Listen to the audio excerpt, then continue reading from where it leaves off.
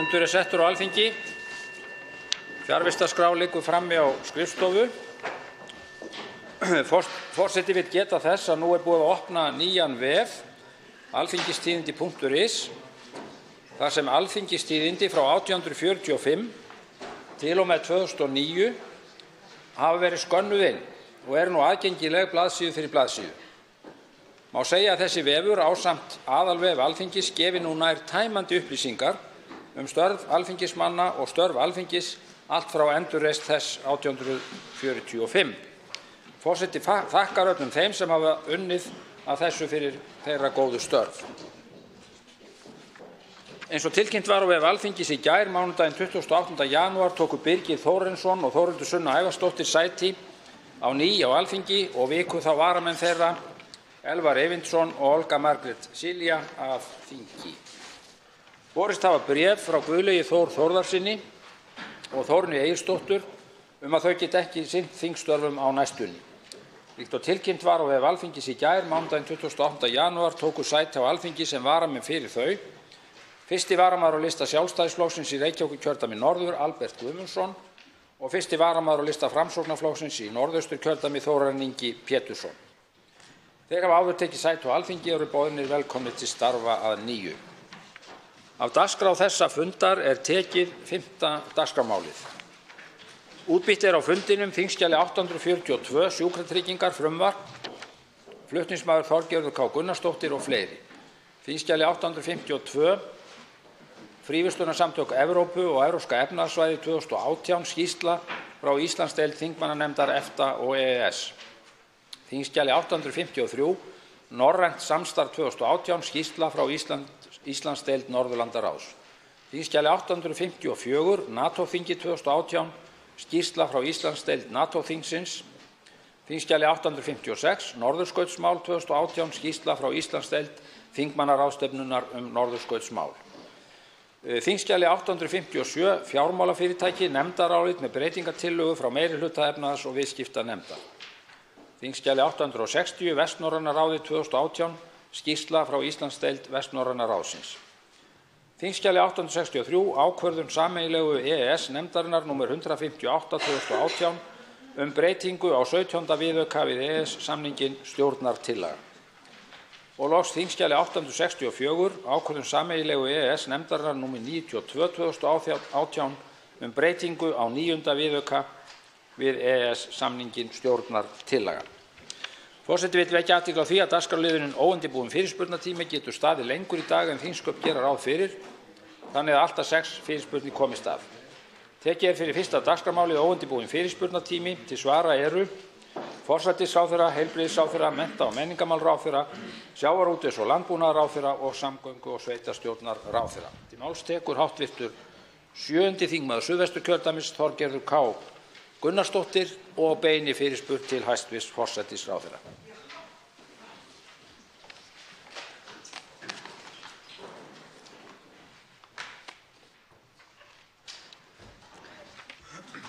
Herra forseti, nú í síðustu viku þá sendi Persónuvernd íslenskum stjórnvöldum erindi þar sem varað við þeim hættum sem nú steðja að lýðræðislegum kosningum vegna meðal annars samfélagsmiðla víða heim. Bréfið kemur í kjölfar funda Persónuverndar Evrópu með Veru Jourová, dómsmálaráðherra Evrópu, þar sem hún varar eindregið við að kosningar verði aldrei eins hér eftir. Skilaboðin eru mjög skýr. Það verða engar kosningar eins hér eftir. Og við þekkjum dæmin. Trump, Bolsonaro, Brexit hafa hlotið framgang og orðið að veruleika að miklu leyti vegna hulduaðila í kosningum en líka vegna þess að þau hafa hampað einfaldlega röngum upplýsingum. Þetta vitum við. Hér á landi þá kostuðu hulduaðilar auglýsingar í aðdraganda síðustu alþingiskosninga, hvort sem það voru íslenskir kjósendur, stjórnmálaflokkar, hagsmunaaðilar eða hreinlega erlend ríki, það vitum við ekki. Í síðustu viku var rætt við sérfræðinga netöryggismálum í fréttum Ríkisútvarpsins og þar kom fram að svokallagir gervimenn fylgjast með þúsundum Íslendinga á Twitter. Þeir hafa ekki verið virkjaðir enn sem komið til að gera eitt eða neitt, en þeir eru tilbúnir á hliðarlínunni og munu geta beitt sér. Hvernig við vitum við ekki, en þeir munu geta beitt sér. Það það sem við vitum. Og fyrir tæpum 2 vikum þá kom fram hjá Facebook að á einum degi Það lokuðu þeir 364 síðum sem voru með tæplega 794.000 fylgjendur. Tilgangurinn var einfaldlega að hafa áhrif í ákveðnum löndum og þetta var gert bara á einum degi. Nú eru rúm 2 ár í alþingiskosningar, kannski fyrr. Hvað hyggst forsætisráðherra, og ég spyr hæstv. Forsætisráðherra, gera til að tryggja með sem bestum hætti að lýðræðinu steðji ekki hætta af þessum huldu aðilum, hvar sem þeim eru niður komnir? Hvernig getum við komið í veg fyrir það að þessir huldu aðilar, eins og ég segi, hver sem þeir eru og hvað sem þeir eru, fari ekki að leika sér að lýðræðinu? Svarar hæstv. Forsætisráðherra Katrín Jakobsdóttir óundirbúinni fyrirspurn. Herra forseti, ég vil þakka hv. þingmanni fyrir að taka upp þetta mikilvæga mál sem ekki aðeins mikilvægt fyrir okkur sem hér sitjum á Alþingi, heldur ekki síður bara fyrir samfélagið allt. Ég er sammála hv. þingmanni að tilkoma nútíma tækni og samfélagsmiðla hefur þegar gerbreytt allri stjórnmálaumræðu, allri lýðræðislegri umræðu og það er mjög mikilvægt að við tökum þessa þróun til umræðu. Varðandi erindi persónuverndar sem hv. þingmaður vísar í, þá munum við í forsætisráðuneyti eiga fund í þessari viku það mál ásamt dómsmálaráðuneytinu sem fer auðvitað með framkvæmd kosninga. Ég tel það góða hugmynd sem þar birtist að koma þurfi á laggirnar samráðsvettvangi framkvæmd kosninga eins og Persónuvernd leggur til. Þá hafa framkvæmdastjórar stjórnmálaflokkanna óskað eftir því að halda áfram sinni vinnu því meðal þess sem kemur fram hefur komið fram í fréttum er að það hafa verið teknar saman leiðbeiningar starfsemi stjórnmálaflokka og við hér á landi erum með lög fjármál stjórnmálaflokka og margt þar sem horfir til úrbóta fyrir starfsemi stjórnmálaflokka, eykur gagnsæi, eykur líkurnar á því að ekki sé hægt að kosta starfsemi stjórnmálaflokka án þess að það sé með algjörlega skýrum og gagnsæjum hætti og settur hámörk á það hve mikið lögaðilar og einstaklingar geta stutt við starfsemi stjórnmálaflokka. En vantar okkur heildarlög starfsemi stjórnmálaflokka. Það sem meðal annars er horft til persónuverndarsjónarmiða eins og hefur komið fram í umræðu á evrópskum vettvangi er mjög mikilvægt að stjórnmálaflokkar lúti slíkum reglum og fóti sig í nýju umhverfi persónuverndarlaga og fleiri þættir sem þurfa að koma inn í heildarlög. Þannig að ég hyggst óska eftir því við framkvæmdastjóra að þeir haldi áfram sinni vinnu og ljúki við gerð nýrra heildarlaga starfsemi stjórnmálaflokka. En það eitt og sér dugir ekki til. Stjórnvöld þurfa líka að bregðast við og slíkur samráðsvettvangur eins og Persónuvernd nefnir gæti verið góð hugmynd. En síðan er það bara, og ég kannski kem að því í seinna andsvari, mjög mikilvægt að við tökum líka sérstaklega á þessu máli þegar kemur að menntun og fræðslu almennt í samfélaginu. Tekur til máls öðru sinni hv. 7. þingmaður Suðvesturkjördæmis, Þorgerður K. Gunnarsdóttir. Ég vil þakka hæstv. Forsætisráðherra kærlega fyrir svarið. Ég er sammála í mörgu og ekki síst vil ég fagna því að það á að virkja þennan samráðsvettvang. Það þurfa fleiri að koma að, samfélagsfyrirtækin, lögreglan, stjórnmálamenn, tæknigeirinn, háskólasamfélagið, en ekki síður líka þjóðaröryggisráð. Ég tel það líka mikilvægt og ég hvet hæstv. Forsætisráðherra að setja nákvæmlega þetta mál á dagskrá okkar formanna þegar við hittumst næst, því að við þurfum að fara yfir þessi mál líka. Ég tel nefnilega ljóst að framkvæmdastjórar flokkanna, sem við vitum alveg er auðvitað einstaklega hæft og gott fólk, að þeir hafa ekki þessi tæki nægilega í sínum höndum til þess að bæja burt þessari hættu. Stjórnmálasamtök, auðvitað þurfa þau og við þurfum að koma upp einmitt algjörlega rétt, við þurfum að koma upp heildarlög stjórnmálaflokka, en hættan er að utanaðkomandi öfl nýti sér Ísland í einhverju tilgangi sem við bara þekkjum ekki í dag. Við erum að sjá þetta annars staðar og þetta mun gerast hér heima líka.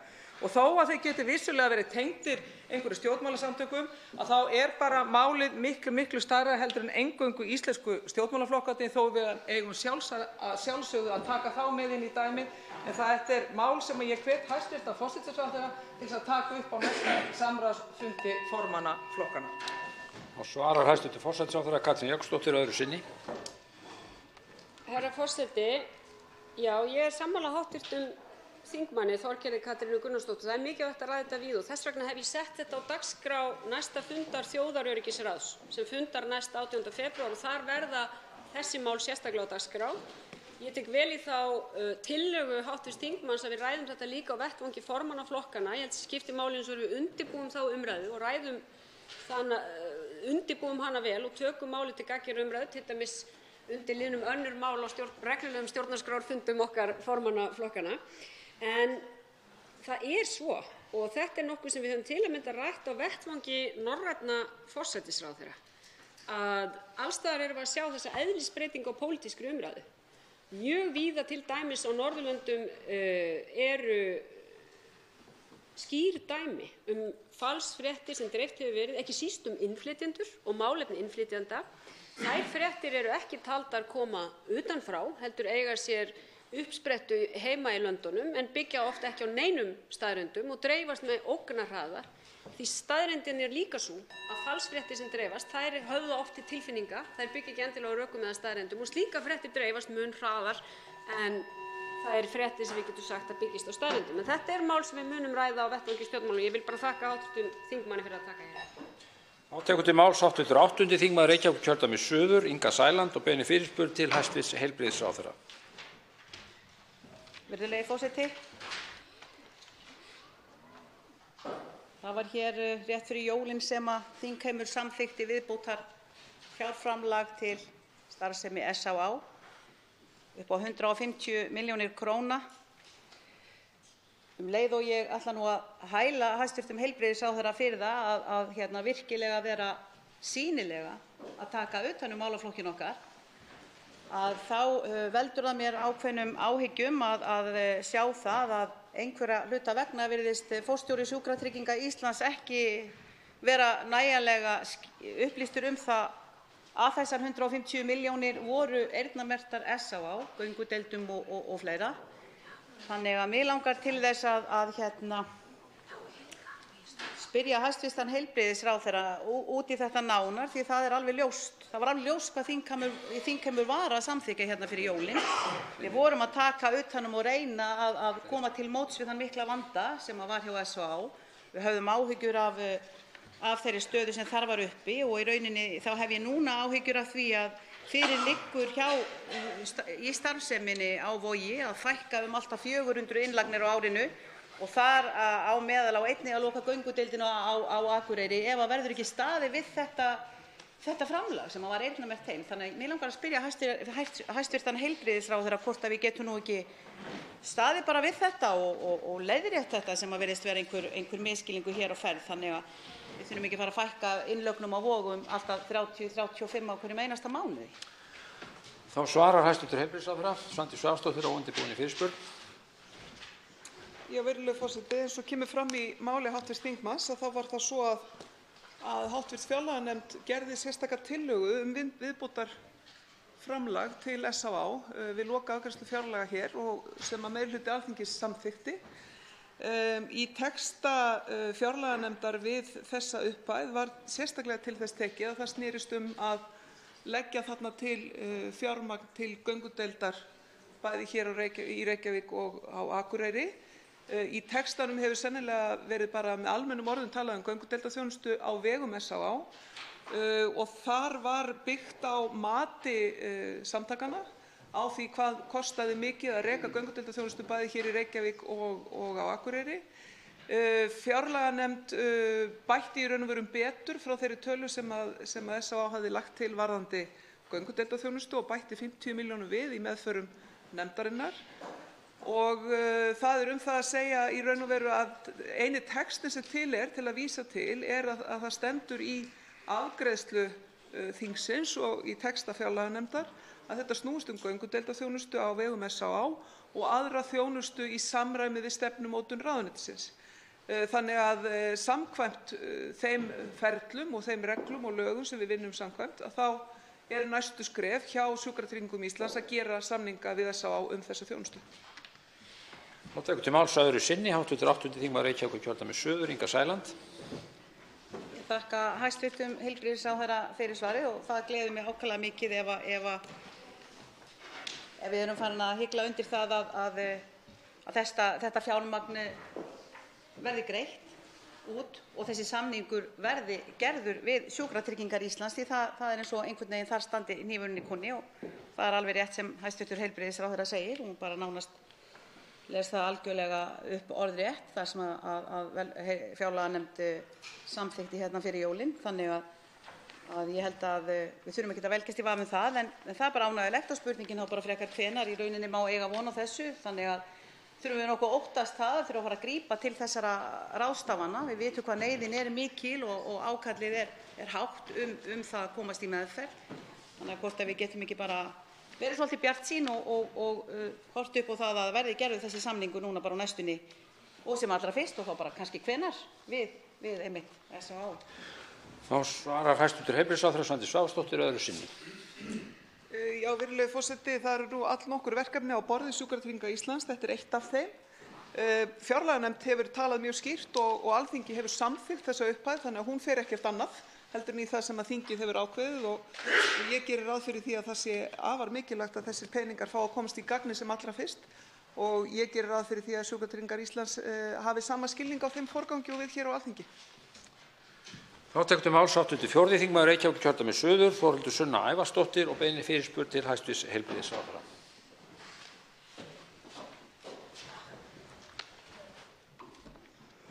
Herra forseti.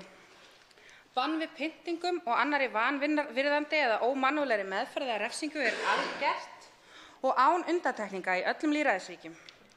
Sömuleiðis er það verkefni allra lýðræðisríkja og lýðræðisstjórna að gera sitt ýtrasta til þess að koma í veg fyrir brot á þessari grundvallarreglu sem lögfest er meðal annars í Mannréttindasáttmála Evrópu og stjórnarskrá Íslands.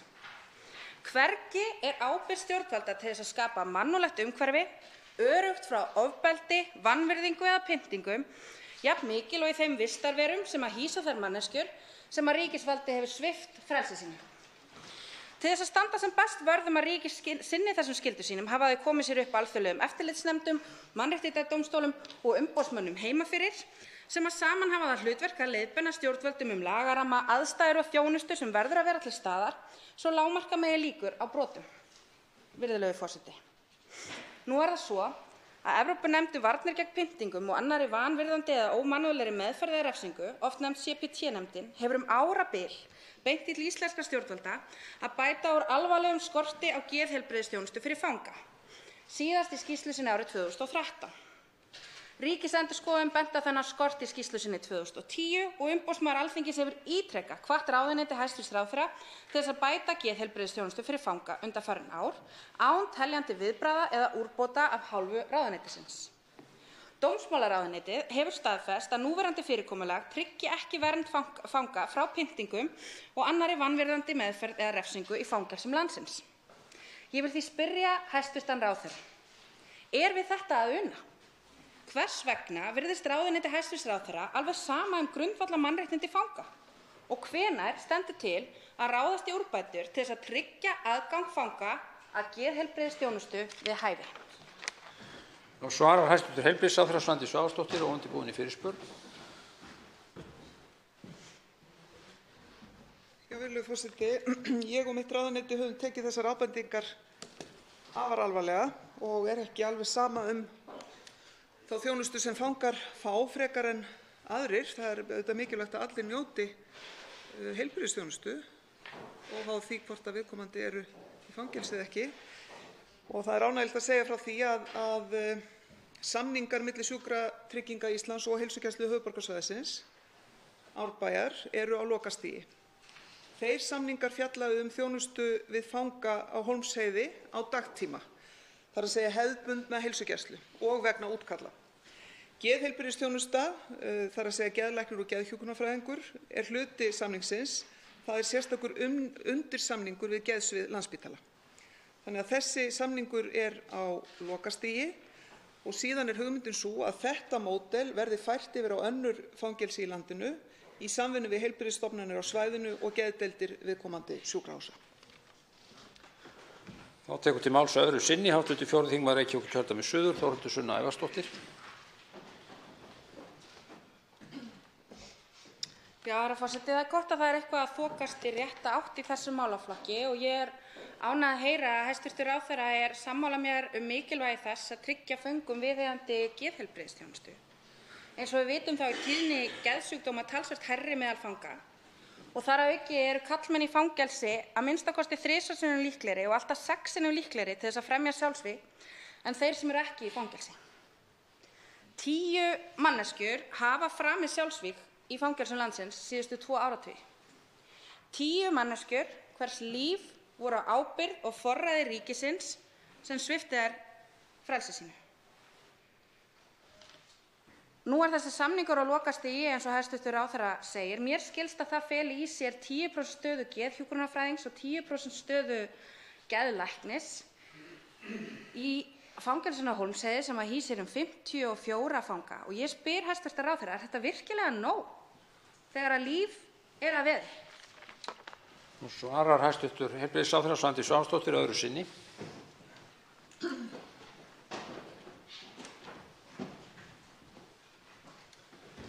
Já, virðulegi forseti, það ljóst og við erum sammála það, ég og hv. þingmaður, að ástandið í þessum málaflokki hefur verið óþolandi langt árabil og það meira að segja svo að við höfum fengið ábendingar frá alþjóðlegum stofnunum það að við það verði ekki unað og það í raun og veru þyngra en tárum taki að við þurfum slíkar ábendingar til þess að bregðast við.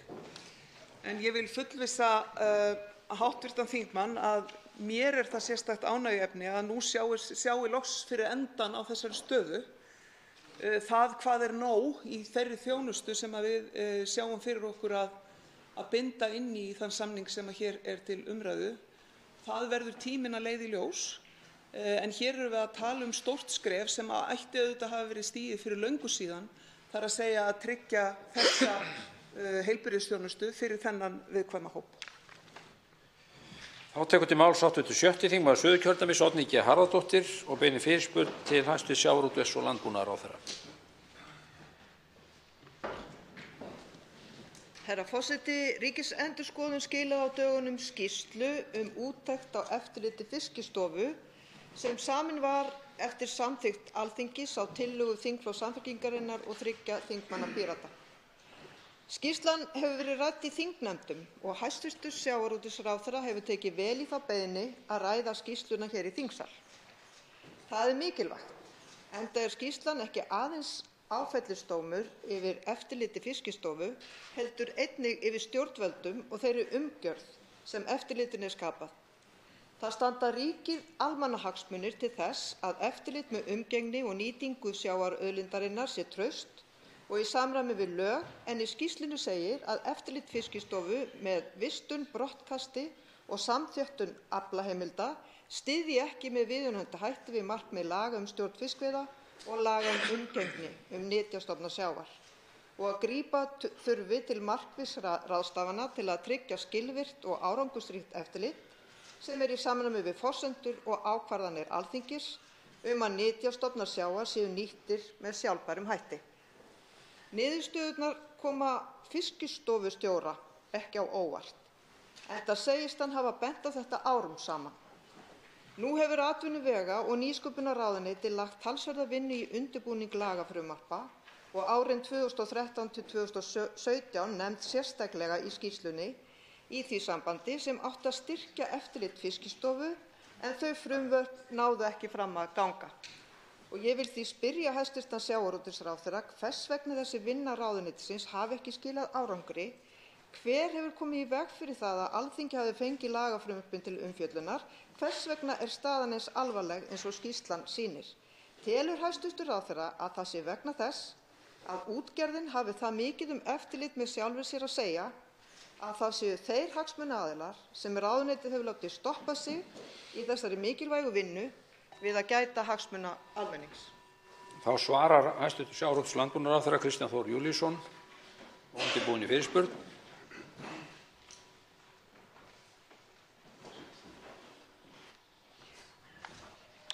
Virðulegi forseti, þakka hv. þingmanni fyrirspurnina.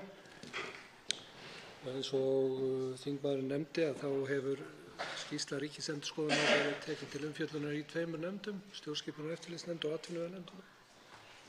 Og ég hef óskað eftir því við starfsmenn ráðuneytisins sem mættu til fundar við þessar ágætu nefndir að greina þeim frá áformum mínum það með hvaða hætti ég vildi að niðurstöður skýrslunnar eru teknar til umfjöllunar. Og ég vænti þess að það sé ágætis samstaða þær hugmyndir sem þar hafa verið reifaðar. því að þetta er viðfangsefni sem snertir ekki bara útgerðina eða fiskvinnsluna eða Fiskistofu eða einstakar stofnanir. Þetta er samfélagslegt verkefni sem ótal aðilar þurfa að koma að, hvort heldur það er Landhelgisgæslan eða hafnir landsins, flutningsaðilar eða guð má vita hvað, hverjum þetta tengist. Það eru örugglega ýmsar ástæður fyrir því að mál hafi ekki náð fram að ganga sem hefur verið inni í ráðuneytinu og á vegum Fiskistofu.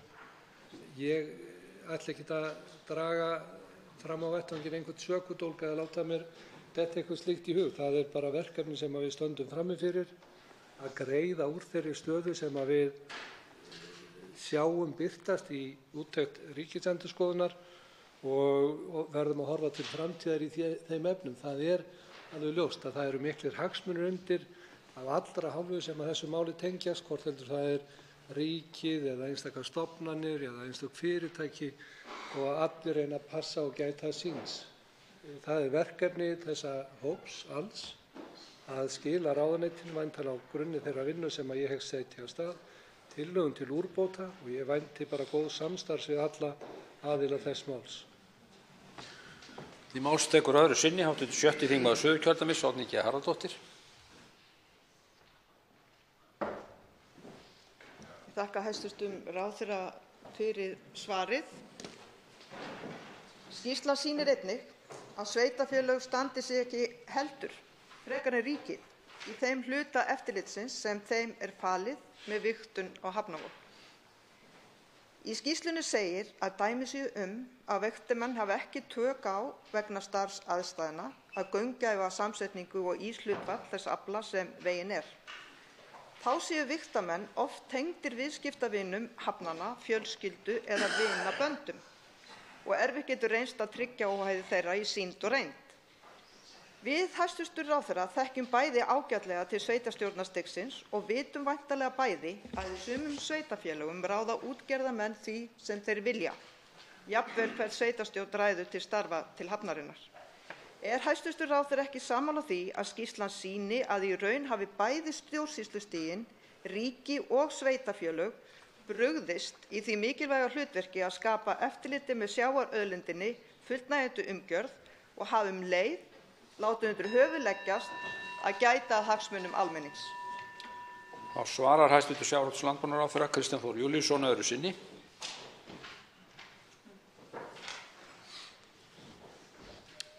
Virðulegi forseti, hv. þingmaður með mjög beinskeyttar spurningar hér að draga einhvern til ábyrgðar fyrir stöðunni eins og hún er og horfa þar hvoru tveggja til stjórnsýslustigana ríkis og sveitarfélaga.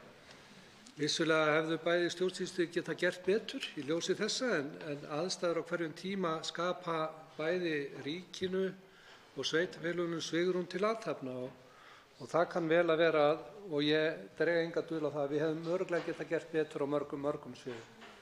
Ég er á þeim stað að við þurfum aðeins að fríska líka upp á umræðuna og nefni hér þingheimi til skemmtunar hið merkilega og góða myndavélafrumvarp svokallað. Það er að segja að ég vil draga þá sýn inn í vinnuna sem leggur áherslu á það að við reynum að horfa til nýrra tækni, nýrra þekkingar, nýrra getu. Við það meðal annars að inna af hendi þær skyldur sem að ríkinu er ætlað að uppálega að hafa með höndum og sömuleiðis höfnun. Ég held að séu full færi til þess. En áherslan oft á tíðum í umræðum við úrlausn þessara verkefna er að við setjum eftirlitsmann borð í hverja einustu fleytu. Það mun aldrei verða svo. Ég er hins vegar tiltölulega bjartsýnn í kjölfarið á viðtökunum sem að þessi skýrsla hefur fengið, mjög bjartsýnn á það að við munum geta náð saman úrbætur í þessum efnum og það mun þjóna almenningi í landinu mæta vel. Til máls tekur hv. 4. þingmaður Norðausturkjördæmis, Þórarinn Ingi Pétursson, og beinir fyrirspurn til hæstv. sjávarútvegs- og landbúnaðarráðherra.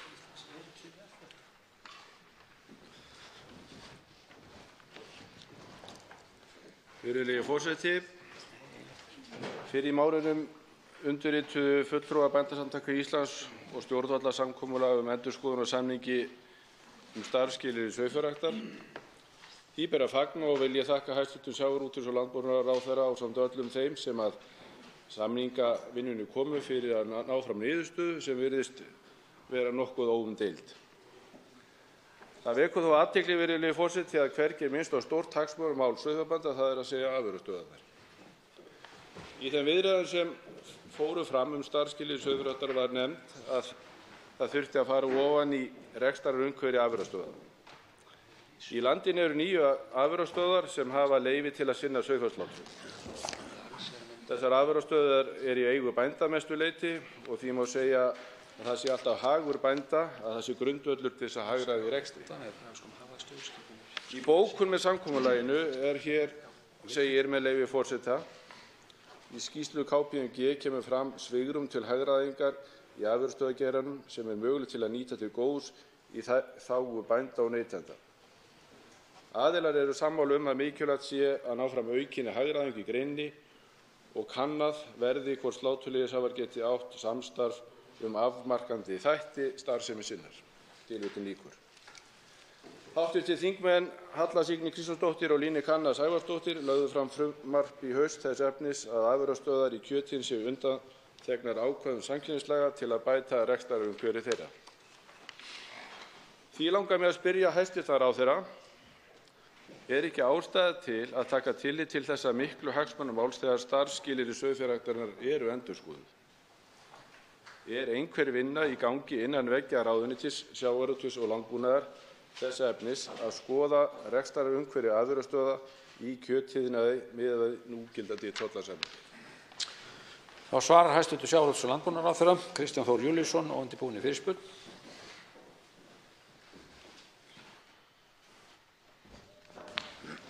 Virðulegi forseti, ég þakka hv. þingmanni fyrirspurnina og sömuleiðis hans orð endurskoðun á þeim samningi sem að snýr að starfsskilyrðum sauðfjárræktarinnar. Það er vissulega rétt hjá hv. þingmanni að það er snúið að koma slíkri endurskoðun á vegna þess að hagsmunir sauðfjárbænda eru mjög misjafnir, fer eftir ýmsu og er hvort tveggja erfitt fyrir ríkið en ekki síður fyrir forystu bænda að leiða slíka samninga í höfn. Þannig að það er mjög ánægjulegt í rauninni að verða var við það að endurskoðunin er svona stærstum hluta óumdeild, en eru þokkalega sáttir og það er fyrir mestu. Hér er réttilega minnst á það að afurðastöðvarnar þessi eru ekki sérstaklega teknar inn í samkomulagið, enda erfitt að gera slíkt vegna þess að ríkið annars vegar hefur ekkert umboð til þess að hlutast til málefni einstakra fyrirtækja úti í bæ og því síður samtök bænda. Ég hef svarað þessu á þann veg að við erum með samkeppnislög í landinu og erum þar með ákveðna ríkisstofnun sem á að vinna að þeim lögum og þar er ramminn lagður. Ég hef verið á þeim stað að telja að samstarf fyrirtækja verði fyrst að koma inn á grundvelli þeirra löggjafa sem að Alþingi hefur sett samkeppni og samstarf á markaði á Íslandi og ræddi það með þeim hætti við fulltrúa afurðastöðva og sömuleiðis við Samkeppniseftirlitið að mér þætti eðlilegt að það tækjust menn á við þær grundvallarspurningar sem þarna væru uppi vegna þess að það væri almennt álitið að það væri tækifæri til hagræðingar innan afurðastöðvageirans sem að ég held að flestir geti verið sammála um. Á mínum vegum inn í ráðuneytinu er engin bein vinna í gangi í þessum efnum. Ég veit til þess að afurðastöðvarnar tóku þessu vel, Samkeppniseftirlitið sömuleiðis, en ég veit ekki nákvæmlega hvar sú vinna stendur. Máls tekur öðru sinni hv. 4. þingmaður Norðausturkjördæmis, Þórarinn Ingi Pétursson. Virðulegi forseti, þakka hæstv. ráðherra fyrir sitt svar. Og ég hefði kannski viljað hafa það aðeins öðruvísi og beinskeyttara en það er bara þannig. Í því frumvarpi sem hv. þingmenn Halla Signý og Líneik Anna leggja fram er gengið út frá því að það verði farið í gegnum búvörulögin þar sem við förum svipaða leið og er gert í mjólkuriðnaði. Ég tel þetta mjög mikilvægt að við stígum þetta skref og könnum það hvað þetta getur gert fyrir okkur. Þannig ég skora nú á ráðherrann að setja á stað þessa vinnu hvað þessi undanþága fyrir kjötiðnaðinn gæti haft í harðandi samkeppni við innflutning og hæstv. ráðherra er það vel kunnugt hvernig tollasamningurinn er og hvaða áskoranir eru fram undan. Svarar hæstv. sjávarútvegs- og landbúnaðarráðherra Kristján Þór Júlíusson öðru sinni.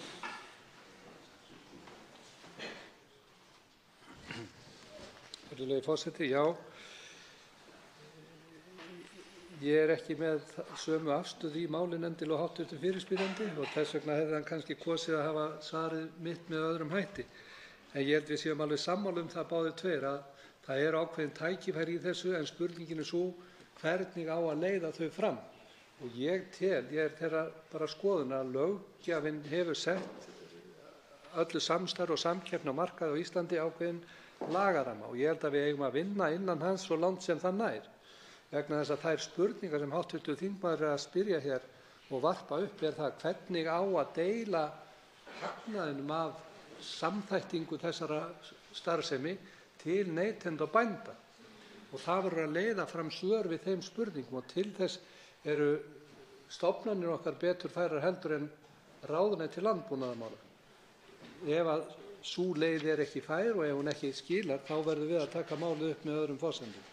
Og til þess er ég reiðubúinn en ég hef hins vegar fulla trú á því að við getum leitt fram niðurstöðu í málinu eftir bara núgildandi lagaverk. Að síðustu tekur til máls hv. 10. þingmaður Norðausturkjördæmis Albertína Friðbjörg Elíasdóttir og beinir fyrirspurn til hæstv. sjávarútvegs- og landbúnaðarráðherra. Herra forseti. Skýrsla Hagfræðistofnunar Háskóla Íslands hefur víða verið til umfjöllunar síðustu vikur, fyrst og fremst reyndar vegna alvarlegra athugasemda meðferð upplýsingum áhrif hvala á lífríki sjávar og hvort að skýrslan svari raunverulega þeim spurningum sem vonast var til að hún gerði, einkum með tilliti til þeirra fyrirvara sem að gerðir voru í fyrri skýrslu stofnunarinnar sama málefni, þar sem að talið var æskilegt við endurskoðun yrði sérstaklega litið til þátta eins og áhrif á virði umhverfisgæða, áhrif sem að veiðarnar kynnu að hafa á afstöðu fólks í öðrum löndum til Íslands og ímynd landsins út á við sem og hugsanlega áhrif á ferðamenn. Alvarlegar athugasemdir hafa komið víðsvegar fram, meðal annars frá stjórn Félags Vistfræðifélags Íslands, þar sem að sagt með leyfi forseta að höfundar skýrslunnar byggi á röngum eða í besta falli ofureinfölduðum forsendum við mat á áhrifum hvala og fiskistofna, að skýrslan sniðgangi nýjustu þekkingu á sviði sjávarvistfræði og byggi á mjög einfaldaðri mynd af vistfræði, vistkerfum og fæðuvefjum hafsins og sömuleiðis að skýrslan sé ekki ritrýnd á óháðum vistfræðingum og reyndar ekki af sérfræðingum Hafrannsóknastofnunar heldur. Þess má geta að vikmörkin sem að rannsóknin sem helst vísað í eru töluverð, eða allt frá 0% og upp í 50%. Margt fleira í skýrslunni vekur spurningar en mig langar að byrja að spyrja hæstv. ráðherra. Telur ráðherra að þurft hefði að skoða betur með beinni hætti þjóðhagsleg áhrif annarra nýtingar hvals, svo sem að hvalaskoðun til samanburðar við þjóðhagsleg áhrif hvalveiðanna? Hefði verið eðlilegt að eiga eitthvað samtal við forsvarsmenn hvalaskoðunarfyrirtækja sem að kannast ekki við að slíkt samtal hafi átt sér stað? Er hæstv. sjávarútvegsráðherra sammála því sem IA er að í skýrslu Hagfræðistofnunar að líta eigi á umhverfisverndarsamtök, að minnsta kosti sum þeirra sem hryðjuverkasamtök? Telur ráðherra miðað við þá alvarlegu gagnrýni sem komið hefur úr fræðasamfélaginu og víðar að hægt sé að byggja ákvarðanir hvalveiðar á niðurstöðum Hagfræðistofnunar Háskóla Íslands? Þá svarar hæstv. sjávarútvegs- og landbúnaðarráðherra Kristján Þór Júlíusson og undirbúinn fyrirspurn.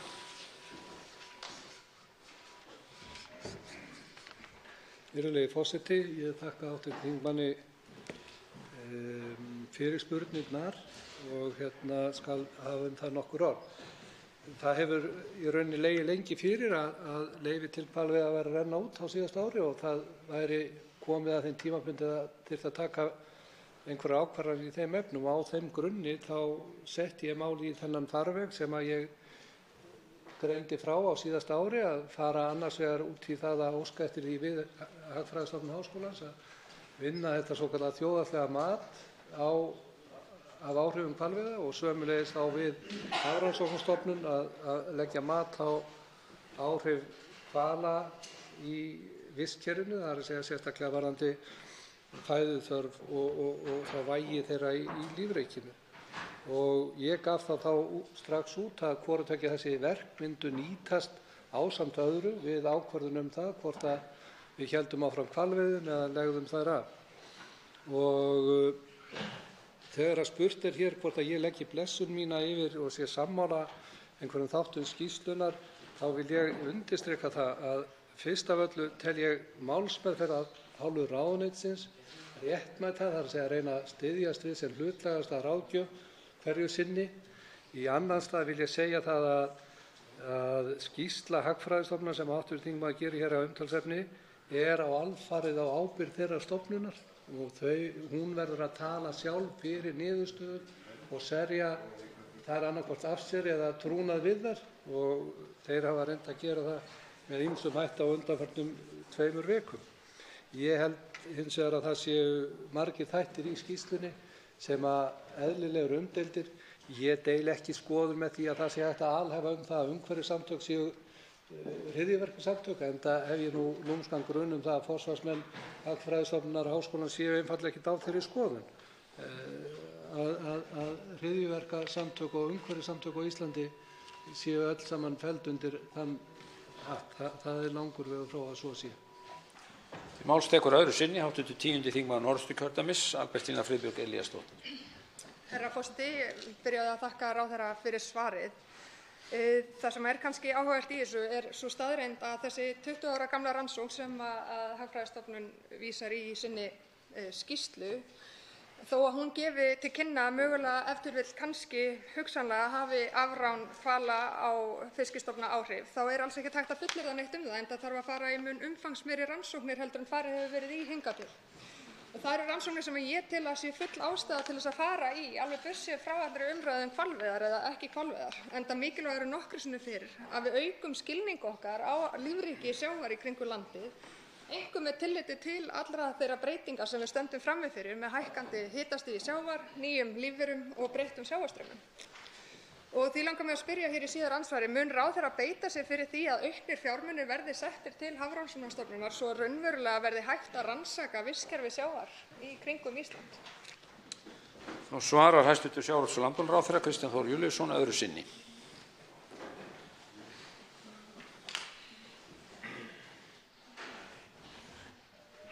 Virðulegi forseti, já, eins og Hafrannsóknastofnun hefur margítrekað í þeirri umræðu sem að staðið hefur núna frá því að Hagfræðistofnun skilaði þessi skýrslunni, að þá hafa sérfræðingar okkar á þessu sviði innan Hafrannsóknastofnunar margítrekað að þessar spurningar varðandi afránið eru stærðir sem eru mjög erfitt að handla, og vitneskjan af samspili þessara þátta í lífríkinu er af mjög skornum skammti.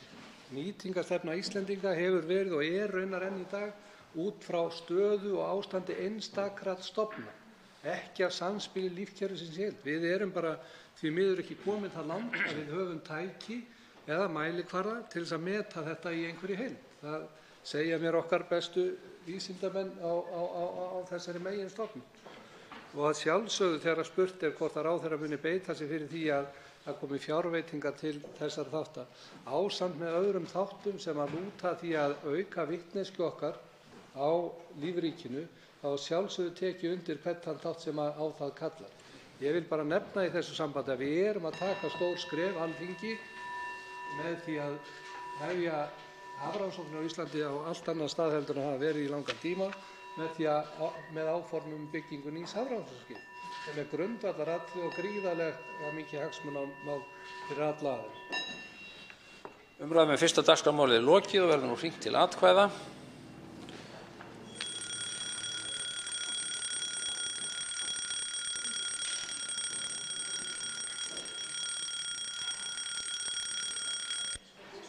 Tekið er fyrir annað dagskrármálið tollalög, stjórnarfrumvarp, 304. mál á þingskjali 352, nefndarálit á þingskjali 824, framhald annarrar umræða, atkvæðagreiðsla.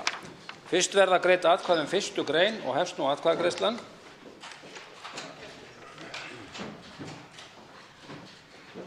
Atkvæðagreiðsla stendur yfir.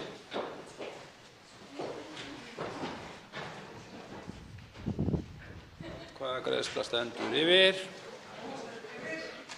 og stendur enn yfir og lýkur nú senn. Nei. Greiddur atkvæði 1. grein og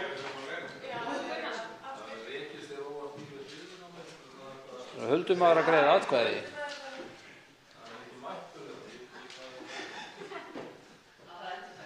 Við skulum þá prófa að endurræsa kerfið. Við skulum endurtaka atkvæðagreiðsluna.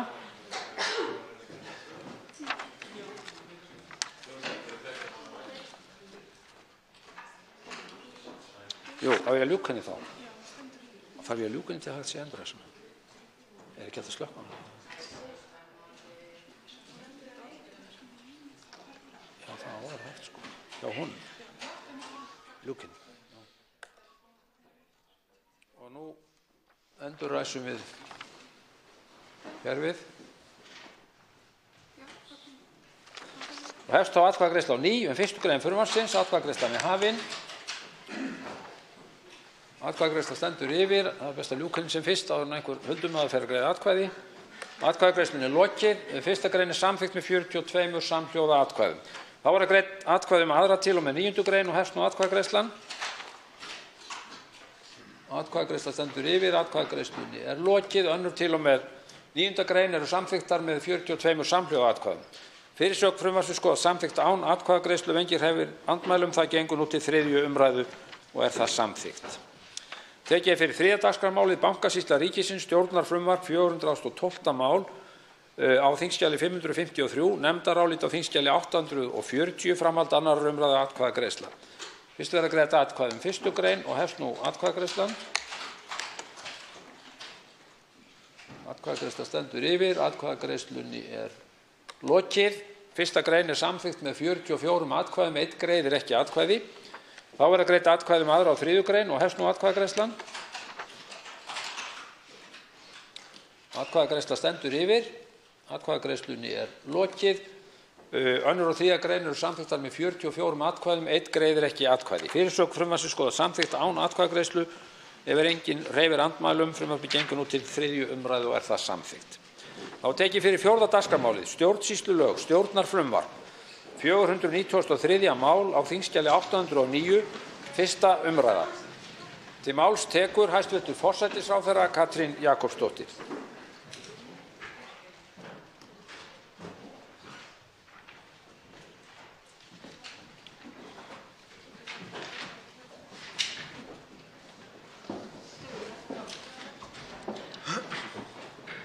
Virðulegi forseti, ég mæli nú fyrir frumvarpi til laga breytingu á stjórnsýslulögum nr. 37 frá árinu 1993 með síðari breytingum. Með frumvarpinu er lagt til að nýr kafli bætist í stjórnsýslulögin tjáningarfrelsi og þagnarskyldu starfsmanna ríkis og sveitarfélaga og verði þar með 10. kafli laganna. Markmið frumvarpsins er hvorki að auka þagnarskyldu né draga úr henni heldur að mæla fyrir skýrar og samræmdar meginreglur efnið. Flóknar og óljósar þagnarskyldureglur takmarka tjáningarfrelsi opinberra starfsmanna og geta líka valdið hættu á því að viðkvæmar upplýsingar komist á almannavitorð. Skýrar lagareglur vernda báðar tegundir hagsmuna betur en óskýrar. Aðdraganda málsins má rekja til þess að þann 16. júní 2010 samþykkti Alþingi þingsályktun nr. 23/138 að Ísland skapi sér afgerandi lagalega sérstöðu varðandi vernd tjáningar- og upplýsingafrelsis. Alþingi fól mennta- og menningarmálaráðherra að fylgja þingsályktuninni eftir og skipaði ráðherra stýrihóp í því skyni þann 3. maí 2012. Stýrihópurinn beindi þeim tilmælum til forsætisráðuneytisins að æskilegt væri að gera breytingar á stjórnsýslulögum þar sem kveðið væri nánar á inntak þagnarskyldu opinberra starfsmanna. Brugðist var við með því að fá Pál Hreinsson, sem nú er forseti EFTA-dómstólsins, til að semja frumvarp sem var á þingmálaskrá ríkisstjórnar á 145. löggjafarþingi 2015–16 en ekki lagt fram. Loks skipaði sú sem hér stendur nefnd í mars í fyrra til að fjalla umbætur á löggjöf á sviði tjáningar, fjölmiðla og upplýsingafrelsis. Nefndinni var meðal annars falið að fara yfir frumvarp Páls Hreinssonar og skilaði hún niðurstöðu sinni til mín í lok september. Efni frumvarpsins tekur til allrar stjórnsýslu sem fram fer á vegum ríkis og sveitarfélaga. Lagt er til að hinn nýi 10. kafli stjórnsýslulaga hefjist á ákvæði sem felur í sér yfirlýsingu að hver sem starfar á vegum ríkis og sveitarfélaga hafi frelsi til að tjá sig opinberlega atriði er tengjast starfi hans, svo fremi sem þagnarskylda, trúnaðar- eða hollustuskyldur standi því ekki í vegi.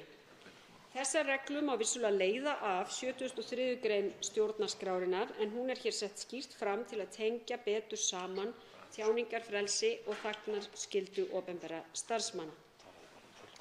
Á þessu sviði hefur orðið sú viðhorfsbreyting undanfarin ár að ofuráhersla á leynd og þagnarskyldu smám saman að víkja fyrir mikilvægi þess að opinberir starfsmenn hafi möguleika á að taka þátt í samfélagslegri umræðu og geti miðlað upplýsingum starfsemi hins opinbera á sínu sviði. Þessi þróun byggist meðal annars á því sjónarmiði að það hefði verulega skaðleg áhrif á lýðræðislega umræðu ef öllum opinberum starfsmönnum væri að miklu leyti meinað að taka þátt í henni í ljósi fjölda þeirra og þekkingar á starfsemi hins opinbera. Í 2. málsgrein sama ákvæðis, sem yrði þá 41. gr. stjórnsýslulaga, tekið fram að undir þagnarskyldu falli ekki upplýsingar lögbrot eða ámælisverða háttsemi starfsmanna stjórnvalda. Þessi regla tengist náið lagaákvæðum vernd uppljóstrara en unnið að frumvarpi til heildarlaga það efni í hinni sömu nefnd ég nefndi áðan, þ.e. nefnd umbætur á löggjöf á sviði tjáningar, fjölmiðla og upplýsingafrelsis. Meginefni frumvarpsins lýtur svo að því í hvaða tilvikum kemur til greina að takmarka tjáningarfrelsi starfsmanna ríkis- og sveitarfélaga á grundvelli þagnarskyldu. Í b-lið 3. greinar frumvarpsins, sem yrði þá 42. gr. stjórnsýslulaga, þannig tekið fram að þeir séu bundnir þagnarskyldum upplýsingar sem eru trúnaðarmerktar á grundvelli laga eða reglna eða þegar að öðru leyti nauðsynlegt að halda þeim leyndum til að vernda verulega opinbera hagsmuni eða einkahagsmuni. Í kjölfarið eru talin upp dæmi hagsmuni sem þagnarskylda þarf að standa vörð til að mynda öryggi ríkisins eða varnarmál, efnahagslega mikilvæga hagsmuni ríkisins, rannsókn sakamála og önnur einka- og fjárhagsmálefni einstaklinga og lögaðila. Dæmin svara að mestu leyti til undantekninga frá upplýsingarétti almennings sem fram koma í 6. til 10. gr. upplýsingalaga og ætlunin að þar sé samræmi á milli. Einungis heimilt að ákveða að upplýsingar lúti þagnarskyldu ef það nauðsynlegt til verndar tiltekinna opinberra hagsmuna eða einkahagsmuna einstaklinga eða lögaðila. Þannig tekið af skarið það að þagnarskylda verður ekki lögð á af öðrum ástæðum, til dæmis á grundvelli geðþóttaákvarðana yfirmanna. Í c-lið 3. málsgreinar frumvarpsins, sem yrði þá 43. gr. stjórnsýslulaga, mælt fyrir takmarkanir og brottfall á þagnarskyldu. Þar kemur fram að stjórnvöldum sé heimilt að miðla þagnarskyldum upplýsingum ef samþykki þess sem upplýsingarnar varða liggur fyrir. Þá sé heimilt að birta tölfræðiupplýsingar sem byggðar eru á þagnarskyldum upplýsingum ef persónugreinanlegar upplýsingar fylgja ekki og úrtakið nægjanlega stórt til að ekki sé hægt að ákvarða hvaða aðilar eigi í hlut. Þagnarskylda falli jafnframt niður þegar viðkomandi upplýsingar hafa þegar verið gerðar opinberar á löglegan hátt, þar á meðal þegar upplýsingar verða aðgengilegar almenningi á grundvelli lagaákvæða upplýsingarétt almennings. Í d-lið 30. málsgreinar, sem yrði 44. gr. stjórnsýslulaga, kemur fram að starfsmönnum ríkis- og sveitarfélaga sé óheimilt að notfæra sér aðstöðu sína til að afla upplýsinga sem þagnarskylda ríkir og hafa ekki þýðingu fyrir störf þeirra. Ákvæðum kaflans einnig ætlað að gilda sérfræðinga og verktaka sem stjórnvöld kveða sér til aðstoðar eða rækja þjónustu við borgarana á vegum stjórnvalda. Í verksamningi skal tekið fram að þagnarskyldu fari samkvæmt ákvæðum kaflans. Þá hefur frumvarpið að geyma ákvæði þagnarskyldu aðila máls, vitna og umsagnaraðila sem fá aðgang að skjölum sem hafa að geyma þagnarskyldar upplýsingar.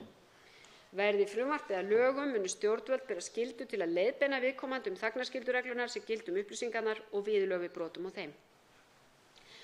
Brot á þagnarskyldu opinberra starfsmanna hafa hingað til verið færð undir ákvæði 136. eða 141. greinar almennra hegningarlaga nr. 19 frá árinu 1940.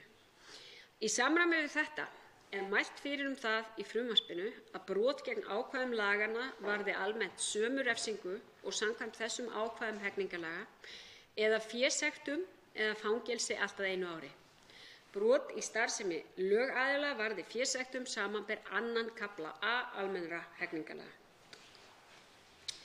Frumvarpið gerir ráð fyrir að sett verði reglugerð til að tryggja örugga meðferð trúnaðarupplýsinga hjá stjórnsýslu ríkisins, þar á meðal trúnaðarmerkingu upplýsinga, varðveislu þeirra, ábyrgð og eftirlits. Það er rétt að taka fram að með reglugerðinni fær forsætisráðherra ekki heimild til að auka við þagnarskyldu, heldur einungis til að mæla nánar fyrir meðferð upplýsinga og skjala sem falla undir ákvæði laga þagnarskyldu.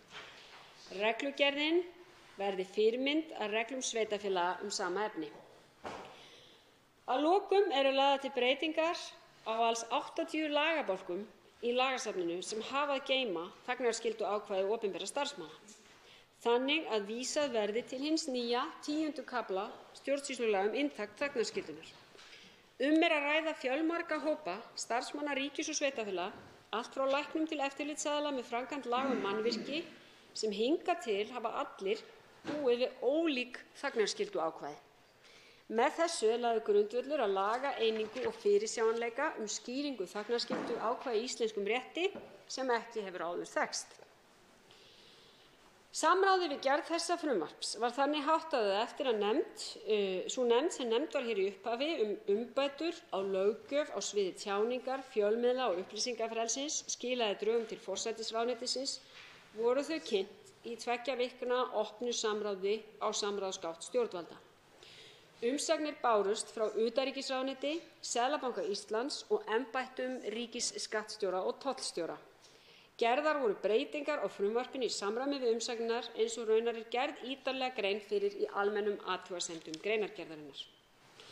Virðulegi forseti, ég hef hér farið yfir stóru línurnar í frumvarpi þessu, þar sem lagt er til að settar verði samræmdar og skýrar reglur þagnarskyldu. Og mat mitt er að við samþykkt þess muni réttaröryggi við meðferð upplýsinga sem leynt eiga að fara að aukast og leið verði tjáningar og upplýsingafrelsi starfsmanna ríkis og sveitarfélaga styrkt verulega. Ég hef ekki fleiri orð að sinni þetta frumvarp en legg til að því verði að lokinni þessari umræðu vísað til hv. stjórnskipunar- og eftirlitsnefndar og til 2. umræðu að meðferð þar lokinni. Þá veitir andsvar við ræðu ráðherrans hv. 7. þingmaður Suðvesturkjördæmis, Þorgerður K. Gunnarsdóttir.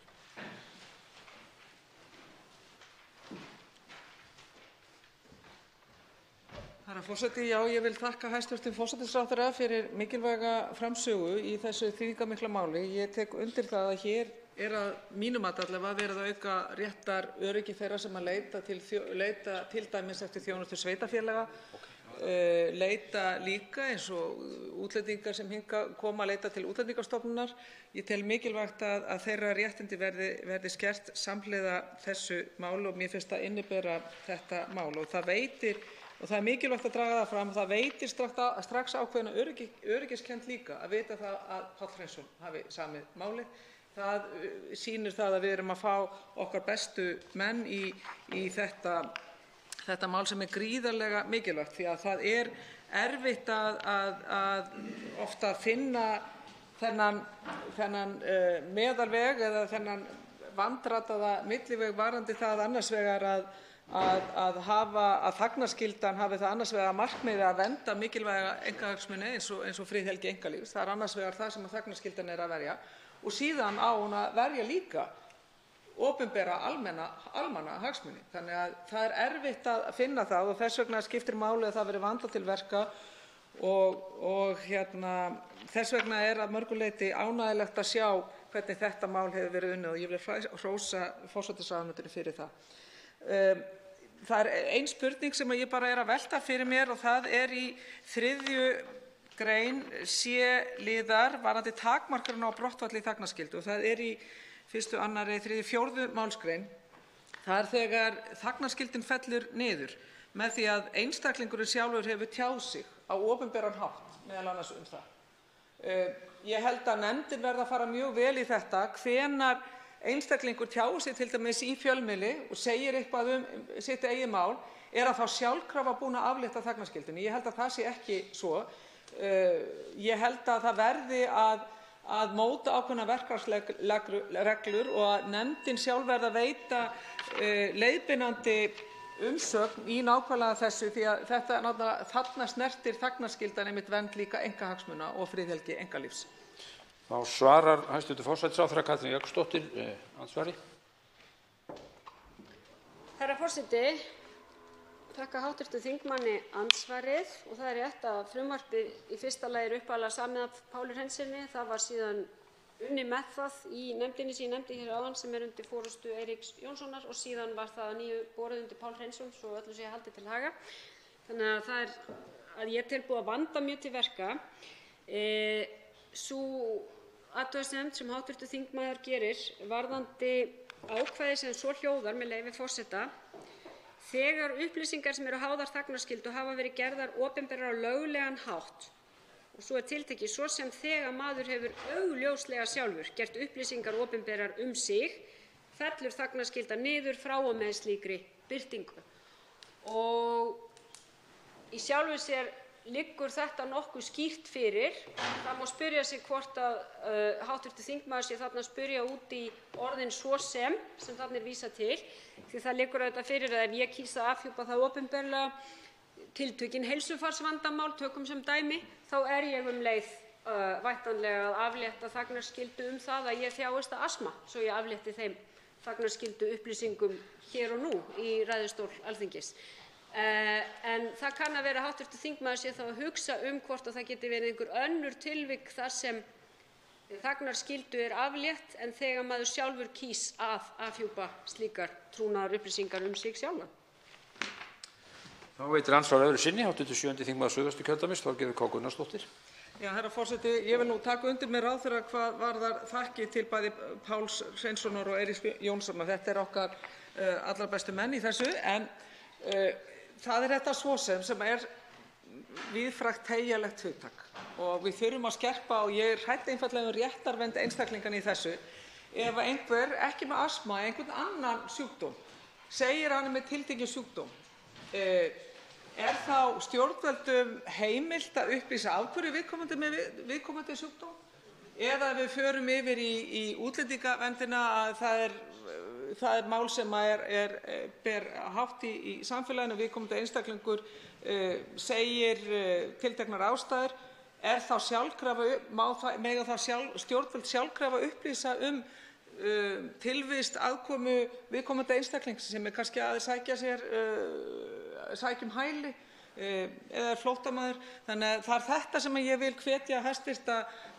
Stjórnskipunar- og eftirlitsnefnd að skoða og hvort að hæstv. Ráðherra sé ekki einfaldlega sammála mér í þá veru að þetta atriði verði skoðað þannig að það verði gefin út svona ákveðin leiðbeinandi umsögn í þessa veru, þannig að stjórnvöld verði ekki sjálfkrafa undir eins og þetta orð er nefnt í fjölmiðlum að þá verði allar gáttir opnar. Við verðum að halda áfram að fara varlega að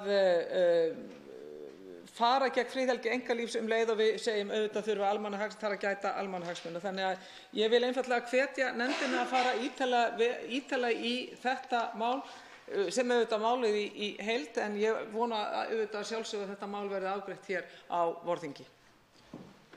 Þá svarar andsvari síðari sinni hæstv. Forsætisráðherra Katrín Jakobsdóttir.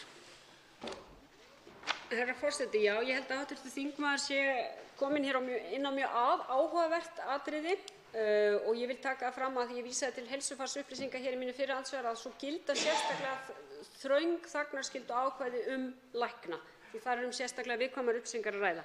En þetta er ágætlega skýrt hér í greinargerðinni og tek undir með hv. þingmanni að mikilvægt að stjórnskipunar- og eftirlitsnefnd fari ítarlega yfir þetta. En dæmi sem er tekið til að mynda þegar viðskiptaupplýsingar fasteignaviðskipti sem eru háðar þagnarskyldu, þeirri þagnarskyldu er aflétt þegar fasteign hefur verið þinglýst og þar með má segja að kaupsamningurinn sé gerður aðgengilegur almenningi. Þegar einstaklingur tjáir sig viljandi opinberlega einkamálefni sín sem þagnarskyldi hefði að öðrum kosti ríkt hefur hann í verki samþykkt að aflétta leynd af þeim upplýsingum sem þannig hafa verið birtar. Þannig að upplýsingar sem háðar eru þagnarskyldu hafa þannig verið gerðar opinberar á löglegan hátt, hætt að vera háðar þagnarskyldu frá og með slíkri birtingu. Þegar einstaklingur gagnrýnir stjórnvöld opinberlega fyrir afgreiðslu á máli hans ekki hægt að líta á slík ummæli sem samþykki fyrir því að stjórnvöld megi í opinberum andsvörum fjalla þau einkamálefni hans sem þagnarskylda ríkir Aftur á móti er stjórnvöldum heimilt í andsvörum sínum að vísa til upplýsinga sem umræddur einstaklingur hefur sjálfur kunngert opinberlega. Þannig að þetta er vissulega mikilvægt og þarna er líka bent á það í greinargerð að í mörgum tilvikum geti slíkar upplýsingar verið mjög ófullkomnar og jafnvel villandi eða rangar og þá geta stjórnvöld ekki leiðrétt eða aukið við hinar þagnarskyldu upplýsingar í opinberri umræðu og af þeim sökum oft ómögulegt að fjalla á málefnalegan hátt stjórnsýslumál án þess að rjúfa þagnarskyldu. Og því er oft ekki annað að ræða fyrir hlutaðeigandi stjórnvald en að hafna því að tjá sig umrædda gagnrýni með vísan til þagnarskyldu. Þannig að við erum augljóslega að túlka þetta þröngt en það er mikilvægt að það liggi þá mjög skýrt fyrir hvernig nákvæmlega túlkunin á þessari tilteknu grein á að vera og að vilji löggjafans birtist skýrt í því. Þá veitir andsvar hv. 4. þingmaður Reykjavíkurkjördæmis suður, Þórhildur Sunna Ævarsdóttir.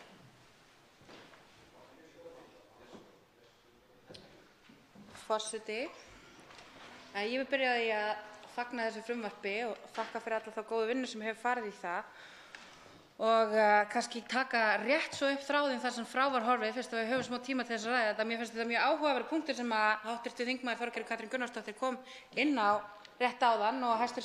Forsætisráðherra svaraði og það er þetta með þagnarskylduna og að ræða opinber málefni. Það hefur nefnilega oft staðið gagnrýninni umræðu til dæmis aðgerðir lögreglu eða ríkissaksóknara eða hverjum þeim sem situr undir ámæli hins almenna borgara. Það hefur staðið umræðu þessi mál fyrir þrifum að stjórnvöld þurfa ætíð að vísa í þagnarskyldu og geta ekkert svarað. Og ég held að það sé upplifun margra að þau gera það jafnvel vísvitandi til þess að þurfa ekki að svara fyrir þetta. Og þess að ég sé að segja að það sé rétt. Að þá virðist vera upplifun margra að stjórnvöld svari þá ekki ávirðingum og neiti að taka þátt í umræðu mikilvæg mannréttindamál eða hvernig staðið er að ýmsum svona stjórnvaldsákvörðunum sem oft fela í sér valdbeitingu eða öðru án þess að taka einu sinni til greina það sem kemur frá viðkomandi aðila og nota alltaf þessa þagnarskyldu til þess að í raun og veru skýla sér algjörlega frá umræðunni. Þannig að ef við höldum rétt á spöðunum með þessu þá getum við elt bara lýðræðislega umræðu akkúrat þetta, svona valdboð og valdheimildir í samfélaginu og vonandi sjáum við opinbera starfsmenn taka virkari þátt í þannig umræðu. En spurning mín til hæstv. ráðherra í fyrra andsvari snýr kannski einna helst að öðru sem að hæstv. ráðherra minntist á og það er vernd uppljóstrara. Hún minnist á að það standi til og það sé vinna í gangi. Nú er mikil umræða í gangi í alþjóðasamfélaginu að núgildandi en svona núverandi skilgreining á uppljóstrara sé aðeins of þröng. Þetta hefur aðeins verið svona rammað inn í atvinnuskyn en það er verið að tala að það þurfi að víkka út skilgreininguna á þeim sem eru uppljóstrarar. Þannig að það eigi ekki bara við þá sem eru í atvinnusambandi við þá sem verið er að uppljóstra heldur jafnvel einhverja eins og Báru Halldórsdóttur. Þá svarar andsvari hæstv. Forsætisráðherra Katrín Jakobsdóttir.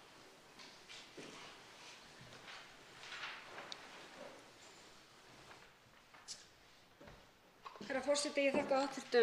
þingmanni fyrir andsvarið og ég held út af fyrra atriðinu sem hv. þingmaður nefndi þegar opinberar stofnanir geta ekki svarað fyrir sig og vísa til þagnarskyldu eins og getur verið mjög eðlilegt í vissum tilfellum eins og ég nefndi hér áðan ef er að ræða upplýsingar til dæmis einkahagi tiltekins borgara þá er kosturinn við þetta frumvarp og ætti að auka þá traust á stofnunum samfélagsins er að við erum að samræma þessi ákvæði, taka ákvæði úr 80 lagabálkum og samræma þessar reglur þannig að við þurfum ekki að velkjast í vafa það að það gildi skýrar gagnsæjar reglur ólíkar stofnanir. Síðan hvað hv. þingmaður nefndi varðandi vernd uppljóstrara, þá er sem sagt, eins og ég nefndi stuttlega hér áðan, unnið að slíku frumvarpi í nefndinni umbætur og löggjöf á sviði tjáningar, fjölmiðla og upplýsingafrelsis og tímaáætlunin er sú að nefndin ætlar að skila sínu frumvarpi fyrir 1. mars og ég veit ekki betur en að hún hefur að minnsta kosti skilað öllu sínu á áætluðum tíma hingað til og væntanlega verður frumvarpið í kjölfarið kynnt í opnu samráði. Ég þekki það ekki hvort að nefndin að vinna með skilgreiningu á uppljóstrurum í þeim anda sem hv. þingmaður vísaði til og ég get kannað það. Ég tel þó að þarna sé verið að horfa til tiltölulega breiðrar skilgreiningar eftir því sem ég hef haft spurnir af. Það er að segja þetta eigi við alla óháð almennum eða opinberum markaði og óháð því hvort að að ræða upplýsingar sem ljóst að upp innan vinnustaðar eða utan. En hvort að það nákvæmlega það sama hv. þingmaður vísa til í þessari breiðari skilgreiningu sem hún vísaði til, það þekki ég ekki en get kannað. Þá veitir andsvar síðari sinni hv. 4. þingmaður Reykjavíkurkjördæmis suður, Þórhildur Sunna Ævarsdóttir.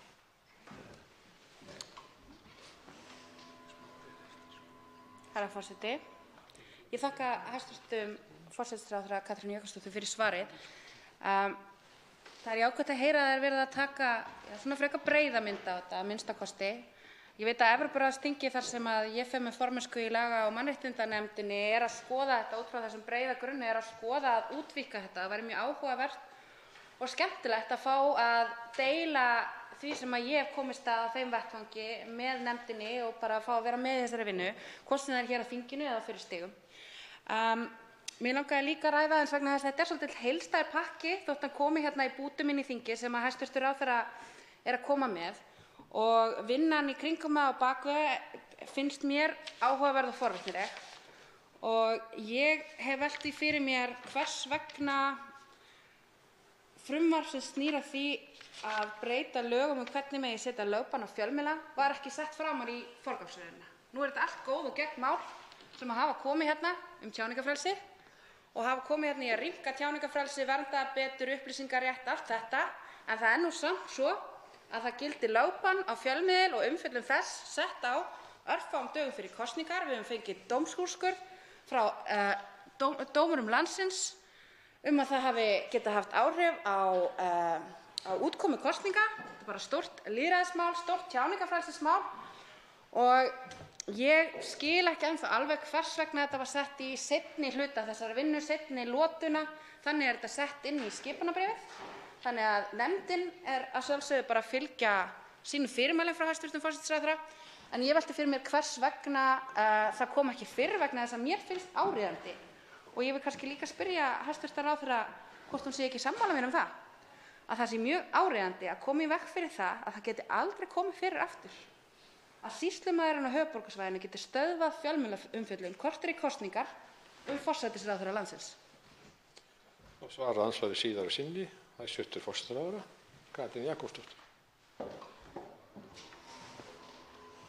Herra forseti, hv. þingmaður reifar hér önnur verkefni nefndar umbætur á tjáningar, fjölmiðla og upplýsingafrelsi og nú er það svo að forgangsröðunin sem birtist í því skipunarbréfi sem ég skrifaði handa þessari nefnd, hún sýnir í fyrst og fremst stöðu mála. Það er að segja annars vegar vorum við með mál sem var búið að vinna tiltölulega mikið í eins og þetta frumvarp sem ég að mæla fyrir. Það var samt þörf á að fara yfir aftur, setja í samráðsferli og vinna með fullnægjandi hætti.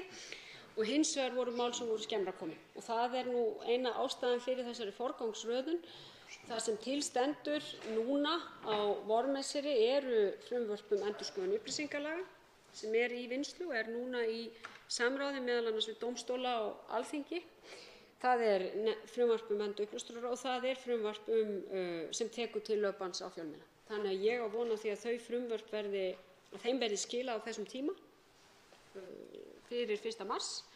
Svo ég fari nú örugglega rétt með og verði þá sett í opið samráð. Þannig að ég get fullvissa hv. þingmann það að mér finnst mjög mikilvægt að við gerum breytingar á því umhverfi, af því hún spurði líka það. Mér finnst mjög mikilvægt að við breytum því umhverfi og það einn af skýrum markmiðum mínum með því að setja þessa nefnd af stað. Ég tel að hún hafi unnið gott starf og ef við ljúkum nú þessari vinnu, Alþingi, það eru önnur mál sem hér inni í þingi sem heyra undir aðra ráðherra sem hafa komið úr vinnu þessarar nefndar, þá held ég að það verði til mikilla bóta fyrir umhverfi fjölmiðla og tjáningarfrelsis á Íslandi. Andsvörum lokið. Til máls tekur hv. 10. þingmaður Suðurkjördæmis, Smári McCarthy. Herra forseti, mig langaði bara til þess að koma stuttlega til þess að fagna ákaft að þetta mál sem komið fram og fara stuttlega yfir nokkur atriði sem mér finnst mikilvæg í þessu. Nú það svo að hæstv. forsætisráðherra skipaði mig á sínum tíma í nefnd þegar hún var þá verandi menntamálaráðherra sem lagði það til, vann í þessu í upphafi og fékk Pál Hreinsson að því að skrifa þetta frumvarp sem kom mjög vel frá honum þá. Og ég sé að það búið að gera nokkrar jákvæðar breytingar á þessu síðan þá, enda var það 2012 og hellingstími búinn að líða frá því. Þannig að það bara til fyrirmyndar að hæstv. forsætisráðherra leggi áherslu á að klára þessi mál sem hafa beðið í stjórnkerfinu þetta lengi og það frábært að þessi vinna haldi áfram í nefndinni sem hæstv. forsætisráðherra skipaði. En til þess að skilja mikilvægi þessa máls þá verður maður að hafa í huga að það eru það bil 160 plús ákvæði á mismunandi stöðum í lögum þagnarskyldu opinberra starfsmanna. Og það gerir það að verkum að það afskaplega erfitt fyrir opinbera starfsmenn að vita nákvæmlega hvaða ákvæði þagnarskyldu þau falla undir hverju sinni. Það bara hreinlega auðveldast fyrir opinbera starfsmenn að ganga út frá því að þeir muni alveg sama hvað þeir segja brjóta á einhvern hátt gegn þagnarskyldu og það mjög slæmt vegna þess að það minnkar vilja fólks til þess að þora að veita góðar upplýsingar til almennings, fjölmiðla og annarra eftir þörfum.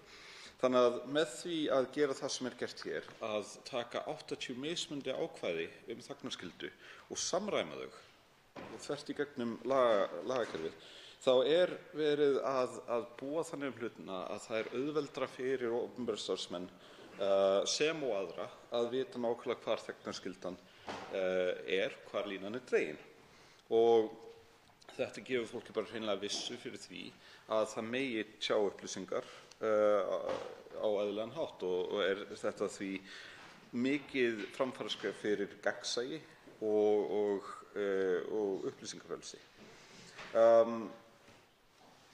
Þetta eykur bara skýrleika og vissu og það auðvitað fyrir vikið rúmlega 80 önnur ákvæði eftir en þau snúa meira að ákveðnum tilteknum starfsgreinum þar sem þarf nákvæmari og sértækari þagnarskyldu og bara það hið besta mál að svo sé. Auðvitað þurfum við að hlúa vel að þessum atriðum í framtíðinni en þetta frumvarp í það minnsta ótrúlega mikið framfaraskref. Ég hlakka til að fá önnur frumvarp til umræðu frá þessari nefnd og bara ég gleðst ótrúlega mikið yfir því að þetta sé loksins komið á hreyfingu.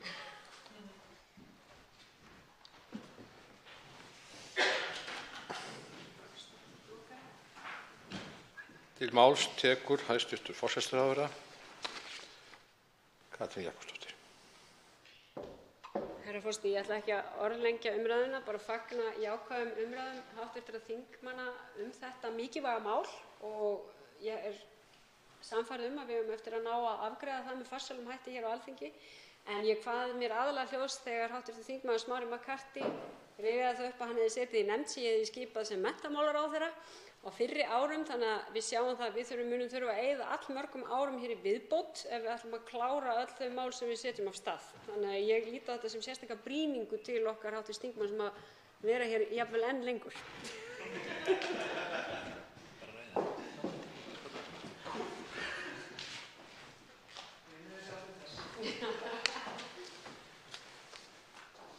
Fleiri hafa ekki kvatt sér hljóðs og umræðu lokið. Frumvarpið gengur nú til 2. umræðu og stjórnskipunar- og eftirlitsnefndar ef enginn hreyfir andmælum. Það samþykkt. Tekið fyrir 6. dagskrármálið, hvítbók framtíðarsýn fyrir fjármálakerfið, munnleg skýrsla fjármála- og efnahagsráðherra, 1 umræða. Til máls tekur hæstv. fjármála- og efnahagsráðherra Bjarni Benediktsson.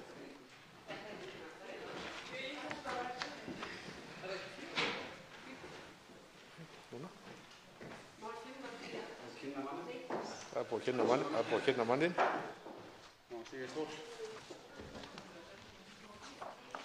Hæstv. forseti.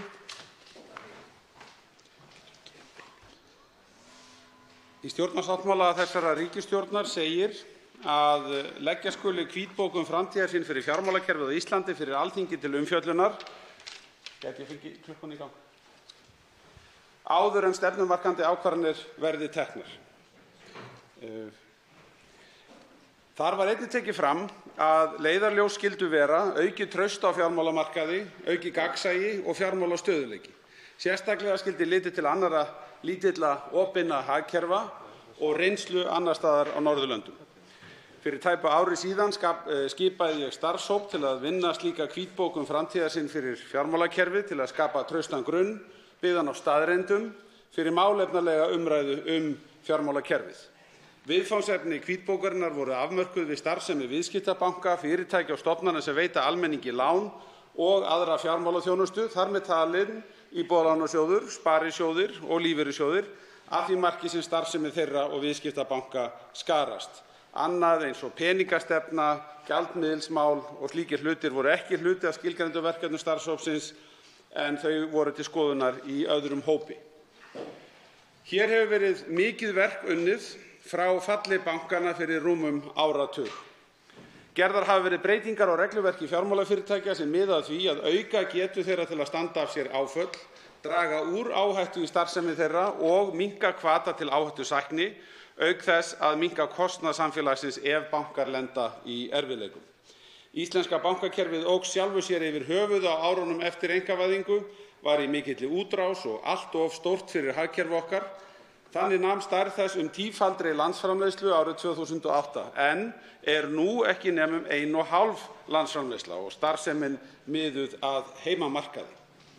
Eftirlit hefur verið aukið, meiri áhersla lögð á mat á kerfisáhættu og allt samstarf stjórnvalda gert formfastara á þessum áratug sem liðinn er. Traust og mikilvæg undirstaða fjármálakerfis. Traust mikilvæg undirstaða fjármálakerfis, þetta vitum við.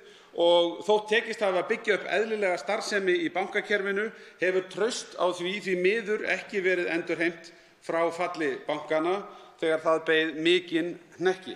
Við gerð hvítbókarinnar lét starfshópurinn gera könnun og afstöðu almennings til bankakerfisins. Þar kom fram að helsta ástæða lítils trausts annars vegar efnahagsáfallið sem enn í fersku minni Íslendinga og hins vegar að almenningur telur bankakerfið vera of dýrt. Þannig töldu flestir lægri vexti og betri kjör geta orðið til þess að traust ykist að nýju. Hvítbókin mikil að vöxtum þegar allt talið tæplega 300 blaðsíður en verkefnið líka umfangsmikið og ég ætla hér á þeim stutta tíma sem til ráðstöfunar gera grein fyrir höfuðatriðunum í umfjöllun starfshópsins. Framtíðarsýn höfunda hvítbókarinnar snýst stöðugt og hagkvæmt bankakerfi sem veitir góða þjónustu. Þeir telja að þá framtíðarsýn þurfi að móta með hliðsjón af 3 meginstoðum sem jafnframt eru meginviðfangsefni skýrslunnar. Fyrsta stoðin gott regluverk og öflugt eftirlit sem tekur mið af framþróun fjármálakerfisins. Önnur stoðin hagkvæmni í bankarekstri sem grundvöllur þess að fjármálakerfið þjóni heimilum og fyrirtækjum á skilvirkan hátt. Og þriðja stoðin traust eignarhald fjármálafyrirtækja sem stuðlar að heilbrigðum og traustum rekstri með langtímasjónarmið að leiðarljósi. Í skýrslunni segir að breytingar á eignarhaldi ríkisins í fjármálafyrirtækjum muni hafa töluverð áhrif á framtíð fjármálakerfisins og að við fyrirhugaða sölu ríkisins á eignarhlutum sínum í fjármálafyrirtækjum sé mikilvægt að standa vörð þessa 3 lykilþætti, einkum með því að tryggja heilbrigt eignarhald. Nú eins og ég hef hér vikið að, þá hefur regluverkið tekið stakkaskiptum síðastliðinn áratug og það á við bæði á Íslandi og á heimsvísu. Markvisst hefur verið dregið úr áhættu með breytingu á regluverki fjármálafyrirtækja en sem dæmi það má nefna aðgerðir til að draga úr útlánaáhættu og takmarka gjaldeyrisáhættu. Lánveitingar með veði í eigin bréfum hafa verið bannaðar, reglur settar til að takmarka lán til eigenda, lykilstarfsfólks og tengdra aðila. Skert hefur verið á ábyrgð stjórna fjármálafyrirtækja og settar reglur kaupauka sem eiga að draga úr óhóflegri áhættu. Viðnámsþróttur kerfisins hefur verið aukinn og bankarnir eru betur í stakk búnir í dag til að takast á við áföll en fyrr. Það hefur meðal annars verið tryggt með auknum kröfum magn og gæði eiginfjár. Reglur vogunarhlutfall hafa verið settar til að takmarka óhóflega skuldsetningu banka og reglur aukið laust fé stuðla að því að bankar eigi nægt lausafé til að mæta greiðsluskuldbindingum. Einnig hafa verið settar reglur hér á landi stöðuga fjármögnun í erlendum gjaldmiðlum sem ætlað að stýra samsetningu fjármögnunar í samræmi við eignasafn fjármálafyrirtækja. Þjóðhagsvarúð hefur verið efld og fjármálaeftirlitið styrkt til að auka yfirsýn og skýra ábyrgð. Þessar breytingar felast meðal annars í auknum heimildum eftirlitsaðila til tímanlegra inngripa. Umgjörð hefur verið mótuð fyrir samstarf stjórnvalda sem eykur yfirsýn yfir kerfið í heild. Fjármálastöðugleikaráði og kerfisáhættunefnd komið á. Svokallað þjóðhagsvarúðareftirlit hefur fengið aukið vægi og samstarf við erlenda eftirlitsaðila hefur vaxið. Sameining Seðlabanka Íslands og Fjármálaeftirlitsins sem nú í undirbúningi miðar að því að auka enn frekar skilvirkni á þessum sviðum. Að síðustu, hvað breytingar á regluverki varðar, má nefna aðgerðir til að draga úr samfélagslegum kostnaði við áfall í bankakerfinu. Hér má nefna neyðarlögin frá 2008 eru enn í gildi sem veita FME heimildir til umfangsmikilla inngripa og það unnið að innleiðingu annarra evrópskra tilskipana sem að formfesta frekari aðgerðaáætlanir. Öll þessi nýja umgjörð hefur annars vegar það markmið að koma í veg fyrir rekstrarerfiðleika og áföll í starfsemi banka og hins vegar að lágmarka neikvæðar afleiðingar fjármálaáfalla ef til þeirra kemur. Virðulegi forseti, ég ætla að víkja núna aðeins að tækniþróun og tillögu í hvítbókinni skuldagrunn. En tækniþróun hefur áhrif á starfsemi fjármálafyrirtækja og eftirlitsaðila eins og annarra og fyrirsjáanlegt að tæknilausnir verði í auknum mæli nýttar til að leysa flókin verkefni á þessu sviði. Greining gagna afar mikilvæg og meðal þess sem starfshópurinn leggur til í skýrslu sinni að komið verði á fót miðlægum skuldagrunni. Þar yrði að finna skrá yfir skuldbindingar allra einstaklinga og lögaðila sem haldið væri utan á ópersónugreinanlegan hátt. Markmiðið væri að auðvelda greiningu á skuldaþróun og stöðu heimila og fyrirtækja og þróun á áhættu á fasteignamarkaði. Einnig myndi slíkur grunnur geta bætt upplýsingar beitingu þjóðhagsvarúðartækja, eftirlit með útlánaáhættu fjármálafyrirtækja, stórum skuldbindingum og smithættu í fjármálakerfinu og stuðlað betra áhættumati fjármálafyrirtækja sem eykur skilvirkni í lánveitingum og fækkar mögulegum vanskilum. Grunnurinn gæti einnig nýst við að greina dreifingu skulda, við gerð þjóðhagsspár og við hagstjórnarákvarðanir. Ávinningur fjármálafyrirtækja og neytenda til lengri og skemmri tíma af miðlægum skuldagrunni felst í minni kostnaði í kjölfar þess að dregið yrði úr áhættu í kerfinu. Þá aðeins að fjárfestingarbankastarfseminni. Það hefur mikið verið rætt í gegnum tíðina tengsl eða mögulegan aðskilnað viðskipta og fjárfestingarbankastarfsemi hér á landi. Í alþjóðlegum samanburði eru íslenskir bankar mjög litlir og því verulega háðir hagkvæmni í stærð og breidd til að geta breytt starfsemi til að geta lágmarkað óhagkvæmni í rekstri. Við höfum á undanförnum árum skipað sérstakar nefndir til þess að kafa ofan í þessa þætti og þá má segja að í hvítbókinni sé byggt á vinnu undanfarinna ára og tillögugerðin í sömu átt, ef svo mætti orða það, og fyrri nefndir sem hafa tekið málið til skoðunar hafa komist að. Í þessari hvítbók ekki lagt til að slík starfsemi verði að fullu aðskilin en að varnarlína vegna umfangs fjárfestingarbankastarfsemi verði lögfest. Tillagan felur í sér að ef mat FME á eiginfjárþörf vegna beinnar eða óbeinnar stöðutöku kerfislega mikilvægra banka nái 10–15% hafi viðkomandi banki tvo kosti. Annars vegar að draga úr umræddri starfsemi eða stofna hana sérstakt félag sem yrði rekstrarlega, stjórnarlega og fjárhagslega sjálfstætt. Starfshópurinn leggur áherslu á að óháð tillögu varnarlínu sé fjölbreytni í bankakerfinu af hinu góða og því geti verið áhugavert fyrir einstaka banka að taka skref í átt að aukinni sérhæfingu. Ég tel að við séum komin þarna með tillögur sem að eiga botna umræðu undanfarinna ára tengsl viðskiptabankastarfsemi og fjárfestingarbankastarfsemi. Ég trúi ekki öðru en að þessa tillögu geti tekist nokkuð góð sátt.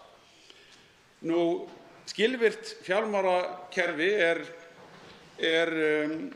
einn þátturinn sem að hvítbókin fjallar og mikilvægi þess fyrir heimilin í landinu og fyrirtækin. Og að öðrum þáttum ólöstuðum er þungamiðja umfjöllunar hvítbókarinnar skilvirkt bankakerfi. Þar skiptir kostnaður miklu máli, en í því sambandi er mikilvægt að gera greinarmun á háum vöxtum annars vegar og miklum vaxtamun hins vegar. Eins og áður komið fram eru lægri vextir og betri kjör þeir þættir sem almenningur nefnir oftast sem best til þess fallna til að auka traust til bankakerfisins. Þá er skilvirk bankaþjónusta mikilvæg fyrir samkeppnishæfni íslenskra fyrirtækja. Útlánavextir á Íslandi eru hærri en í nágrannalöndunum. Það skýrist að mestu af því að áhættulausir vextir eru háir. Stýrivextir Seðlabankans mynda eins konar vaxtagólf á útlán en vaxtaþak á innlán. Stýrivextir ráðast af undirliggjandi hagstærðum og eru hluti af ytra umhverfi lánastofnana.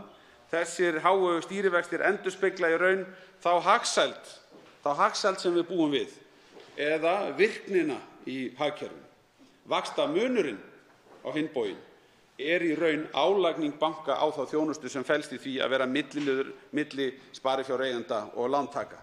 Meiri vaxtamunur getur birst í lægri innlánsvöxtum, hærri útlánavöxtum eða hvoru tveggja. Bankar innheimta að auki ýmist þjónustugjöld af viðskiptavinum sínum og samanstanda heildartekjur frá viðskiptavinum bankana af þjónustugjöldum og vaxtamun. Þegar vaxtamunur hér á landi er borinn saman við ýmis ríki Evrópu kemur í ljós að hann er næstmestur á Íslandi. Það bendir til þess að svigrúm sé til þess að auka skilvirkni í rekstri bankana. Jafnvel þótt stærðarhagkvæmni eða óhagkvæmni í tilviki íslensku bankana sé tekin inn í myndina. Sú ályktun er dregin af samanburði við norræna banka sem eru svipaðir íslenskum bönkum að stærð. Þar má sjá að munur sem stýrist af öðrum þáttum en stærðarhagkvæmni nemur 1,1% stigi af 2,9% vaxtamun. Bent er á að mat á útlánaáhættu miðað við samanburðarlönd sé hátt en einnig geti stjórnvöld lagt sitt af mörkum með lækkun sértækra skatta á fjármálafyrirtæki. Og þess má geta að slíkt mál er á þingmálaskrá minni fyrir þetta þing.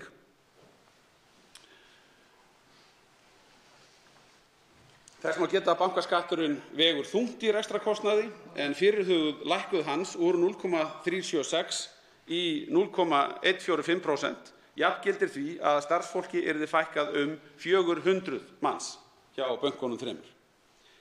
Starfshópurinn telur að bankar hér á landi hafi ýmis tækifæri til að hagræða í rekstri, til dæmis með innleiðingu stafrænna lausna, aukinni sérhæfingu eða úthýsingu og samstarfi í innviðum án þess að komi til sameiningar. Slíkt samstarf megi ekki skerða samkeppni þar sem henni verður við komið en ýmis tækifæri séu fyrir hendi. Þess vegna leggur hópurinn til ákveðnar aðgerðir sem að miða þessu. Sumt af því snýr að lögum hlutverk samkeppniseftirlitsins varðandi undanþágur. Það er líka lagt til að framfæri mat á því hvaða kerfislega mikilvægu innviðir eigi að standa utan samkeppnisumhverfis til að tryggja þjóðhagsvarúð og hagkvæmni í bankakerfinu og lagt til að reynt verði að tryggja Íslandi aðgang að innviðasamstarfi þvert á landamæri. Að mati skýrsluhöfunda þarf svo til að ábati af hagræðingu skili sér til neytenda að vera til staðar virk samkeppni á bankamarkaði og öflug neytendavernd. Hæstv. Forseti, fyrst hér er komið inn á neytendavernd er athyglisvert að sjá svör almennings í könnun sem gerð var í haust fyrir starfshópinn og áður hefur verið minnst á við spurningunni það hvert fólk myndi leita ef upp kæmi ágreiningur við viðskiptabanka þess. 6 af hverjum 10 svarandum segist ekki vita hvert þeir myndu leita og einungis 5% nefndu þá aðila sem gert er ráð fyrir að sinni slíkum kvörtunum, sem sagt fjármálaeftirlitið eða Neytendastofnun. Það er því ljóst að þarna er greinilega úrbóta þörf. Neytendavernd á fjármálamarkaði er mikilvæg, hún er til þess fallin að byggja upp traust og draga úr þeirri tilfinningu fólks að það hafi ekkert mótvægi við viðskiptabanka ef í brýnu slær. Ein afleiðing efnahagsáfallsins 2008 var algjört hrun íslenska hlutabréfamarkaðarins. Þrátt fyrir að nú séu liðin 10 ár hefur markaðurinn alls ekki jafnað sig og enn tiltölulega grunnur og ekki jafn burðugur og áður var. Umsvifamestu fjárfestarnir á hlutabréfamarkaðnum eru lífeyrissjóðirnir en þátttaka almennings hverfandi samanborið við fyrir rúmum áratug og jafnvel þótt lengra væri litið aftur í tímann. Eignarhlutdeild einstaklinga í markaðsvirði skráðra hlutabréfa nú einungis 4% samanborið við 11 til 17% á árunum 2002 til 2007. Á árunum fyrir hrun voru 20.000 hluthafar í skráðum félögum en eru einungis 1.000 nú. 20.000 áður, 1.000 nú. Virkir fjármálamarkaðir skipta miklu máli þegar kemur að því að lágmarka samfélagslega áhættu af fjármálalegri milligöngu og til að auka samkeppni á fjármagnsmarkaði. Í hvítbókinni eru settar fram hugmyndir aðgerðir til að auka virkni verðbréfamarkaða sem falla undir 4 meginmarkmið. Í fyrsta lagi að fjölga virkum og sjálfstæðum fjárfestingarsjóðum á íslenskum fjármálamarkaði. Í öðru lagi að nýta erlenda fjárfesta til að skapa samkeppni og fjölbreytni. Í þriðja lagi að auka frelsi til athafna til þess að auka veltu og seljanleika og í fjórða lagi að auka þátttöku almennings á fjármálamarkaði. Sérstök áhersla lögð á að auka frelsi einstaklinga við ávöxtun viðbótar lífeyrissparnaðar. Með því væri unnt að opna leið fyrir nýja og sjálfstæða aðila til að taka að sér ávöxtun séreignarsparnaðar sem hingað til hefur einungis verið á forræði lífeyrissjóða. Síðustu lagt til að frekara mat fari fram á fýsileika leiða til að auka virkni verðbréfamarkaða á Íslandi. Eitt af því sem mér finnst standa upp úr í því hversu mjög kostnaður hefur vaxið fyrir þá sem að hyggjast eiga verðbréf í dag. Eignarhald í fjármálakerfinu einn af lykilþáttum þessarar vinnu sem ráðist hefur verið í hjá okkur. Mig langar þess vegna að gefa því hér undir lok minnar ræðu sérstakt vægi. Eins og fram kemur í stjórnarsáttmálanum vill ríkisstjórnin leita leiða til að draga úr eignarhlut sínum í bönkunum þótt ljóst sé að ríkissjóður verði leiðandi fjárfestir í að minnsta kosti einni kerfislega mikilvægri fjármálastofnun. Þriðji og síðasti hluti hvítbókarinnar fjallar einmitt eignarhaldið. Það ekkert launungarmál að heilbrigt eignarhald skiptir höfuðmáli fyrir framtíð fjármálakerfisins og ég skal verða til þess að segja það hér að það ekki heilbrigt að stjórnvöld haldi á 2/3 af bankakerfinu. Að minnsta kosti stingur það mjög í stúf þegar borið saman við nánast öll ríki nálægt okkur, Evrópu og munar þar miklu á umsvifum ríkisins í fjármálakerfinu hvað þetta snertir. Það felst áhætta í því að eiga stóran hlut. Ríkissjóður nú með 300 milljarða bundna í bankakerfinu. Það eru tæplega 40% af opinberum skuldum eða á annan mælikvarða tæp 17% af landsframleiðslu. Áföll eða breytt landslag á fjármálamarkaði, til dæmis vegna nýrrar tækni sem nú að ryðja sér til rúms eða breyttra reglna, getur rýrt verðmæti eignarhluta ríkisins verulega. Í þessum stóra eignarhlut felst líka fórnarkostnaður. Fjármunir sem eru bundnir í bönkum nýtast ekki á meðan til annarra verkefna eða til að lækka skuldir ríkissjóðs. Ekki hægt að rökstyðja eignarhaldið með háum arðgreiðslum þar sem umtalsverð breyting að verða á hagnaði bankanna á síðustu árum, borið saman við síðustu ár og útlit fyrir lægri arðgreiðslur fram á við litið. Og hérna ég sérstaklega að vísa til þess að arðgreiðslur hafa mjög verið bornar uppi af tiltekt og endurskipulagningu og efnahag bankanna einskiptis hagnaður að mynda sem hefur verið greiddur út í háum arðgreiðslum á undanförnum árum.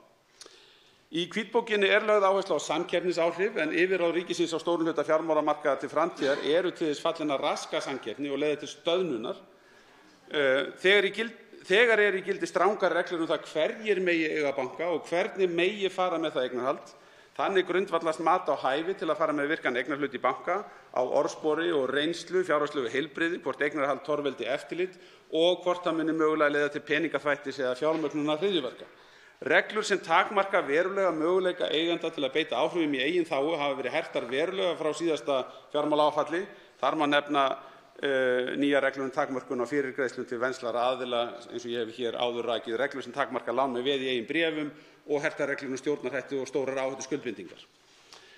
Virðulegi forseti, að mati skýrsluhöfunda gegnsæi fyrirætlanir ríkisins til lengri tíma forsenda þess að hægt sé að selja hluti ríkisins. Í því felist að ríkið geri grein fyrir því hvernig það hyggist beita sér sem eigandi og hvað felist í samfélagslegum markmiðum sem nefnd eru í eigendastefnunni. Reglur hafa verið hertar mjög síðan ríkisbankarnir voru seldir upp úr síðustu aldamótum. Umgjörð sölu nú lögbundin og aukið skal salan samrýmast eigendastefnunni. Þannig skýrt hvaða meginreglur skal halda í heiðri við undirbúning og sölu, en þær eru opið söluferli, gagnsæi, hlutlægni og hagkvæmni. Þetta eru þau leiðarljós sem ber að fylgja þegar kemur að því að losa eignarhluti ríkisins í bönkunum.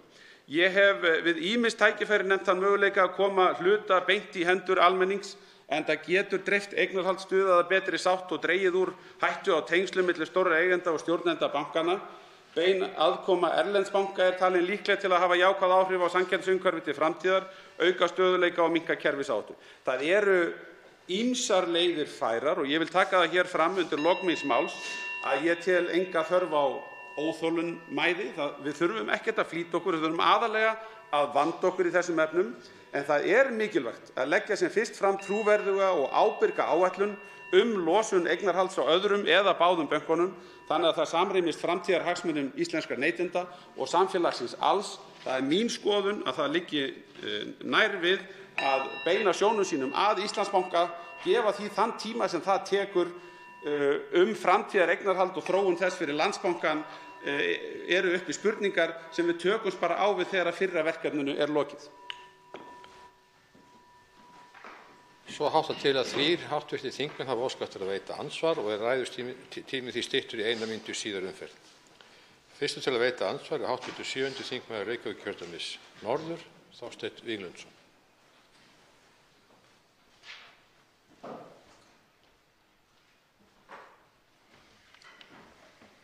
Virðulegur forseti, ég þakka hæstv. Ráðherra ágæta yfirferð yfir þessa skýrslu.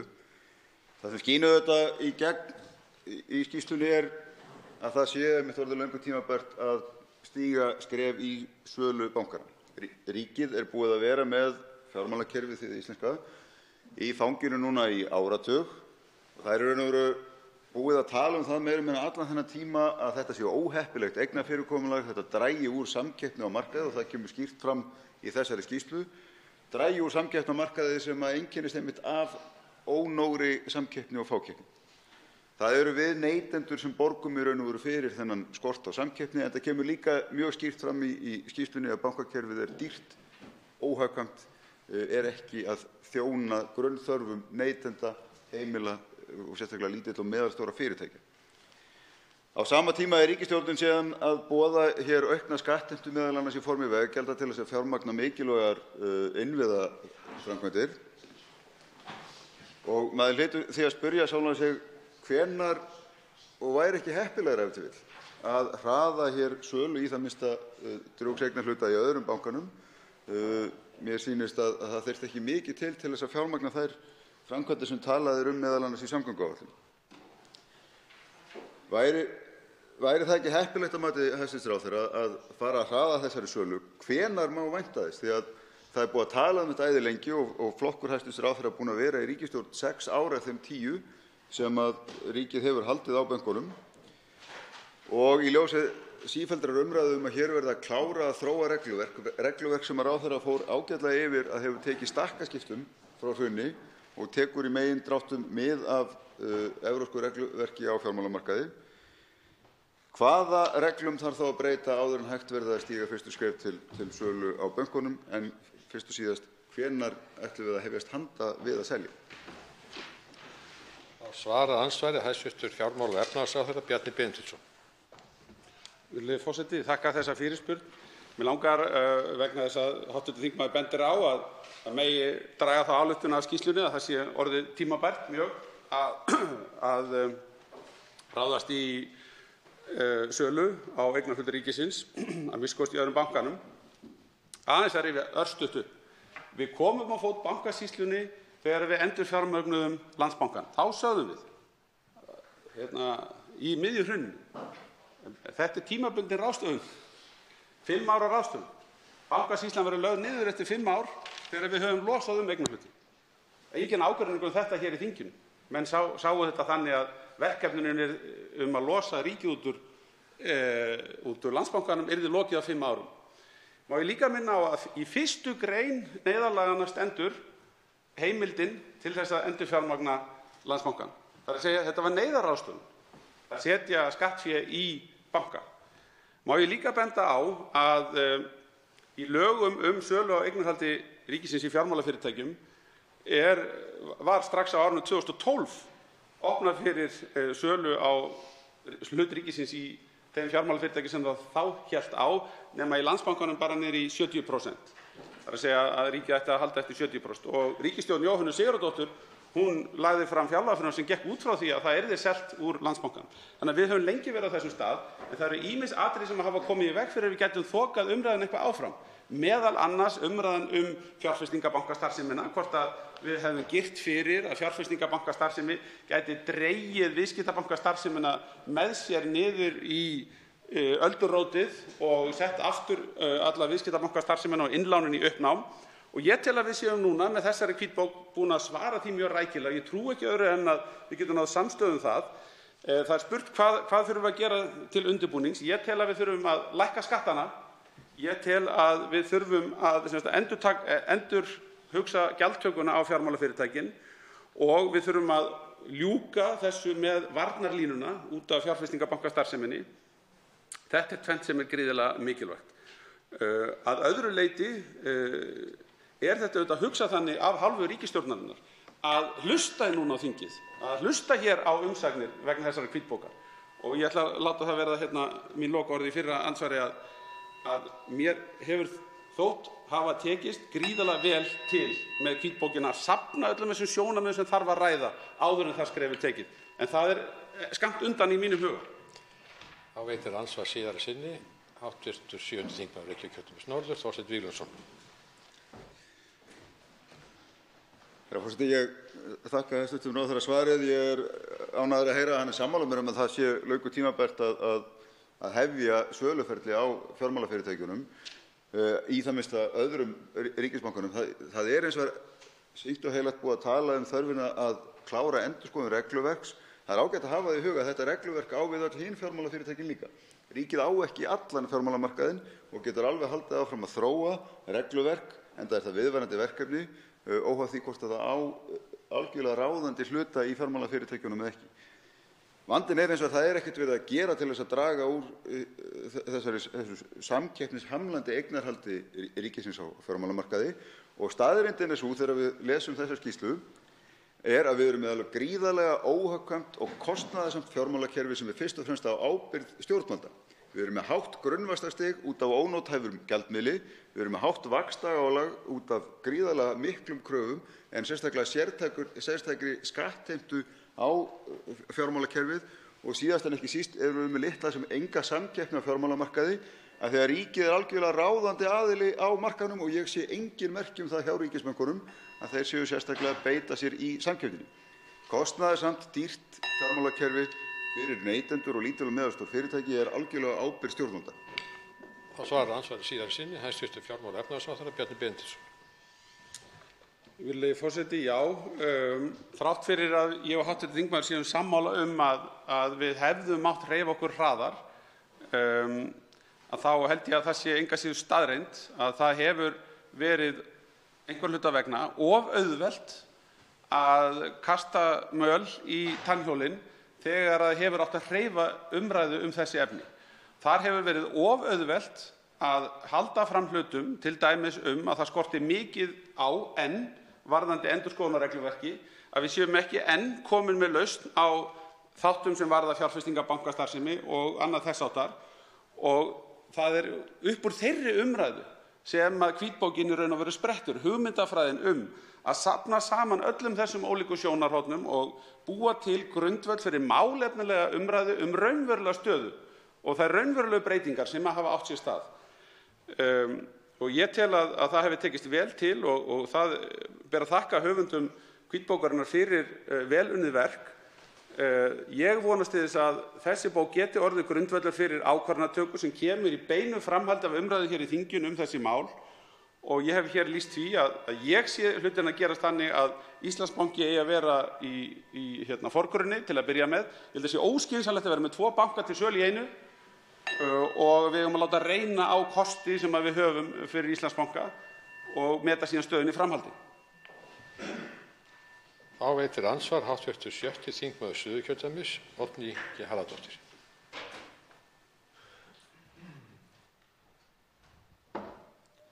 Herra forseti, ég þakka hæstv. Ráðherra fyrir ræðuna. Í hvítbókinni koma fram margar góðar upplýsingar og sem mikilvægt að nýta í umræðunni sem fram undan er. Þar kemur meðal annars fram niðurstöður könnunar sem höfundar skýrslunnar létu gera og þegar fólk var spurt hvað það sem ykkur dettur helst í hug þegar þið ræðið íslenska bankakerfið og þá voru orðin sem oftast komu upp græðgi og spilling. En að þeir óskuðu sér sanngjarnt og traust kerfi. En núna er traustið ekki til staðar. Ég vil því spyrja hæstv. Ráðherra hvort að það sé ekki mikilvægt að við endurskipuleggjum kerfið. Við segjum til það hvernig við sjáum það fyrir okkur sem sanngjarnt og traust og áður en að við förum að selja hluta úr því. Það er ekki nema 14% samkvæmt þessari könnun sem er kynnt í hvítbókinni sem vilja selja bankakerfið. Umræðan hins vegar frá því hún kom fram hefur öll verið sölu á kerfinu en ekki hvernig við viljum sjá það til framtíðar. Við eigum eftir að innleiða hér Evróputilskipanir sem aðrar Evrópuþjóðir eru búnar að innleiða. Þær eru margar hverjar mjög framúrstefnulega getum við sagt. Tæknin á fleygiferð. Við þurfum einhvern veginn að sjá það fyrir okkur hvernig bankakerfi geti verið hagstætt fyrir neytendur og að við getum aftur og allt sem við gerum verði til þess að bæta hag neytenda. Og að lokum vil ég spyrja hæstv. Ráðherra hvernig hann getur verið viss það að ef við lækkum skattana að það verði til þess að neytendur hagnist. Og svarar andsvari hæstv. Fjármála- og efnahagsráðherra Bjarni Benediktsson. Virðulegi forseti, ég ætla að byrja á því að svara síðari spurningunni. Það auðvitað með því að hér sé virk samkeppni þá eiga á kostnaði í bankakerfinu að endurspegla það umhverfi sem bankarnir eru í en ekki sem sagt einokunarstöðu þeirra og öll gjaldtaka í bankakerfinu ætti þess vegna ef að okkur tekst að hámarka möguleika okkar á samkeppni á fjármálamarkaði að endurspegla það ef við drögum úr sköttum og gjöldum. Þessu trúi ég og þessu trúa höfundar hvítbókarinnar og þeir leggja mjög eindregið til að við ljúkum því að lækka bankaskattinn og það ber að hafa það í huga í tengslum við hann að hann leggst ekki á alla með jafn miklum þunga og skekkir líka samkeppnisstöðu á lánamarkaði. Varðandi hitt sem varðar traust á bankakerfinu að þá í þessari hvítbók fjölmargar hugmyndir sem okkur ber að taka núna til skoðunar og hrinda í framkvæmd sem eru beinlínis til þess fallnar að mati höfunda að auka traust á kerfinu með því að gera kerfið allt skilvirkara, að gera það skilvirkara. Og með skilvirkara kerfi og sanngjarnara að þá telja höfundar skýrslunnar að traust fari vaxandi. Þetta eru mikilvægir þættir. Það með hvaða hætti þeir síðan tengjast eignarhaldinu, það er alveg rétt hjá hv. Þingmanni að við höfum töluvert rætt eignarhald en mikið ósköp höfum við rætt líka mikið breytt regluverk og hvernig við getum hugað betur að þjóðhagsvarúð og eindarvarúð í kerfinu, hvað við höfum gert til þess að draga úr áhættu fyrir ríkissjóð af óróa í fjármálakerfinu. Það vitna allar reglurnar og breytingarnar sem hafa verið gerðar síðustu 10 ár. Þetta höfum við ekki bara rætt, við höfum lögfest þessar breytingar og þær hafa komið út sérstakar skýrslur til þess að draga þetta saman og það er enn gert í þessari skýrslu hér. Þannig að ég tel að það sé orðið tímabært að huga að breytingum á eignarhaldinu og ég trúi ekki orðið með að hv. þingmaður sé með sammála um það. Hún hefur setið í ríkisstjórn sem lagði til sölu á eignarhlut í ríkisbanka. Þá veitir andsvar síðari sinni hv. 6. þingmaður Suðurkjördæmis, Oddný G. Harðardóttir. Herra forseti, aðstæður árið 2012 voru í rauninni allt aðrar þegar við horfum á tæknina, þegar við horfum á regluverkið, þegar við horfum á framþróun í fjármálakerfinu núna árið 2019 og sem líka til marks um það að það alltaf fleygi ferð í þessari tækni. Hæstvirtur og sem að mun hafa áhrif á rekstur bankanna, við vitum það.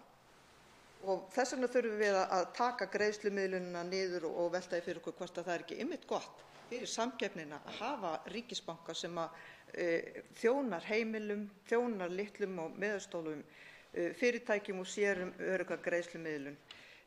Og það sé ákveðinn fastur punktur fyrir samkeppnina sem nauðsynleg á markaðnum. En ég vil spyrja hæstv. Ráðherra hvort hann telji það ekki skipta máli að við erum hér, bankakerfið að þjóna 200 manna vinnumarkaði og nýtir örmynt sem enginn annar vill nota heldur en við. Þetta ekki breyta sem skiptir máli þegar við erum að tala að selja bankana og hugsanlega kaupendur? Þá svarar andsvari síðari sinni, hæstv. fjármála- og efnahagsráðherra Bjarni Benediktsson. Virðulegi forseti, ég tel svo ekki vera. Ég tel að við höfum nýlegt dæmi að tvöföld skráning á Arion banka og stórir hópar erlendra fjárfesta sem tóku þátt í því útboði og mörkuðu með því þau tímamót í sögu íslenskra fjármálafyrirtækja að við sáum töluvert mikla nýja fjárfestingu erlendra aðila inn í bankakerfið. Ég tel að allt þetta sem gerðist á síðasta ári sé til vitnis að gjaldmiðillinn engin fyrirstaða fyrir því að ríkið losi eignarhald. Og fyrir þessu eru sömuleiðis færð mjög rík rök hér í hvítbókinni. Ég átta mig ekki á því hvað hv. þingmaður á við þegar hún segir að aðstæður hafi verið allt aðrar árið 2012. Hún stóð hér sjálf 25. september 2012 og mælti fyrir frumvarpi sölu á eignarhlutum ríkisins í fjármálafyrirtækjum. Þar sem færð voru rök fyrir því að nú væri kominn tíminn. Nú væri kominn tími til þess að losa alla þessa eignarhluti. Og stóð hér sjálf sem fjármálaráðherra og mælti fyrir frumvarpinu að ríkið losa þetta allt saman nema niður í 70% í Landsbankanum. Og afskaplega undarlegt að heyra sama þingmann koma 6 árum síðar, 7 árum bráðum og halda því fram að aðstæður hafi einhvern veginn þannig breyst að menn eigi að gæta sín á því að selja ekki eignarhluti ríkisins. Þá veitir andsvar hv. 10. þingmaður Suðurkjördæmis, Smári McCarthy.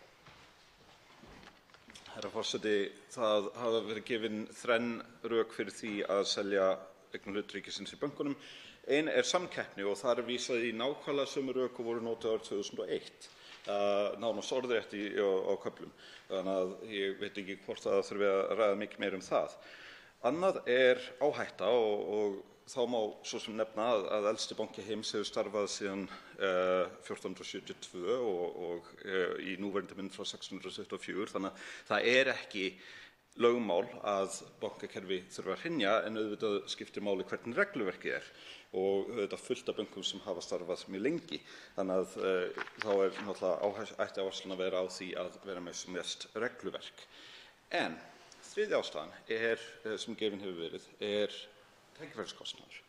Og mér þykir nokkuð áhugavert að tækifæriskostnaður sé svona gefið sem ástæða í ljósi þess að eigið fé þessara banka 420 milljarðar í dag og sami fjármálaráðherra og hefur talað fyrir sölu bankanna, hefur einnig talað fyrir því að koma á þjóðarsjóði þar sem að þegar hann fullfjármagnaður þá á hann að hljóða upp á sirka 500 milljarða til eða frá. Og þá spyr ég, ekki eðlilegt að hafna öllu tali tækifæriskostnað sem skýring á nauðsyn þess að selja bankana nema það verði útskýrt á mjög sannfærandi hátt hvernig hlutabréf í fyrirtækjum á Íslandi, það söbönkunum, binda fjármagnahátt sem grefur meira undan tækifærum ríkissjóðs til fjárfestingar og annarra verka heldur en hlutabréf í fyrirtækjum erlendis. Mig langar bara hreinlega til að vita það. Er þetta einhvern veginn öðruvísi tækifæriskostnaður sem felst í þessum 420 milljörðum í bönkunum og þessum 500 milljörðum í væntanlegum þjóðarsjóði? Svarað ansvari, hæstv. fjármála- og efnahagsráðherra Bjarni Benediktsson. Virðulegi forseti, hv. þingmaður hann nefnir ekki ein rök fyrir því að ríkið eigi að reka banka. Hvernig var að koma hér upp og virkilega verja ríkiseignina? Ef menn ætla að koma og lýsa efasemdum með að ríkið fari út úr fjármálastarfsemi. Það er auðvitað ekki hlutverk hv. þingmanns, en ef hann ætlar að nefna þau atriði sem honum þykja vera ófullnægjandi til rökstuðnings á því að losa eignarhald ríkisins, þá verður hann að taka stöðu með eignarhaldi ríkisins. Og ég bara ella er þetta léleg framsetning á málstaðnum sem þá grefur bara undan trúverðugleika hv. þingmanns. Ef hann treystir sér ekki að koma hérna upp og virkilega verja ríkiseignina á öllu fjármálakerfinu eða bróðurparti þess, langt umfram það sem gildir annars staðar, þá verður það bara að vera hans mál. En þetta eru góð rök sem ég hef hér tiltekið, sem varða samkeppni á markaði. Það er óheilbrigt að ríkið fari með fullt eignarhald á 2 stórum bönkum og sé alls ráðandi í kerfislega mikilvæga hluta bankakerfisins á Íslandi. Það er sömuleiðis alveg skýrt, þó að hv. þingmaður geti nefnt banka sem hafi starfað að grunni frá 1400 eitthvað, að það er áhætta í því að reka fjármálafyrirtæki. Það birtist okkur út allan heim fyrir 10 árum síðan. Það hefur birst okkur margoft bæði í einkaeignarhaldi og í ríkiseignarhaldi á Íslandi og það er svo sannarlega fórnarkostnaður í því að geyma fjármuni þarna. Að nefna þjóðarsjóðinn í þessu samhengi kallar auðvitað á umræðu þá hugmyndafræði sem þar að baki. Og það er alveg rétt hjá hv. þingmanni að auðvitað felst líka í því ákveðinn fórnarkostnaður. Menn þurfa að gera upp á milli valkosta sem menn hafa í höndunum þegar menn taka ákvörðun að koma á fót slíkum sjóði, en þar er verið að hugsa til mjög langra framtíðar. Og ég er alveg tilbúinn í sérstaka umræðu það mál sem liggur reyndar hér fyrir þinginu og snýst fyrst og fremst hugmyndafræðina að byggja til varnir til lengri tíma fyrir þjóðina, lendi hún í meiri áttar áföllum og það fylgir þá þeirri hugmynd að fjalla fjármögnun slíkra áfallavarna. Og þar koma í sjálfu sér margar leiðir til greina og er enginn í sjálfu sér eitthvað mikið betri heldur en önnur. Þá veitir ansvar síðari sinni, hv. 10. þingmaður Suðurkjördæmis, Smári Markarð. Herra forseti, ég satt að segja skil ekki af hverju hæstv. fjármálaráðherra er að æsa sig. Ég er að sjálfsögðu bara að fara yfir þau rök sem hafa verið lögð fram, sem eru léleg. Þetta eru léleg rök, þar af leiðandi er auðvelt að hnekka þau. Ég mun koma með mín rök hér á eftir í ræðu það bæði af hverju ég er hlynntur því að við förum á ákveðinn, mjög varlegan hátt í sölu á einhverjum hlutabankana, vegna þess að ég er alveg hlynntur því, en líka af hverju við eigum alls ekki að gera það með þeim hætti sem hefur verið talað af hálfu ríkisstjórnarinnar. Þannig að mér finnst ekki vera ástæða til þess að fara með þetta í einhvern æsing. Ég verð að reyna að fá hæstv. ráðherra til þess að útskýra það hvers vegna rökin sem hann leggur fram fyrir því að fara í sölu bankana með þeim hætti sem hefur verið talað fyrir, af hverju þau rök eru svona léleg. Vegna þess að þetta eru léleg rök.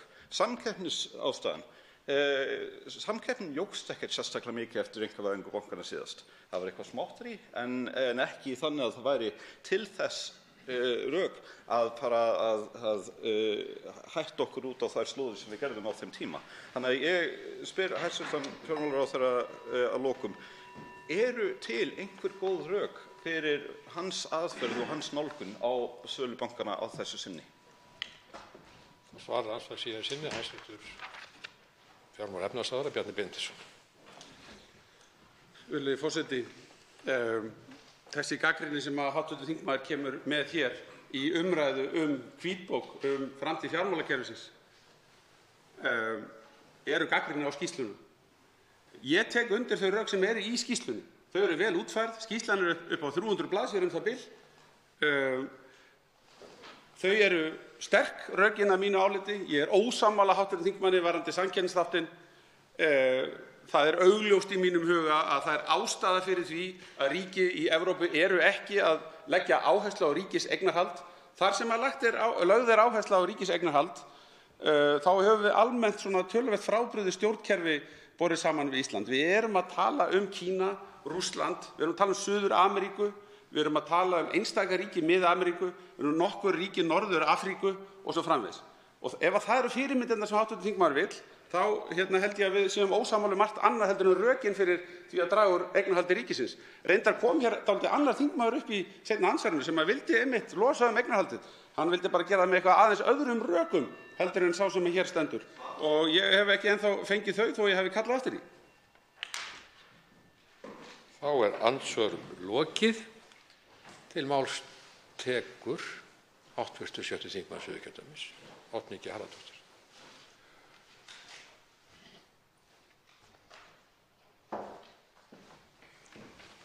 Herra forseti, nú má vera að sú sem hér stendur hafi alveg misskilið tilgang þessar umræðu, tilgang þessarar skýrslugerðar, því að ég heyri ekki betur en að hæstv. Fjármála- og efnahagsráðherra sé svo æstur og ákafur í að selja bankakerfið sem allra fyrst að hann gefur sér ekki tíma til að hlusta á þau rök sem borin eru fram eða spurningar sem bornar eru fram hér í andsvörum, heldur hendi sér beina leið í manninn. Og það, ég er fyrir vonbrigðum með það vegna þess að ég var að vona það að þessi skýrsla gæti einmitt verið umræðugrundvöllur hvernig við viljum sjá bankakerfið til framtíðar sem er bankakerfi fyrir fólkið í landinu, fyrir fyrirtækin í landinu, fyrir lítil og meðalstór fyrirtæki en er ekki bankakerfi bara fyrir sjálft sig.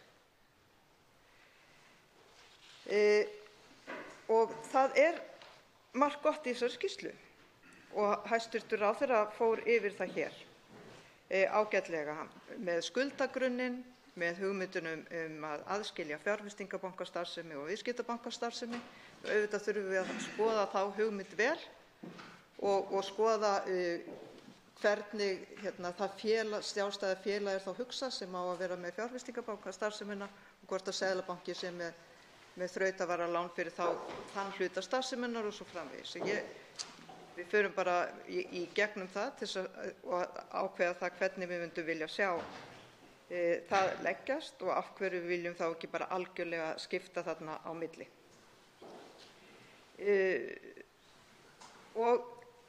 En skýrsluhöfundar leggja líka mjög ríka áherslu á að það þurfi að vera skýr eigendastefna og ríkið þurfi að setja mjög ákveðið niður skilgreiningu á því hvað er ætlast til af bankakerfinu varðandi samfélagslega ábyrgð. Og þó að skýrsluhöfundar mæli síðan með því að eignarhlutir séu seldir, að þá er þetta eitthvað sem að þeir telja og þau telja að þurfa að gera áður en að farið er í söluna. Og mér finnst mjög athyglisverð þessi könnun sem gerð var meðal almennings og birt er í skýrslunni og einn höfundur skýrslunnar var nú til dæmis í viðtali í Silfrinu á sunnudaginn og sagði að eftir að þau sáu niðurstöðu þessar skýrslu hefðu svolítið breytt kúrs þegar þau voru að semja skýrsluna og draga fram áhersluatriði þegar það í ljós kemur að það er ekkert traust á bankakerfinu eins og það er og það þarf að gera ákveðna hluti til þess að fólkið í landinu öðlist eða fái aftur traust á þessu kerfi. Það skiptir bankana mjög miklu máli að almenningur treysti þeim svo að þeir vilji versla við þá. Ég er þeirrar skoðunar að við eigum bara að vera sallaróleg. Við þurfum samt sem áður að vera á tánum og horfa á tæknina. Nú er til dæmis Google að bjóða upp á greiðslumiðlun, Facebook, Amazon og fleiri fjártæknifyrirtæki sem mun sannarlega hafa áhrif á rekstur bankanna með einhverjum hætti. Og auðvitað verða bankarnir að horfast í augu við þessar breytingar og finna leiðir til þess að lifa af og þjóna sínum viðskiptavinum á samkeppnishæfum kjörum við þessi fjártæknifyrirtæki og það þarf líka að horfa á þau, hvert þau eru að stefna.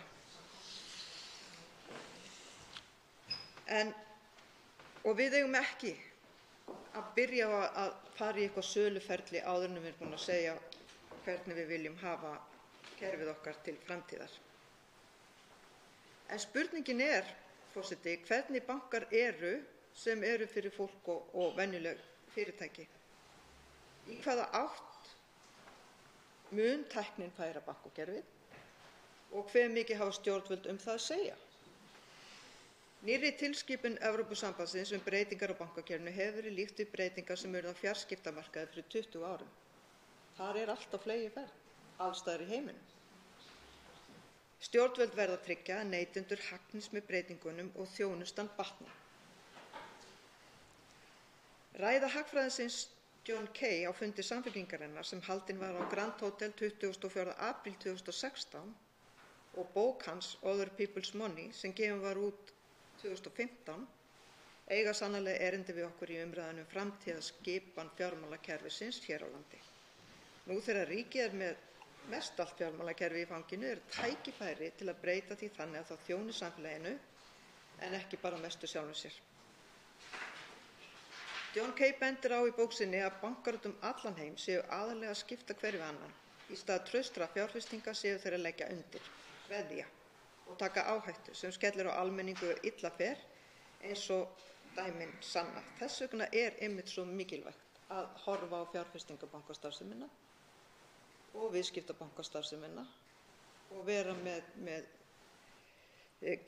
girðingar og helst aðskilnað þarna á milli. Því það er sjálfsagt að vera með fjárfestingabankastarfsemi sem að tekur áhættu og fólk geti valið að versla við slík fyrirtæki, en það verður þá að vera annar valkostur á móti sem að gerir þá minni arðsemiskröfu, tekur ekki eins mikla áhættu. John Kay vill að bankarnir sjái greiðslumiðlun, haldi utan fjármál fólks á vöggu til grafar, ávaxti sparnaðinn og lágmarki áhættu. Við eigum að einbeita okkur að uppbyggingu kerfisins, starfseminni og þörfum viðskiptavinanna og aðskilja fjárfestingabankastarfsemi og viðskiptabankastarfsemi þannig að innlán verði ekki notuð í áhættusamar fjárfestingar. Ég mæli með því að við lítum til þessa hluta og tökum mið af neytendavernd og hvernig sé hægt að þjónusta almenning með ódýrum hætti við greiðslumiðlun til dæmis og þeirri sjálfsögðu þjónustu sem almenningur þarfnast af bönkunum. En forseti, nú ég búin að nefna John Kay og ég vil nefna annan mann þegar við horfum til skipulagningarkerfisins til framtíðar og það er Frosti Sigurjónsson. Hann hefur talað fyrir samfélagsbönkum og vill líta til Þýskalands eftir fyrirmyndum. Og það er grundvallarmunurinn á samfélagsbanka og einkabanka, það er hvert hagnaðurinn fer. Hjá einkabönkum fer hagnaðurinn til hluthafa. Þeir vilja oftast fá mikinn hagnað og það fljótt. Og það er ekki einu sinni víst að þeir búi í sama landi og bankinn starfar í. Þeir hafa því engin tengsl við samfélagið þar sem bankinn starfar, það getur verið þannig og þess vegna hefur nær samfélagið lítil áhrif á ákvarðanir þeirra. Þegar að tala samfélagsbanka, þá stundar hann nærþjónustu, hann þjónustar heimilin, lítil og meðalstór fyrirtæki og gerir ekki eins ríka arðsemiskröfu eins og einkabankarnir. Þannig mér finnst að við eigum að skoða þessar hugmyndir mjög vel. En forseti, tíminn líður og ég er ekki enn komin í tillögur að ræða sérstaklega tillögur hvítbókarinnar sem eru nú settar niður í nokkuð mörgum liðum. En ég vil benda á ágætis umsagnir sem að komnar eru inn á samráðsvefinn og til dæmis fer Dr. Ásgeir Brynjar Torfason mjög vel yfir hverja athugasemd fyrir sig á mjög upplýsandi og skýran hátt. Og það held ég að við ættum að skoða vel þegar við síðan ákveðum hvernig við vinnum úr þessari skýrslu. Að lokum, forseti, þá er talað um að það þurfi að lækka skatta sem settir voru nú á til þess að koma til móts við það tjón sem samfélagið varð fyrir við bankahrunið. Ég tel enga ástæðu til að lækka þá skatta strax. Við erum ennþá að bera tjón og við getum bara horft á hvað við erum að tala um hér með sérstöku vegasköttum til að bæta upp vegakerfi sem hefur verið vanrækt frá hruni. Og þessir skattar, það er alveg sama hvað hver segir, við getum ekki verið viss um það að það að lækka skattana verði bara ekki til þess að hagnaður eigenda bankanna verði meiri. Getum við verið viss um það að sú lækkun gangi beint til neytenda, og ég til ég að skoða það, en því miður, herra forseti, getum við ekki verið viss um það. Þá veitir andsvar hæstv. Fjármála- og efnahagsráðherra Bjarni Benediktsson. Virðulegi forseti, það sjálfu sér kemur ekki á óvart að hv. þingmaður sjá ekki tækifæri til að lækka skatta, þrátt fyrir að það sé mjög vel dregið fram í skýrslunni að skattar á fjármálafyrirtæki á Íslandi eru margfaldir á við skatta í öðrum löndum á fjármálafyrirtæki, og á sama tíma og við erum með miklu meiri og hærri skatta, meiri álagningu opinberra gjalda á bankana, að þá er vaxtamunur meiri á Íslandi. En þrátt fyrir þessi sterku rök fyrir lækkun skatta þá sér hv. þingmaður ekki tækifærið. Þetta finnst mér undarlegt, en það kemur mér kannski ekki mikið á óvart miðað við skattastefnu Samfylkingarinnar. Hér er komið inn á fjárfestingabankastarfsemina og mig langar til að spyrja hv. þingmann: telur hv. þingmaður ekki að sú varnarlína sem lögð er til í skýrslunni, í þessari hvítbók fjárfestingabankastarfsemina, þannig að það verði dregin varnarlína við ákveðin mörk og fari hlutfall fjárfestingabankastarfsemi af heildarstarfsemi bankans yfir þessi mörk, þá verði bankanum gert að koma sér aftur niður fyrir viðmiðið eða varnarlínuna eða aðskilja reksturinn. Telur hv. þingmaður ekki að þetta sé góð tillaga sem eigi að svara áhyggjum manna af fjárfestingabankastarfsemi? Þetta skiptir mjög miklu máli í umræðunni. Og svo vil ég spyrja hv. þingmann sömuleiðis að öðru varðandi Samfélagsbankann.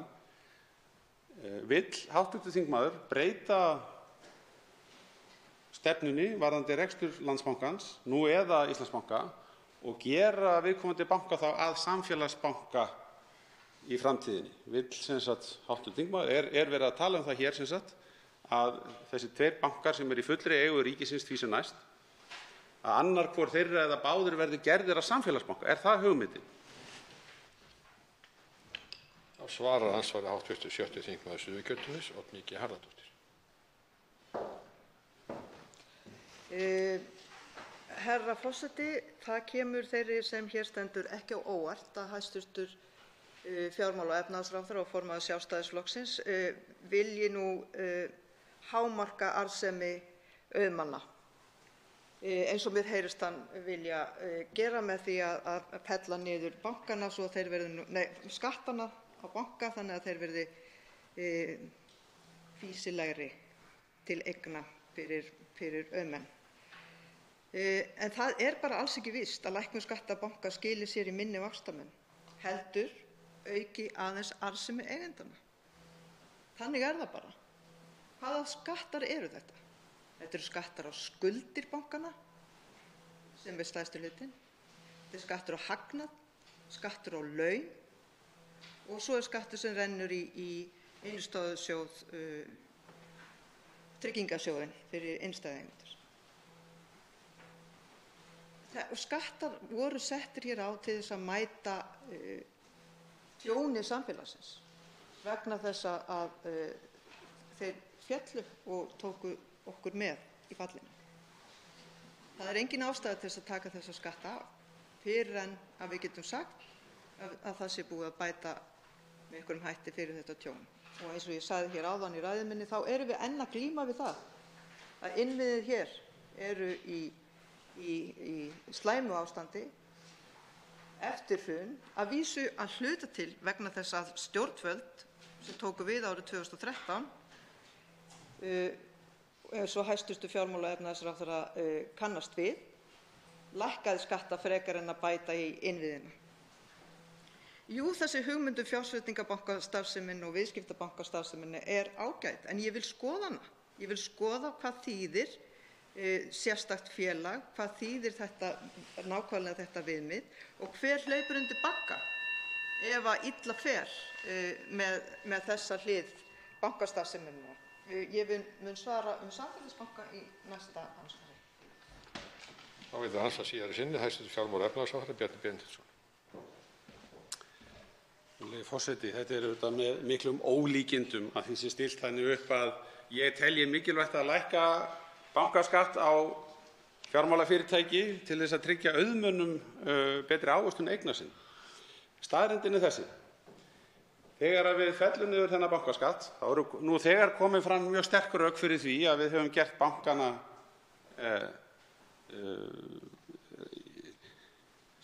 í öllu rekstrarlegu tilliti betur samkeppnishæfa við banka sambærilegri stærð og getum þannig aukið skilvirkni í bankakerfinu sem á að koma neytendum til góðs. Sömuleiðis, ef að við fyrir hvern milljarð sem við tökum í bankaskatt af fjármálafyrirtækjum má hafa væntingar að við fáum alltaf 10 milljarða í hærra söluvirði í fjármálafyrirtækjum. Og við erum að ræða þetta í samhengi við að mögulega selja banka og draga úr eignarhaldi ríkisins. Þannig að það var út af fyrir sér rétt að það getur að hluta til komið eigendum banka betur að skattar séu lægri, en það eru sterk rök fyrir því að vaxtamunur í landinu muni minnka við það að taka skattinn af, og það er engum vafa undirorpið að hærri skattar þeir eru að leiða til lægra söluverðs á eignarhlut ríkisins. Og þetta ætti nú að vera auðvelt að fá álit sérfræðinga. Ég hlakka til þess að heyra með samfélagsbanka hugmyndina sem að hv. þingmaður virðist vera spennt fyrir, og sérstaklega þá það hvort að það standi þá til að breyta eðli þessara fjármálastarfsemi, Íslandsbanka eða Landsbankanum, breyta þeim í samfélagsbanka, og hvaða arðsemis hugmyndir eigi þá að vera uppi vegna þess eiginfjár sem þar er bundið. Við erum með meira en 100 milljarða í hvorum banka, yfir 200 milljarða í Landsbankanum, og það verður að taka þetta í einhverju samhengi. Auðvitað er hægt að segja samfélagsbanki og samfélagsbanki, það eru mismunandi útfærslur á því. En í grunninn var verið að vísa hér til þess að menn ættu að hætta að hafa arðsemi af eigið fé. Og það þarf aðeins að botna svona hugmyndafræði. Það svarar andsvari síðari sinni hv. 7. þingmaður Suðurkjördæmis, Oddný G. Harðardóttir. Já, það er svolítið rík eða svona stór krafa sett á mig hér að ég á 2 mínútum útskýri allt varðandi arðsemi og guð má vita hvað.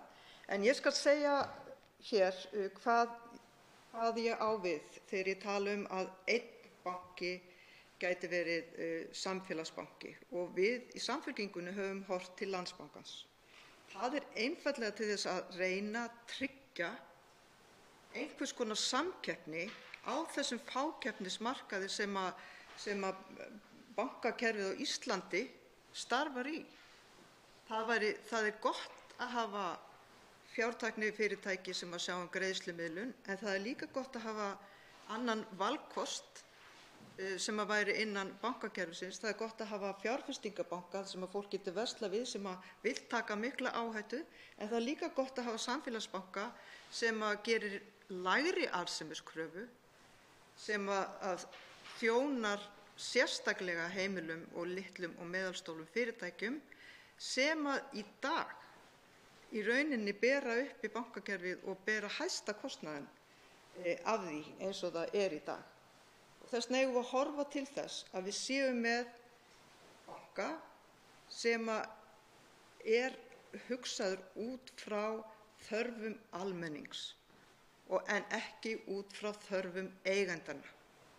Arðsemiskrafan sé nægileg til þess að veita góða og stöðuga þjónustu fyrir heimilin í landinu, fyrir lítil og meðalstór fyrirtæki. Og þetta væri ein stoðin sem myndi þá vera í einhvers konar flóru sem væri eins fjölbreytt og mögulegt er á þessum litla markaði, en auðvitað þyrftum við að setjast niður og sjá þetta allt saman fyrir okkur og gera það almennilega áður en við förum að tala um sölu og einbeita okkur að því.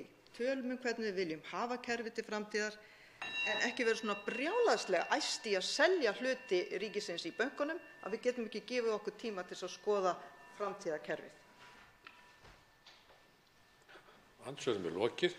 Til máls tekur hv. þingmaður Suðurkjördæmis, Birgir Þórarinsson.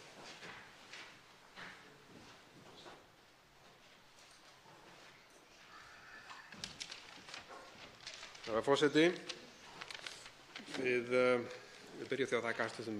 Fjármálaráðherra fyrir hans yfirferð hér. Við lestur þessarar hvítbókar ríkisstjórnarinnar framtíðarsýn fyrir fjármálakerfið. Ég segi að ég sé ekki þá framtíðarsýn sem verið að teikna upp. Bókin frekar svona samantekt af alls konar hugmyndum frekar en einhver sýn að mínu mati. Hún þó gagnleg, svo langt sem hún nær. Hún ágætlega sett upp og þægileg yfirlestrar og þeir sem setja upp fjárlagafrumvarpið og fylgirit þess til prentunar ættu að taka þessa uppsetningu sér til fyrirmyndar að mínu mati.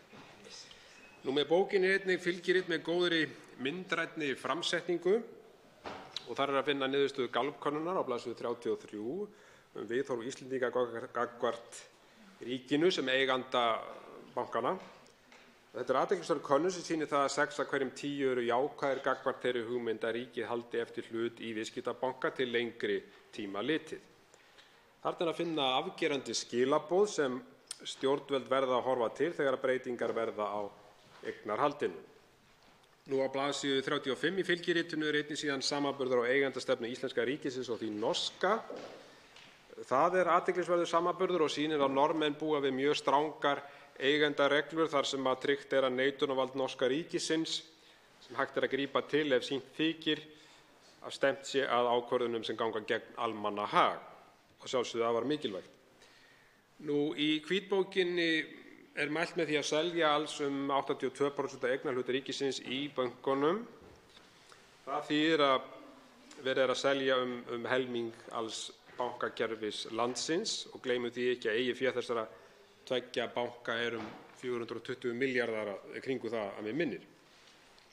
Þarna eru því augljósar hættur á ferðinni sem geta orðið að vegi verði farið of geyst.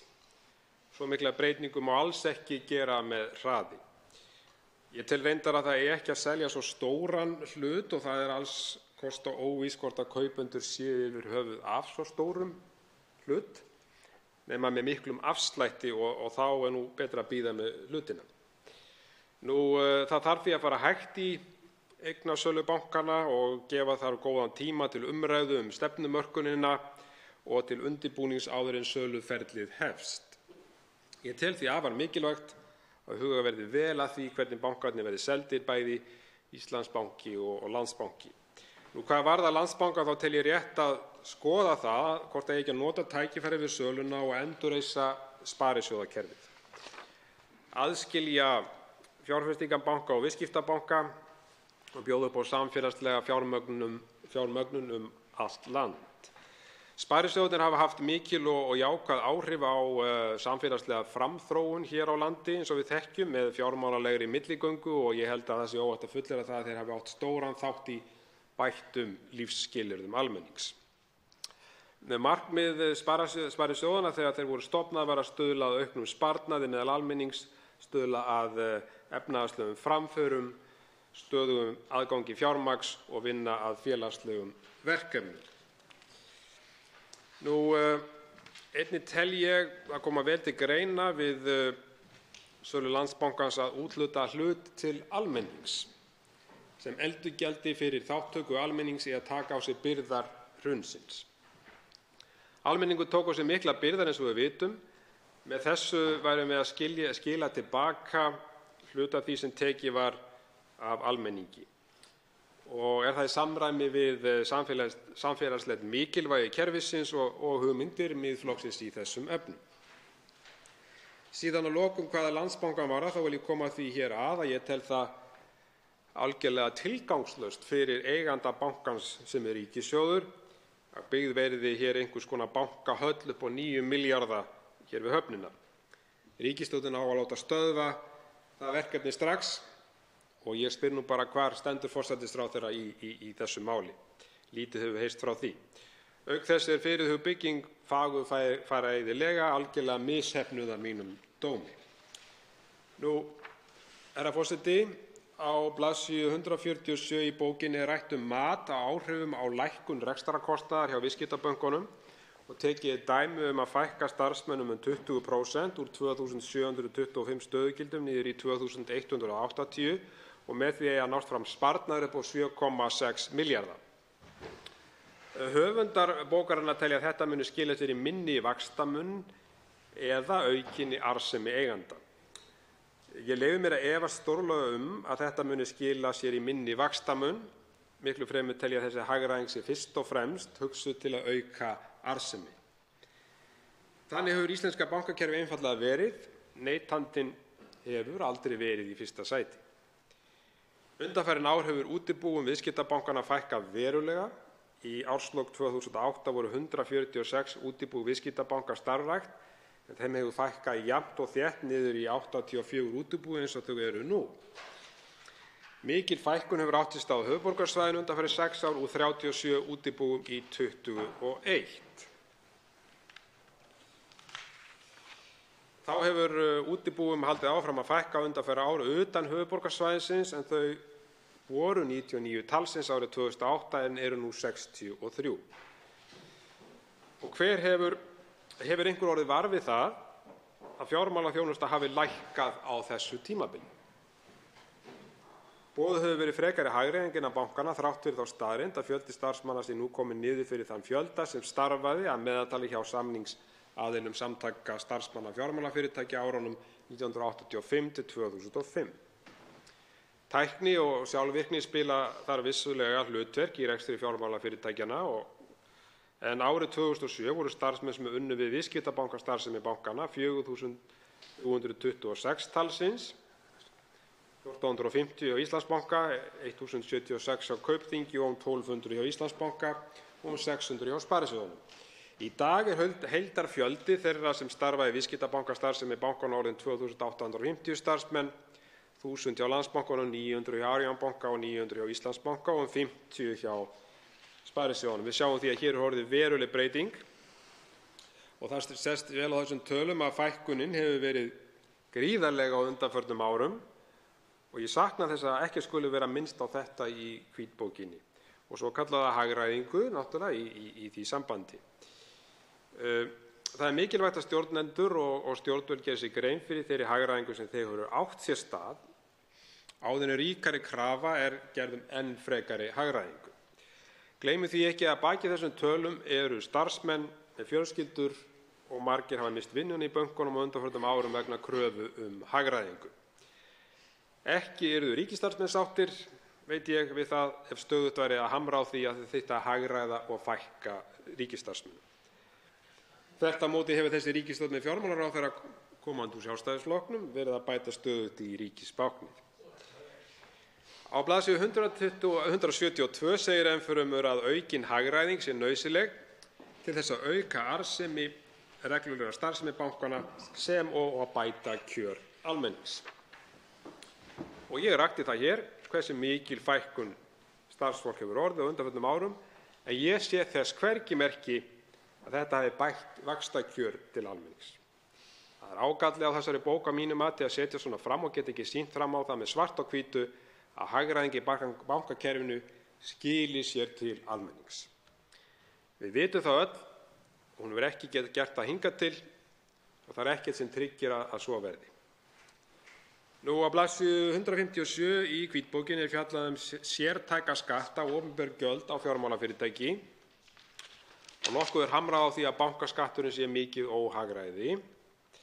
Það er reyndar minnst á fleiri gjöld, meðal annars eftirlitsgjald til Fjármálaeftirlitsins, en þess er ekki getið að gjaldið lækkaði nú áramótin þegar gerð var breyting á lögum í tengslum við fjárlög ríkisstjórnarinnar.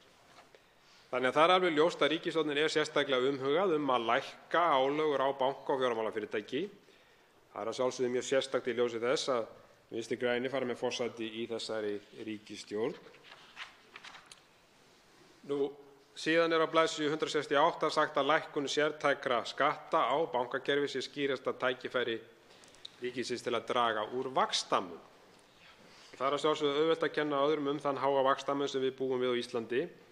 Allt sé þetta ríkisvaldinu að kenna vegna þess að skattleggur bankana svo mikið.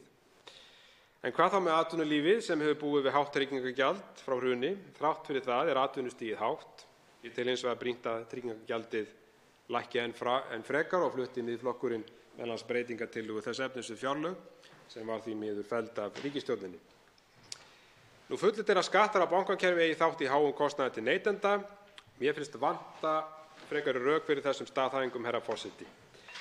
Tímans vegna verð ég að koma hér aftur inn í umræðuna á eftir. Hv. þingmaður óskar eftir að veita andsvar.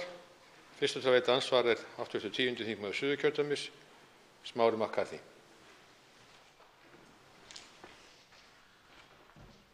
Herra forseti, mér fannst áhugavert sem að hv. þingmaður kom inn á varðandi það að það væri engin trygging fyrir því að lækkun bankaskatts myndi skila sér til neytenda og þetta er vandamál sem er kannski viðvarandi í pólitíkinni. Það hefur oft verið talað um það að lækkanir á virðisaukaskatti skili sér illa til neytenda sem dæmi.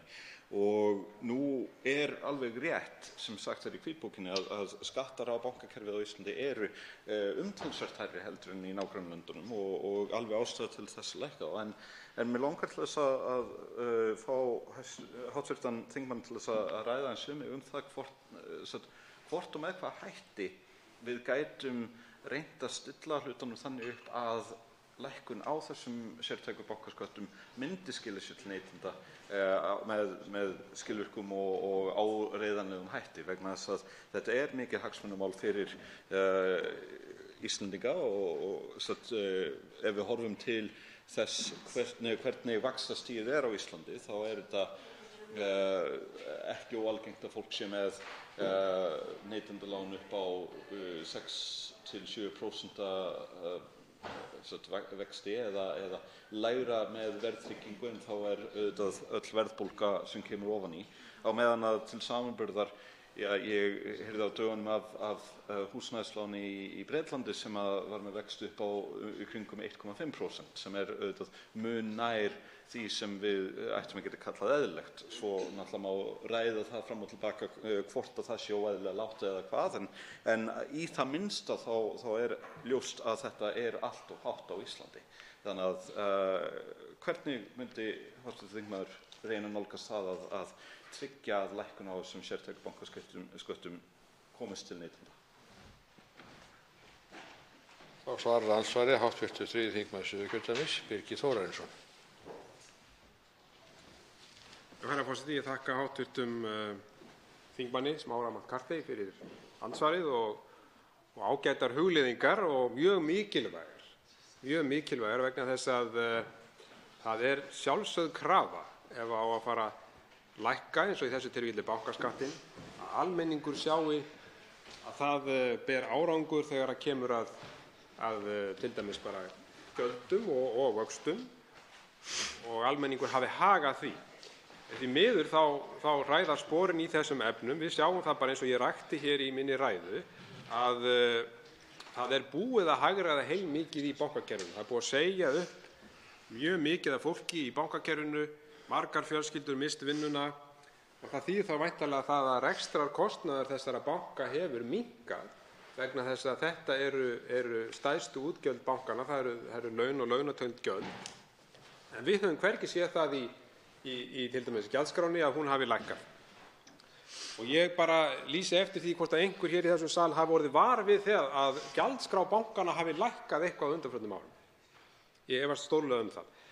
En Ég held að þetta sé sameiginlegt verkefni okkar hér að við þessa lækkun bankaskattsins sem vissulega má færa ákveðin rök fyrir að sé nauðsynlegt og svona kannski aðdraganda þess að bankarnir verði seldir að þá hafi neytendur hag af því. Og nú við vitum það til dæmis þegar eins og hv. þingmaður nefndi, þegar að virðisauki á vörum og svo framvegis lækkaður að þá náttúrulega virt verðlagseftirlit eins og bara verkalýðsfélögin og svo framvegis sem fylgjast mjög náið með því hvort að lækkanir af þessu tagi skili sér til neytenda. En því ekki fyrir að fara í þessum efnum hvað bankakerfið varðar og það spurning hvort það sé ekki mikilvægt að það verði fylgst bara kerfislega með því hvort að lækkanir af þessu tagi skili sér til neytenda því að þær hafa ekki gert það hingað til eins og ég nefndi. Við sjáum það greinilega með hvað varðar gjaldskráhækkanir bankanna. Þetta andsvari síðara sinn hv. 3. þingmaður Suðurkjördæmis, 10. þingmaður Suðurkjördæmis, Smári McCarthy. Forseti, já, þetta eru góðir punktar sem hv. þingmaður kemur með og kannski í því samhengi vert að taka fram að það orð sem Íslendingar minnast oftast á þegar spurt út í bankakerfið græðgi samkvæmt könnun Gallups sem gerð var fyrir þessu hvítbók. En þegar maður horfir samt á vaxtastigið og þá eru vissulega þessir sértæku skattar og þessi gjöld stór, háa á Íslandi miðað við önnur lönd, en þau vega samt ekki nema mjög lítið brot af heildarvaxtarkostnaði bankanna, það er að segja af neytendalánum. Stærsti þátturinn svo í kringum 60% stýrivextir Seðlabankans.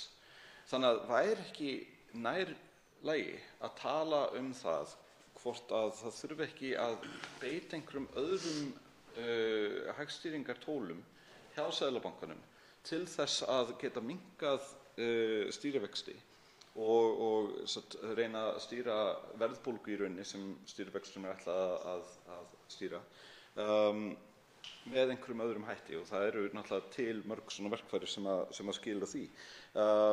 Þannig að þessi vextir geti almennt lækkað vegna þess að það að núlla út alla sértæka bankaskatta myndi samt ekki minnka meðalverð á láni nema 0,2% og tæplega það raunar.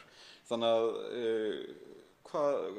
mér þætti gaman að heyra hvað hv. þingmanni þykir þá nálgun að leggja minna áherslu á þessa tilteknu skattalækkun og meiri áherslu á það að laga grunnkerfi fjármála- og peningakerfisins þannig að það sé hægt að lækka stýrivexti svo munar. Andsvari síðara sinn hv. 3. þingmaður Suðurkjördæmis, Birgir Þórarinsson. Já, herra forseti, ég þakka hv. þingmanni mjög áhugaverða nálgun á þessu máli. Ég tek alveg undir það með honum að við þurfum að leita allra leiða til þess að reyna að lækka þennan fjármagnskostnað sem almenningur þarf að búa við hér á landi. Nú, við ræddum þetta þegar rætt var peningastefnuna hér í þingsal og þá var komið inn á stýrivaxtahækkun Seðlabankans og framvegis og þar held ég að sé afar mikilvægt að ríki gagnsæi. Það hefur ekki verið og svona of mikil leyndarhyggja yfir stýrivaxtahækkunum Seðlabankans og kom meðal annars fram í þessari skýrslu að þessu þurfti að breyta og birta þessar huglýðingar nefndarmanna líka væri nauðsynlegt. Þannig að það kom margt fram í þeirri skýrslu sem lýtur að því sem hv. þingmaður nefndi hvað þetta varðar og sjálfsagt að skoða það.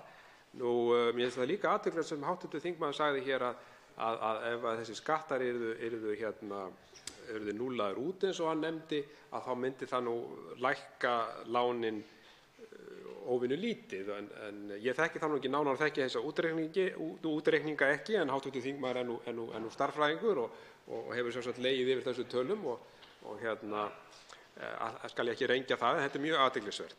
En það sem líka skiptir verulegu máli í mínum huga í þessum efnum við það að reyna að lækka hér vaxtamuninn og gjöldin á almenningi þegar kemur að fjármálagerningum, að við fáum samkeppni í bankakerfið. Og það er afar nauðsynlegt, held ég, í þessu fyrirhugaða söluferli að við leitum allra leiða til þess að hingað komi erlendur banki og hefji starfsemi. Það er bara afar mikilvægt og þá verður hér meiri samkeppni, virkari samkeppni sem við þurfum öll á að halda og mun vonandi skila sér og skila sér örugglega í formi lægri gjalda. Síðasta við andsvar Brynjar Níelsson, hv. 5. þingmaður Reykjavíkurkjördæmis suður. Hæstv. forseti, þetta að verða einhver óskiljanlegasta umræða sem ég hef orðið vitni af. Hér tala menn það að bankaskattur hafi hugsanlega engin áhrif á vexti, en menn mjög uppteknir að lækka vexti.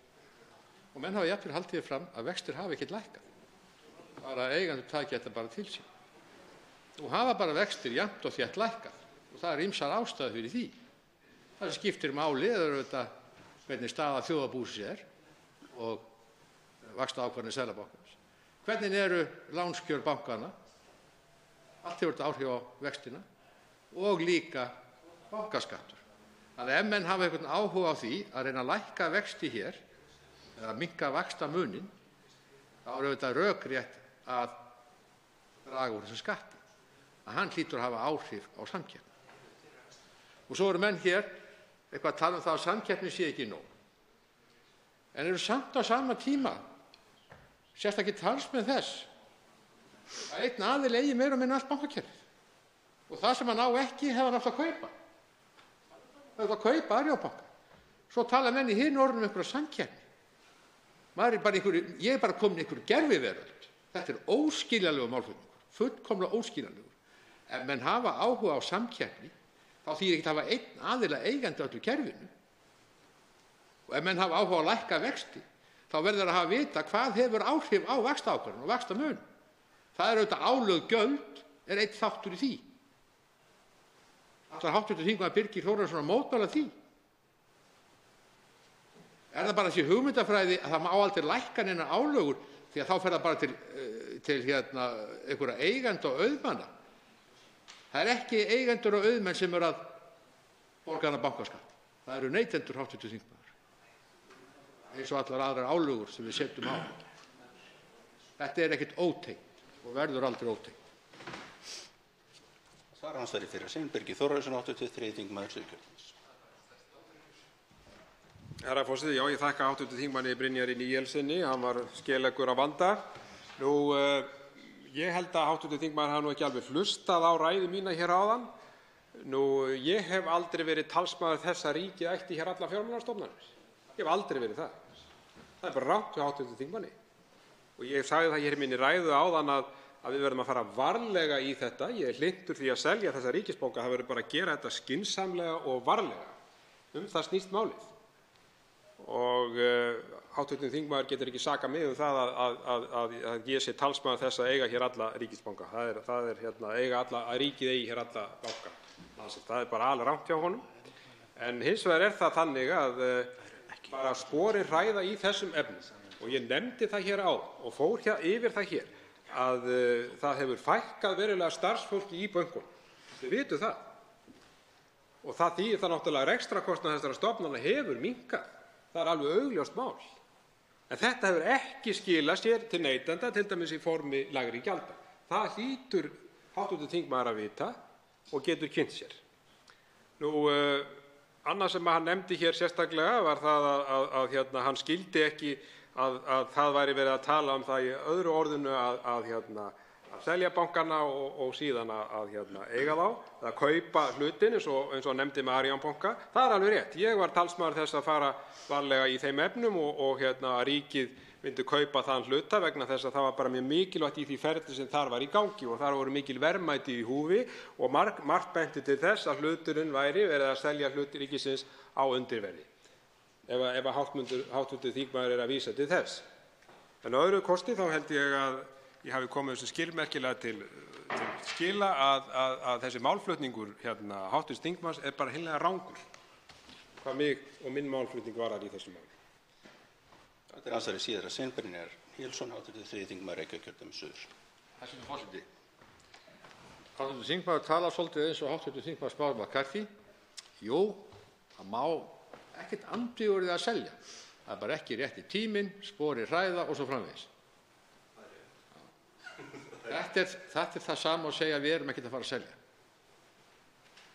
Og það er einfaldlega þannig, hugsanlega einhvern tímann í framtíðinni. Í raun er ekkert að skilja þessi orð öðruvísi. Heldur menn séu bara mjög sáttir við eignarhald ríkisins. Og hv. þingmaður Birgir Þórarinsson vildi, þegar við vorum áttum þegar Íslandsbanka og Landsbanka, þá vildi hann á sama tíma kaupa Arion og barðist þér mjög fyrir því. Það er ekkert rangt í því. Þetta er svona eins og að segja, þetta minnir mér líka hérna fleiri þingmenn sagt svona, já, jú, allt til að selja, sko, en ekki selja svona mikið og það þarf að fara varlega. Það er enginn að tala um að það þurfi ekki að fara varlega, sko. Menn er ekkert að byrja á þessu núna. Það hefur komið hér fram að menn voru að huga á þessu 2012. Í 2012 að fara að selja eignarhlut. Bönkunum. En alltaf þegar það kemur að því, þá er aldrei rétti tíminn hjá sumum. Þannig skildi ég þessa ræðu og ég held að allir aðrir hafi skilið hana þannig. Hv. þingmaður Birgir Þórarinsson er engin sérstakur áhugamaður að selja eignarhlut ríkisins. Og hann er engin áhugamaður að lækka bankaskatt.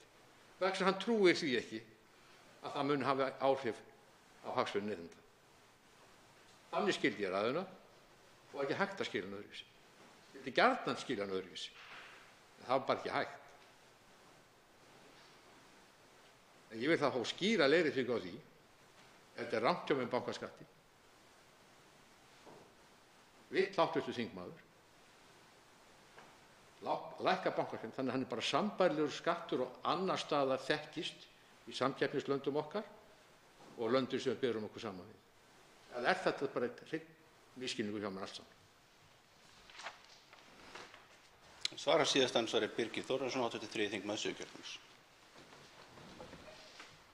Herra forseti, ég þakka hv. þingmanni Brynjari Níelssyni fyrir andsvarið. Ég rakti það hér í ræðu minni áðan, hv. þingmaður, að ég teldi afar mikilvægt að erlendur banki kæmi hér inn í landið og hefði hér starfsemi. Og er ekki hægt að skilja þá, skilur þá hv. þingmaður það ekki að þá er ég hlynntur því að selja hlut ríkisins í banka hér, eins og til dæmis Íslandsbanka. Ég hef aldrei mælt á móti því. Ég sagði hér í ræðinu, og það er að rétta hv. þingmanni, að við verðum að fara varlega í þessum efnum. Varlega. Og ég held alveg að tími sé kominn til þess að fara að selja hluti. Og það er spurning hvort það eigi að gera það jafnvel bara í dreifði eignaraðild og leyfa almenningi að koma þar að. Og ég tel alveg að tímapunkturinn sé kominn í þessum efnum. Þannig að það er nú bara rangt hjá hv. þingmanni og hann hefur misskilið þetta hvað það varðar. En svo ég bara árétti það sem ég sagði hér, að varðandi bankaskattinn, þá nefndi ég það einnig hér í ræðuna áðan að í því ferli sem framundan söluferli bankana, að þá er það vissulega rétt að bankaskatturinn getur verið svona óheppilegur í því söluferli að vissu marki, en ég sé hins vegar ekki ástæðu til þess að lækka hann svona bratt eins og stendur til að gera. Og það er alveg ljóst í mínum huga að, og ég er búinn að nefna þetta hérna áður og oftar en einu sinni, að það er engin trygging fyrir því, og það segir það beinlínis í þessari skýrslu, þessari bók, það er engin trygging fyrir því að þetta muni lækka vaxtamun hér, að almenningur muni hagnast á þessu. Það er engin trygging, og við vorum að ræða þetta hér, hv. þingmaður, ég og Smári McCarthy, að reyna að finna einhverja lausnir til þess, að sjá til þess að lækkun á þessum skatti skili sér til neytenda. Það er bara afar brýnt og ég held að hv. þingmaður hljóti að vera sammála okkur í því.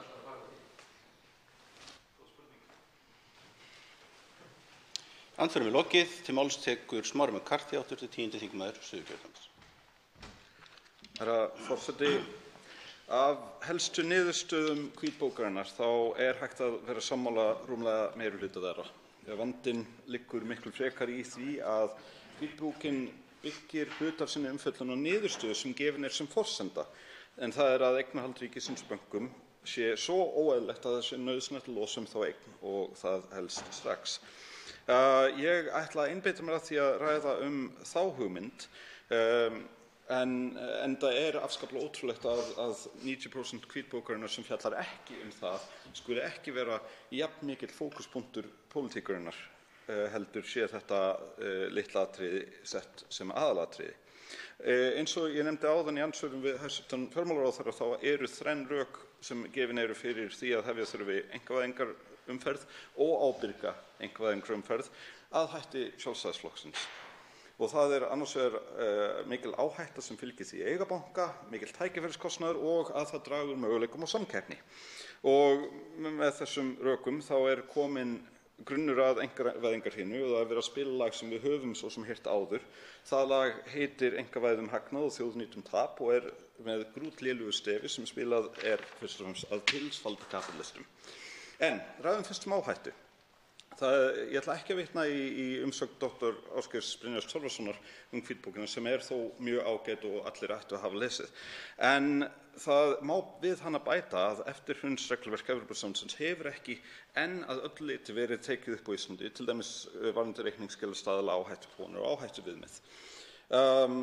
Og það að ógna fólki eins og hefur verið gert með annarri kreppu er afskaplega asnaleg leið til þess að reyna að sannfæra fólk að selja gullgæsir. Sérstaklega þegar á sama tíma er verið að reyna að tala upp að þetta sé svo góður hlutur til þess að selja. En við vitum svo sem að ef við ætlum að tala áhættusamar aðgerðir, þá hlýtur það að selja 16% eignarstefnu ríkisins að varpa vafa á festu og stöðugleikaskilyrðin sem talað í lögum opinber fjármál. Því að við söluna batnar vissulega sjóðstaða ríkissjóðs samkvæmt svona helstu Excel-útreikningum, en það flæði sem felst í arðgreiðslum frá bönkunum hverfur og ekkert kemur í staðinn. Og athugum að bara fyrir arðgreiðslunar þá úr Landsbankanum og Íslandsbanka þá væri hægt að byggja Landspítalann einu sinni á ári. Þannig að svo er önnur áhætta sem felst í söluferli af því tagi sem hefur verið talað fyrir. En það er að sú típa fjárfestis sem liggur á hundruðum milljarða í lausafé og ákveður að best sé að kaupa íslenskan banka er líklega ekki sú típa fjárfestis sem hefur áhuga á því að vera kjölfestu eigandi til lengri tíma á burðugu fjármálafyrirtæki sem vill veita góða þjónustu. Áhuginn er miklu líklegri til þess að vera að koma inn, hámarka hagnað til skamms tíma, moka út verðmætum og losa svo stöðuna þegar reksturinn er orðinn hættulega lélegur. Tækifæriskostnaðinn þarf svo sem ekkert að ræða neitt frekar. Það er rökleysa að halda því fram samtímis að það sé mikill tækifæriskostnaður af því að binda 420 milljarða eign en ekki tækifæriskostnaður að binda 500 milljarða eign, þó svo að vissulega hafi hæstv. Fjármálaráðherra tekið að einhverju leyti undir það að það sé rökleysa áðan. Samkeppnissjónarmiðin aftur á móti. Þar er nóg að segja. Ég tek undir samkeppnisatriðin að einhverju leyti. En höfum í huga að ríkisbankarnir hafa skilað 207 milljarða á síðustu 5 árum vegna arðkröfu ríkisins, sem er eitt af því sem heldur vöxtum háum. Þetta er aðeins raunhæft út frá þeirri fákeppni sem er á bankamarkaði í dag og við þurfum meiri samkeppni. En ef meiri samkeppni á að koma fram, þá væri kannski byrjun að eigendur bankana í dag myndu setja eigendastefnu sem er að því að keppa frekar á samkeppnisgrundvelli við aðra banka út í heimi. Raunin er náttúrulega sú að það verður afskaplega lítil samkeppni á íslenskum bankamarkaði meðan vaxtastig stýrivaxta er það hátt að engin eðlilegur grundvöllur er fyrir samkeppnisrekstur í fjármálageiranum og meðan gjaldmiðillinn er það óstöðugur og óstýrilátur að erlendir aðilar geti ekki treyst því að það verði yfir höfuð einhver verðmæti til í landinu eftir hádegi á einhverjum gefnum mánudegi. Og ef við viljum stuðla samkeppni á fjármálamarkaði er leiðin til þess ekki að selja endilega bankana strax, heldur að laga regluverkið okkar, markaðsaðstæðurnar, efnahagsleg grunnskilyrði á þannig hátt að úr verði fjármálamarkaður sem einhver hefur áhuga á því að koma inn á erlendis frá. Ef við byggjum þetta þá koma þeir. En nú þykir mér ástæða, herra forseti, til þess að nefna að ég er engin sérstakur talsmaður þess að ríkið eigi bankana til frambúðar. það nefnilega ýmislegt sem við getum gert ef við myndum selja einhvern hluta þeirra. Fjármagna vegakerfið án þess að taka upp veggjöld, byggja upp innviði og svo framvegis. En íslenskur almenningur enn brenndur eftir fyrri einkavæðingarhinnu og öll tortryggni almennings gagnvart einkavæðingaráformum fullkomlega eðlileg. Sér í lagi þegar þau áform koma frá fjármálaráðherra hæstvirtum sem hefur áður tengst einkavæðingum og ríkiseignum sem hafa farið undarlega leiðis og ekki sem sagt. Ég ætla ekki að rifja upp þau mál en það hægt að lesa svo sem það til dæmis í ýmsum skýrslum en gerum neglum örfá atriði snöggvast úr því ég hef stuttan tíma. Fyrsta atriðið. Bankasýsla ríkisins setti 4 viðmið í janúar 2016 fyrir sölu bankana. Að bankarnir styrkir svona á stöðugleika, hér svo sem ekkert mikill stöðugleiki, hann hefur þó skánað. Virðismat á fjármálafyrirtækjum sé ásættanlegt og við höfum í raun ekki enn upplýsingar það. Fjárfestar hafi áhuga, ég veit ekki til þess að þeir hafi það, og að fjármálafyrirtæki sé álitlegur fjárfestingarkostur sem ég myndi ekki telja svo sé vegna einmitt regluverksins. En þessi viðmið góð og ég legg til að það sé farið eftir þeim. Og svo, 2. Jafnvel ef það tímabært að fara að skoða sölu að einhverju leyti, þá ætti áherslan ekki að vera á að selja í stórum bitum til einhverja lunda, heldur miklu frekar að selja kannski 2–4% í hvorum bankanum fyrir sig á ári yfir 20–40 ára tímabil eins og hefur verið gert mjög víða annars staðar. Á þann hátt að það myndi stöðugur grunnur fjölbreyttra langtímafjárfesta sem að hafa áhuga á því að tryggja góðan rekstur. Þetta það sem væri ábyrgt í stöðunni. 3. Við ættum að útfæra sem fyrst þau atriði sem í hvítbókinni sem tala til dæmis sameiginlega innviði bankakerfisins, neytendavernd, stöðu íbúðalánasjóðs og fleira. Það margt mjög gott í hvítbókinni sem við ættum að útfæra. 4. Við sölu bankana á einmitt svona rólugu 2–4% ári fyrirkomulagi sem myndi bæði leyfa okkur að fjármagna vegakerfið og ýmislegt annað, þá væri ágætt að við myndum fara þá leið að eyrnamarka hlutasölu og kannski 30% eða svo á hverju ári sem framlag til fjárfestingarbanka sem ætti að vera að öllu leyti í eigu ríkisins sem væri byggður á því fyrirkomulagi sem hefur sést í þróunarbönkum víða heim. En það hefði það sérstaka hlutverk að lána á lágum vöxtum til smærri verkefna sem snúa að því að laga umhverfið og loftslagið og stuðla að atvinnuþróun með ýmsum hætti vegna þess að það hefur verið erfitt fyrir fyrirtæki að fjármagna sig hluti til vegna vaxtaaðstæðna. Og síðan 5. punkturinn minn, við skulum í einu og öllu taka mark á almenningi þegar hann segir að hann beri lítið traust til bankakerfisins og vilji ekki sjá einkavæðingu framkvæmda með æsibunugangi að hætti Sjálfstæðisflokksins. Þess í stað skulum við stíga mjög varlega fram á ábyrgan hátt sem væri vissulega nýmæli í fjármálakerfinu á Íslandi ef svo ber að skipta en við höfum öll tækifærin til þess að klára að laga regluverkið, til þess að gera þetta öflugt, gera þetta gott og selja síðan með eðlum, rólegum hætti eins og hefur verið gert í löndunum í kringum okkur. Það nefnilega þannig, herra forseti, að íslenskir bankar þeirra hlutverk á að vera að þjónusta almenning fyrst og fremst. Lægri sanngjarnari vextir skref í þá átt.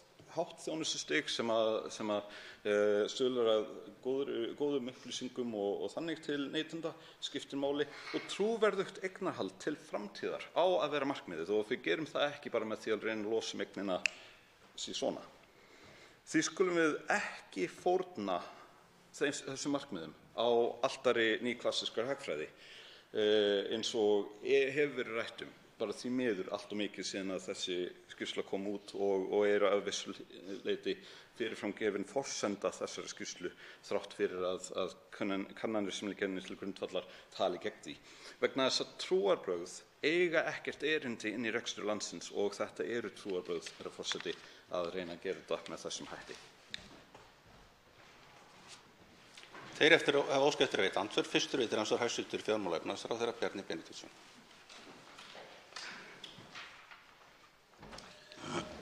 Forseti, ég átta mig ekki á því hvað hv. þingmaður að fara þegar hann segir að það sé eitthvað trúarbrögð að baki þeirri hugmyndafræði sem hér teflt fram í hvítbókin. Og staðreynd málsins sú varðandi sölu bankanna að það bent á margar leiðir til þess að draga úr eignarhaldi ríkisins. Og ég vil koma því að hér að vegna þess að hv. þingmaður vísar í kannanir og hann segir að fyrir liggi könnun að almenningur vilji ekki einkavæðingu í anda Sjálfstæðisflokksstefnunnar, einhvern æðibunugang og eitthvað slíkt. Það er engin slík könnun sem í þessari hvítbók. Hann telur sömuleiðis að það sé mikil tortryggni vegna þess að ég hafi tengst einkavæðingaráformum fyrri tíma. Ég vil bara biðja hv. þingmann að gera grein fyrir máli sínu og í hvaða skýrslur hann er að vísa. Þegar hann segir að í skýrslum sem hann vitnaði til hér svona út í loftið, þá liggi fyrir með hvaða hætti ég tengist fyrri einkavæðingaráformum.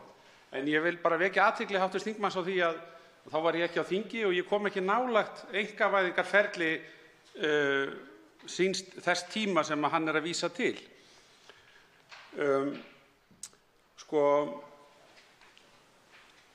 Mér finnst að hv. þingmaður komi hér upp og vilji draga línu á milli þess sem segir í hvítbókinni og hans stefnu. Hans stefna er að gera þetta skynsamlega. Hans stefna er að flýta sér ekki of. Hans stefna er að fara varlega og gera þetta vel. Og ég ætla bara að segja, það er mín stefna að vanda sig, gera þetta vel, flýta sér ekki of og alla þessa þætti sem ég var hér að telja upp.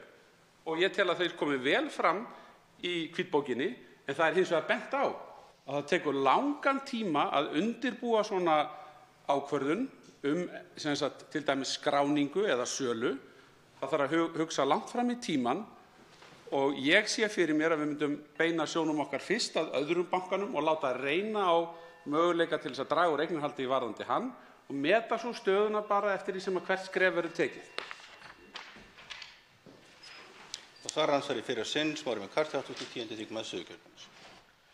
Herra forseti, það er mörg atriði í andsvari hæstv. fjármálaráðherra. Kannski fyrst segja það, mér heyrðist hann slá saman tveimur aðskildum setningum, það er kannski vegna þess að ég talaði óskýrt, en til þess að nefna þó einhver einkavæðingu áfram sem að mér skilst að hæstv. fjármálaráðherra hafi átt hlut í, þá er það sala á hlutum í Borgun, en ég sel það ekki til rauninni keypti það. Aftur á móti þá er könnun í skýrslunni þar sem talað það að 14% landsmanna eru opin fyrir því að selja bankana. Afgangurinn sem ekki á móti því að bankarnir verði seldir. Það eru trúarbrögð að það þurfi að keyra allar skuldir ríkisins niður í 0 og það er að einhverju leyti sá trúarbragðavinkill sem að verður til þess að hugmyndin að selja ríkiseignir og skera þar með á flæði fjármagns inn í ríkissjóð með ýmsum hætti verður svo álitlegur kostur.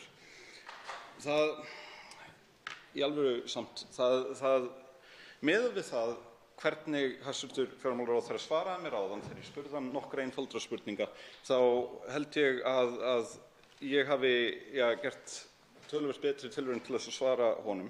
En mig langar til þess að spyrja kannski á móti úr því að ég hef tækifæri til. Úr því að við erum greinilega sammála, úr því að hæstv. fjármálaráðherra segir að hann sé sammála mér í því að fara sér hægt, gera þetta vel og svo framvegis. Getum við sammælst það að setja einhvers konar hámarksþak á hversu mikið verður selt í hverjum banka á hverju ári og mætti það þak vera kannski 4%? Það veitir andsvari síðara sinn hæstv. fjármála- og efnahagsráðherra Bjarni Benediktsson. Forseti, í fyrsta lagi vil ég nú segja að við höfum farið okkur hægt. Við lögðum mjög háar fjárhæðir inn í Landsbankann fyrir 10 árum síðan. Mér finnst ekki hægt að útiloka að það gæti orðið lending eftir að aðrir kostir hafi verið útilokaðir, að ríkið þyrfti að fara þá leið að skrá banka og smám saman nýta markaðinn til að losa eignarhald sitt. Mér finnst að það ætti ekki að vera fyrsti valkostur. Ég verð að halda því hér til haga að mér finnst að hv. þingmaður ofmeti stórkostlega arðgreiðslugetu ríkisbankanna inn í framtíðina, en hann sagði hér í ræðu sinni áðan að við myndum geta greitt sem nemur heilum Landspítala á hverju ári bara fyrir arðgreiðslurnar í framtíðinni og við værum að fara á mis við þessar miklu arðgreiðslur inn í framtíðina ef við seldum bankana. þá vil ég bara benda á það að sé það svo að við höfum í hendi okkar arðgreiðslur upp á 70 milljarða út úr þessum bönkum á hverju ári samtals, bara inn í framtíðina, að þá mun það endurspeglast í söluverðinu. Það er alveg augljóst. Og þá er virði bankanna stórkostlega vanmetið í hvítbókinni. Ég held hins vegar að þetta sé mjög mikið ofmat á arðgreiðslugetu ríkisbankanna hjá hv. þingmanni. Það er ekki mín trúarbrögð, eins og hv. þingmaður orðar það, að segja skuldir ríkissjóðs að þær verði að fara í 0, það er að segja nafnvirði skuldanna. Ég hef hins vegar sagt að til lengri tíma litið og jafnvel á næstu árum þá getur hreinar skuldir farið í 0, en ég hef einmitt nýlega skrifað grein það að við þurfum að halda úti ákveðnum lágmarksskuldabréfaútgáfum. Og ég verð bara að lýsa mikilli furðu á því að hv. þingmaður skuli koma hér upp og nefna Borgun sem dæmi mál sem ég hafi eitthvað haft með að gera. Má ég bara benda hv. þingmann á það að hér erum við með stjórn bankasýslu og bankasýslu sem að velur í dag í gegnum valnefnd stjórnir banka og ég kem hvergi þar nálægt málum. Stjórn og stjórnir banka taka síðan ákvarðanir fyrir hönd bankana. Og hv. þingmaður ætti bara að gera grein fyrir því hér með hvaða hætti fjármálaráðherrann hefur í einhverju tilviki og sérstaklega í tilviki Borgunar komið að ákvarðanatöku sölu eigna. Þið eru auðvitað alveg með ólíkindum að hlusta á þetta mál hér. Forseti minni þingmenn á að halda og ráðherra að halda ræðutímann, þó sé heitt í hamsi. Þá svarar andsvari í síðara sinn, Smári McCarthy, 80. þingmaður Suðurkjördæmis. Herra forseti, ríkisbankarnir hafa skilað 207 milljarða arði til ríkisins á síðustu 5 árum. Og það er að vísu vegna þess arðsemiskrafa ríkisins er mjög há. Það er eitt af því sem veldur vöxtum háum og þetta er eingöngu raunhæft vegna þess að það er fákeppni á bankamarkaði. Og við getum alveg verið sammála mikilvægi þess að auka samkeppnina. Hvort að það sé nákvæmlega rétt að það sé hægt að fjármagna heilan Landspítala á hverju ári, ok, kannski ekki. En við hljótum allavega að sjá það af þessum tölum að það væri hægt að komast ansi langt í áttina að því.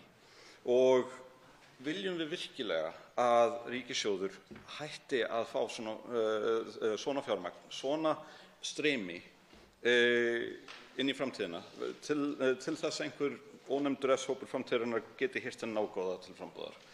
Ég held að það sé alveg til í dæminu að við förum einhverja skynsamlega leið í því, skynsamlega leið, en við verðum að gera þetta mjög varlega og vissulega þá er verðmat og gott verðmat byggt á forsendum eitt af skilyrðunum fyrir því að við getum einu sinni byrjað á þessu. Það að skrá bankana á markaði og losum hægt er held ég rétt leið en ástæðan fyrir því ég fer þá leið sem ég hef farið í ræðu minni er vegna þess að grundvallar áhyggjur fólks í samfélaginu eru réttmætar. Fólk er hrætt við að fara í aðra bankasölu vegna þess einmitt að það virkaði svo illa síðast. Og þar er tækifæri til þess að bæta regluverkið, þar er tækifæri til þess að gera betur. En ég ætla ekki að eyða einhverjum tíma núna í að rekja tengsl hæstv. Fjármálaráðherra við ýmiss konar mál vegna þess að það er tíminn búinn. Síðar það við andsvari Brynjar Níelsson, hv. 5. þingmaður Reykjavíkurkjördæmis suður. Hæstv. forseti, ég held að málflutningur hv. þingmanns Smára McCarthy sé svona enn mótsagnakenndur heldur hjá hv. þingmanni Birgi Þórarinssyni. Hv. þingmaður segist ekki vera neitt sérstakur áhugamaður að ríkið eigi bankana. Svo kemur hérna næsta setning sem var að vísa undan. Á að fara að selja gullgæsina og afhenda auðmönnum hagnaðinn en við að greiða tapið. Hvernig á að skilja þetta? Ég skilja þannig að maðurinn er sérstakur áhugamaður það að ríkið eigi bankana. Og ég vil líka spyrja hv. þingmann að því að hann gerir lítið úr þessum samkeppnissjónarmiðum sem kom fram í hvítbókinni. Finnst honum eðlilegt, hv. þingmanni, ef einhver annar ætti 70–75% af fjármálakerfinu, að það væri nú einhver samkeppnisskekkja í því? Og finnst þingmannum til dæmis sjónarmið Samkeppniseftirlitsins sem koma fram í hvítbókinni og í áliti þeirra sé bara einskis virði eða ekki mark á takandi? Það er alveg rétt að eignarhald þarf að vera trúverðugt. Eignarhald eins aðila, þó það heiti ríkið, á 70–75% í samkeppnisrekstri og íslenskum markaði er ekki trúverðugt. Þó við reynum að draga úr því 2–4% á ári næstu áratugina, 4 eða hvað það var. Þannig að þetta er einhvern veginn málflutningur sem bara einhvern veginn er út og suður. Man áttar sig ekki á hver er raunveruleg stefna þá þingmannsins eða hans flokks, hvað hann telur skipta máli, telur hv. þingmaður skipta máli að hér sé gildi einhverjar samkeppnisreglur í þessu eða ekki, hvort að það sé skynsamlegt út af áhættunni að ríkið eigi þessa bankalla eða hvað. Ég bara er engu nær. Svar andsvari fyrir sinn, Smári McCarthy, 8.10. þingmaður Suðurkjördæmis. Herra forseti, mér heyrist hv. þingmaður Brynjar Níelsson vera fyrst og fremst áhugamaður að misskilja mig eða allavega hafa rangt eftir mér. Ég hef sagt og sagði hér rétt áðan að ég vil gjarnan losa eignarhlutina með afskaplega rólegum hætti. Ég segi afskaplega rólegum hætti vegna þess að mér finnst það vega þyngra að við gerum þetta rólega þannig að það myndist einhver eðlilegur kjölfesta í eignarhluti og dreift eignarhald heldur en samkeppnissjónarmiðin, þó svo að ég taki undir þau. Ég tek alveg undir þau.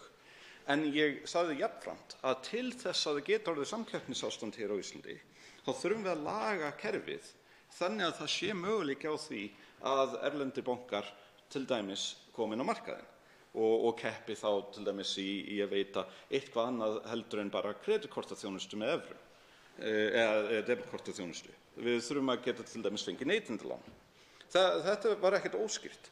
Varðandi gullgæsina þá sagði ég orðrétt: það að ógna fólki með annarri kreppu er afskaplega asnaleg leið til þess að reyna að sannfæra fólk að selja gullgæsir. Sem er rétt. Það er asnaleg leið að reyna að segja fólki í aðra höndina: við erum búin að bæta regluverkið svo mikið að það getur ekki komið annarri kreppa, jafnvel þó svo að við myndum selja bankana, en á sama tíma að segja að það er svo hættulegt að eiga banka að við verðum að selja þá allar fyrst og ógna fólki með annarri kreppu þannig. Það er mikilvægt að laga samkeppnina. Það er mikilvægt að við búum til eðlilegar markaðsaðstæður. Það er ekki eðlilegt, aftur á móti, að gera það með nákvæmlega sama hætti var gert hérna síðast, að moka öllu út í hendur einhverja fjárglæframanna eins og reyndin varð. Bara því miður, þá virkaði það afskaplega illa og árið 2001, ég legg til að fólk kíki á þetta, ræðurnar sem voru haldnar þá, ég í þessari pontu, allar snerust þær það að þetta væri til að auka samkeppni og samkeppnin jókst ekki. Þetta er andsvari síðara sinn, Brynjar Níelsson, 8.5. þingmaður Reykjavíkurkjördæmis suður. Hæstv. forseti, að vísu er það rátt, samkeppnin auðvitað jókst. Við græddum á því, þangað til bankarnir hrundu.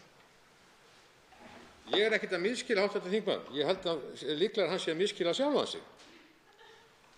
Sko, það er engin ágreiningur það að fara varlega. Það er enginn að tala um að geta með einhverju gassagangi. Við erum bara að tala um það að þetta er óeðlileg staða að einn aðili eigi 70–75%. Því fylgir áhætta. Ég er ekkert að hóta einu hruni.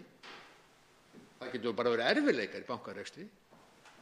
Og ef hv. þingmaður heldur það að við séum að taka 70 milljarða á venjulegum rekstri fjármálafyrirtækis, þá er það ekki þannig. Það er allt annar hagnaður út af allt öðru. Þannig að þetta er og ef það væri þannig, eins og hæstv. fjármálaráðherra hefur sagt, ef það væri þannig að menn sæju fyrir sér 70 milljarða króna hagnað eða 40 milljarða hagnað á hverju ári, þá kæmi það fram í söluverði bankans. Þannig að það er auðvitað ekki þannig að við séum að henda einhverju gullgæs í einhverja auðmenn. Þetta allt snýst auðvitað hagsmuni okkar. Hvort það sé skynsamlegt að hafa bankakerfi í þessu eignarhaldi. Hvítbókin rökstyður allt mjög vel. Og það enginn að tala að fara einhverju gassagangi og gefa einhverju vitleysu að því einhvern tímann hafi verið gert með öðrum hætti hér á árum áður. Svo regluverkið auðvitað allt annað í dag. Og ég verð að segja að þess vegna finnst mér þessi málflutningur svo mótsagnakendur, því að það í einu orðinu sagt, já, ég nú ekkert á móti því að selja bankana, en ég nú ekki óþarf að afhenda þessa gullgæs eitthvert og við svo taka tapið og það þarf að gera þetta rólega sem enginn efast Þannig að ég tel bara mikilvægt að menn svari því hvort þeir telji þetta bara eðlilegt eignarhald út frá samkeppnissjónarmiðum, út frá áhætturekstri. Það spurningin. Svara síðast andsvari Smári McCarthy, 10. þingmaður Suðurkjördæmis. Herra forseti, ég misskil ekki sjálfan mig, en aftur á móti þá held ég að hv. þingmaður hafi ekki hlustað á hæstv. Fjármálaráðherra rétt áðan þegar hann sagðist ekki vilja að það veri fyrsta leiðin sem væri farin að fara að skrá bankana á markað og selja smám saman yfir lengri tíma. Heldur vildi hann frekar einhverja aðra leið sem ég túlkar sem svo, og ég held að það sé eina rétta túlkunin, að hann vilji selja meira í einu. Áttum okkur á því að það að selja 10% af þessum tveimur bönkum, Landsbanka og Íslandsbanka, jafngildi því að selja eigið fé bankans upp á 41 milljarð, 42 milljarða á ári. Það að segja ef við færum í 10% á ári, og það reyndar miklu meira sem hefur verið talað að gera.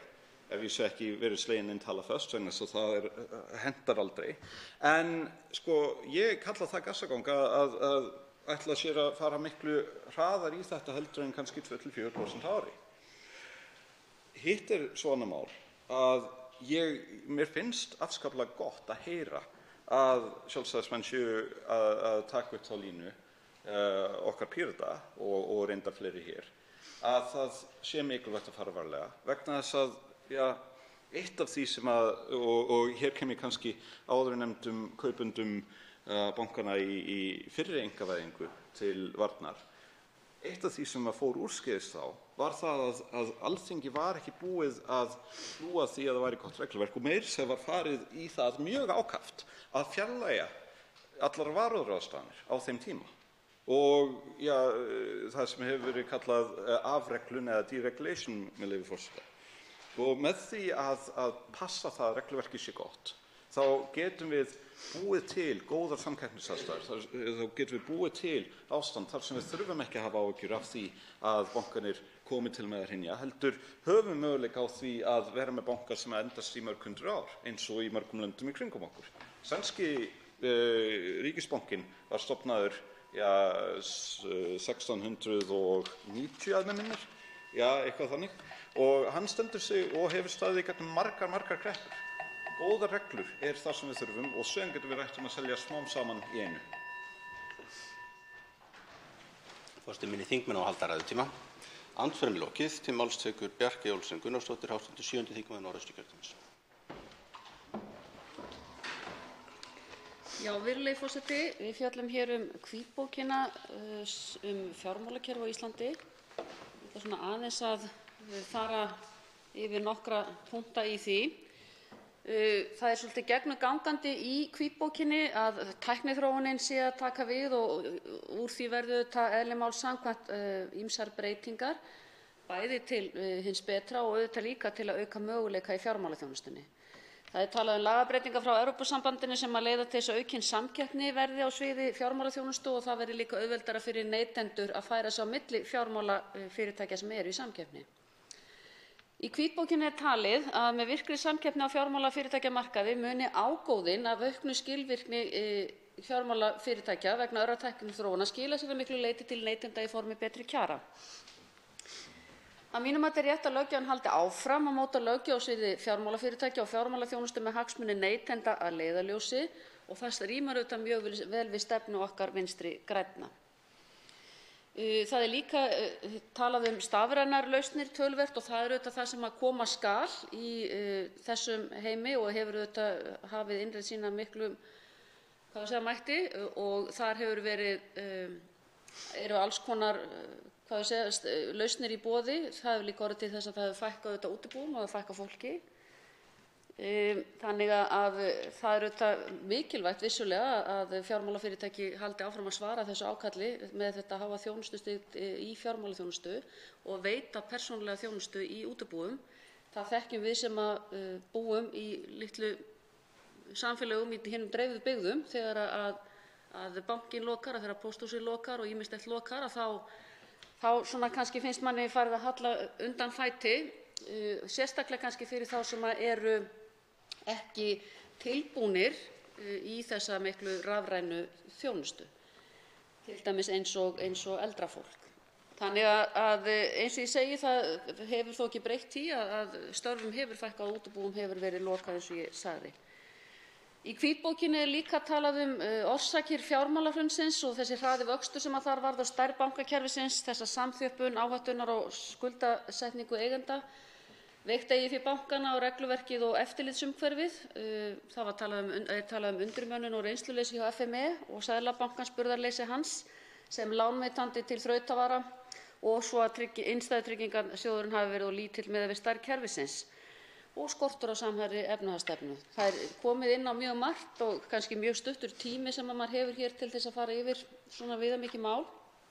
En vissulega er það svo að eftir hrunið þá höfum við tekið og brugðist við mjög miklu af því sem gagnrýnt hefur verið.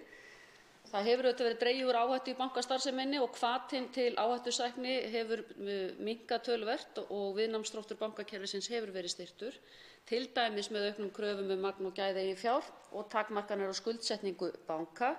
Þannig að bankar eru nú í stakk búnir til þess að betur allavega til þess að takast á við áföll. Það hafa verið gerðar breytingar á eftirliti sem eiga að leiða til betra eftirlits, aukinnar yfirsýnar og skýrari ábyrgðar, til dæmis með auknum heimildum til tímanlegra inngripa og samstarf stjórnvalda. Umbótaverkefni hjá FME eins og innleiðing áhættumiðaðs eftirlits hefur til dæmis bætt eftirliti. Einnig enn í gildi ákvæði neyðarlaga sem heimila umfangsmikil inngrip í starfsemi fjármálafyrirtækja en unnið að innleiðingu tilskipunar sem formfestir aðgerðaáætlun fyrir banka og eftirlitsaðila viðbrögð komi upp erfiðleikar og þessari tilskipun er ætlað að leysa ákvæði neyðarlaganna af hólmi. Mig langar aðeins að koma hérna inn á aðskilnað viðskipta- og fjárfestingarbanka því það hefur aðeins verið fjallað það hér. VG hefur lagt fram þingmál þetta hér áður fyrr og oftar en einu sinni. Hér er hins vegar slíkur aðskilnaður ekki lagður til og talað að stærð og breiddarhagræði í okkar litla hagkerfi. En það er auðvitað líka fjallað kosti þessara banka, þar sem að ég held að við eigum að velta þessu fyrir okkur og ég vona það að nefndin skoði þetta með opnum huga hvort að hægt að takmarka þetta minnst að einhverju leyti. Það er auðvitað, og hér var einmitt komið inn á það áðan af hálfu hæstv. Ráðherra varnarlínurnar milli viðskiptabanka og fjárfestingarstarfsemi og það er talið álitlegt að skoða hagsmunaárekstra innan samreksturs þessara tegunda af banka og hvítbókin leggur til að FME verði falið að setja slíkar reglur varnarlínu og það verður áhugavert að heyra hvernig umfjöllunin það verður inn í nefndinni. Þannig að mér finnst í sjálfu sér margt mjög jákvætt sem kemur fram í þessari hvítbók. Það er líka áherslur á umhverfi og samfélag eru sífellt að aukast í starfsemi banka og annarra fjármálafyrirtækja og mér finnst það lykilatriði að slík þróun haldi áfram. Í hvítbókinni er umfjöllun banka sem hafa það grunnmarkmið að haga rekstrinum samfélaginu fyrst og fremst til hagsbóta sem oft hefur verið nefndur samfélagsbanki. Og líkt og kemur þar fram er hægt með því að leggja til dæmis áherslu á þjónustu við samfélagið í eigendastefnu bankans og beina lánveitingum til minni og meðalstóra fyrirtækja í nærumhverfinu. Í því samhengi er einnig nefnt að eigandi eða eigendur slíks banka myndu stilla arðsemiskröfu sinni af starfseminni í hóf, þannig að krafan sé ekki til þess fallin að auka og ýta undir áhættusækni. Það er ólíklegt að slík stefna banka eða annarra fjármálastofnana gæti haft jákvæð áhrif á til dæmis minni samfélög á hinum dreifðu byggðum og ég tala nú ekki þau sem eiga undir högg að sækja. Slíkar lánveitingar gætu styrkt nýsköpun í byggð og þannig verið lyftistöng fyrir atvinnulífið á svæðinu og aukið hagsæld. Við þekkjum til dæmis verkefni Byggðastofnunar Brothættar byggðir sem hefur sýnt fram á að litlir fjármunir geta skipt miklu máli og haft gríðarlega jákvæð áhrif á slík samfélög. Þetta gæti verið einn liður í því að stöðva og vonandi snúa við fólksfækkuninni sem hefur átt sér stað allt of víða á landsbyggðinni og þar að auki stuðlaða meiri fjölbreytileika í atvinnulífinu. Hér hefur mikið verið talað um samkeppni og lækkun vaxta eða ekki lækkun vaxta. Ég held að það sé alveg ljóst að það margt sem þar hefur kannski spilað inn í þó að við þurfum eflaust að gera mun betur, en þá er því ekki að leyna að vextir hafa kannski lækkað meðal annars vegna þess að lífeyrissjóðirnir fóru inn á íbúðamarkaðinn. Það er líklega einn þátturinn og fleiri þættir mætti nefna í því samhengi. Mér finnst að það eru góðar áherslur hér og umsögn Ásgeirs Brynjars Torfasonar, lektors í fjármálum, sem að mér finnst að ég geti minnst að kosti samsama með mjög að miklu leyti og vona að hún fái góða umfjöllun í eins og aðrar auðvitað í nefndinni þegar að máli verður tekið þar inn, því að ég held að það er allavega margt sem að það er reifa sem að mér hugnast. Ég sagði það líka hér að umhverfismálin hafa rutt sér rúm sér í áherslum fjármálafyrirtækja. Mér finnst það að vera eitt af lykilatriðum í baráttunni gegn loftslagsbreytingum að samfélagið allt saman leggi sitt lóð á vogarskálarnar til þess að bregðast við þessari vá. Þar á meðal með útgáfu grænna skuldabréfa og lánveitingar á hagstæðari kjörum vegna kaupa til dæmis á vistvænum bifreiðum. Það eru dæmi um jákvæða þróun á þessu sviði sem mun vonandi halda áfram á komandi árum. Síðan vil ég segja að þessi hraða þróun sem hefur í rauninni orðið á sviði fjártækni breyta þetta ýmsu í fjármálageiranum á komandi árum. Fjártækni mun opna á ýmsa möguleika og meðfram nýju regluverki vonandi stuðla að aukinni samkeppni. Ég vona það svo sannarlega að neytendur fá að njóta góðs af þessari þróun í formi bættra kjara, enda það nú svo að það er nauðsynlegt að neytendur upplifi að kerfið vinni með þeim. Og við Vinstri græn höfum talað fyrir samfélagsbanka, við höfum ályktað það á okkar fundum að við teljum að það sé skynsamlegt að ríkið eigi stóran eignarhlut í einum banka og ég held að við höfum ekkert hvikað frá því. Mér finnst það líka ágætt að sala banka hefur verið slegin af á þessu ári og ég tek undir sem að hér hefur verið sagt að það borgar sig að fara rólega og sjá í rauninni til bara hvernig markaðurinn tekur við þessu og ég sé nú ekki fyrir mér að einhver erlendur fjárfestir vilji kaupa 2–4% í íslenskum banka, en það getur vel verið að það sé spennandi fyrir einhvern stóran erlendan fjárfesti eða banka, en mér finnst það svona frekar ólíklegt. En þessi samfélagsbanka hugmynd, það kemur auðvitað fram hér í hvítbókina í könnun Gallups sem þar kynnt, kemur fram að aðalástæðan til lítils trausts í bankakerfinu eru háir vextir og dýr þjónusta. Og við getum auðvitað ekki litið fram hjá því að það er ekki nema rétt rúmlega 10 ár sem eru liðin frá hruni og það bara hefur ennþá áhrif á upplifun fólks á bankakerfinu. Og það voru næst flestir sem nefndu það atriði sem ástæðulaust traust til þess. Aftur á móti sagði helmingur að bætt kjör og lægri kostnaður gætu aukið traust þeirra á bankakerfinu og nefndu tæp 40% bætta viðskiptahætti. Þannig að í ljósi þessara niðurstaðna tel ég að þau atriði sem ég hef dreift á, áherslur á umhverfi og samfélag og nýjar tæknilausnir, skili sér í bættum kjörum til neytenda og séu liður í því að auka traust til bankakerfisins til lengri tíma. Einn hv. þingmaður er óskað eftir andsvör. Það er Þorgerður Katrín Gunnarsdóttir, 87. þingmaður Suðvesturkjördæmis.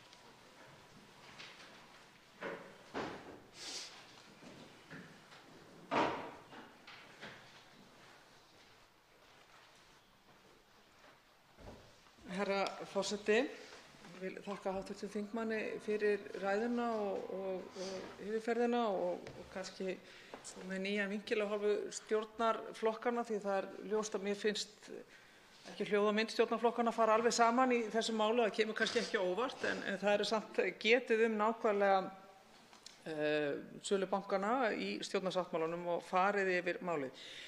Kannski það sem sameinar stjórnarflokkana og þar fyrir hljóð og mynd saman að það er þetta að líta fram hjá kostnaðinn sem er við krónuna. Það kemur alveg skýrt fram m.a. í skýrslunni, ég vil hrósa þessari hvítbókarvinnu, að þar kemur m.a. fram að krónan hefur, ég man ekki nákvæmlega hvernig þetta er orðað, gegnsýrt, ég man að það orð er notað, gegnsýrt okkar efnahagshagkerfi.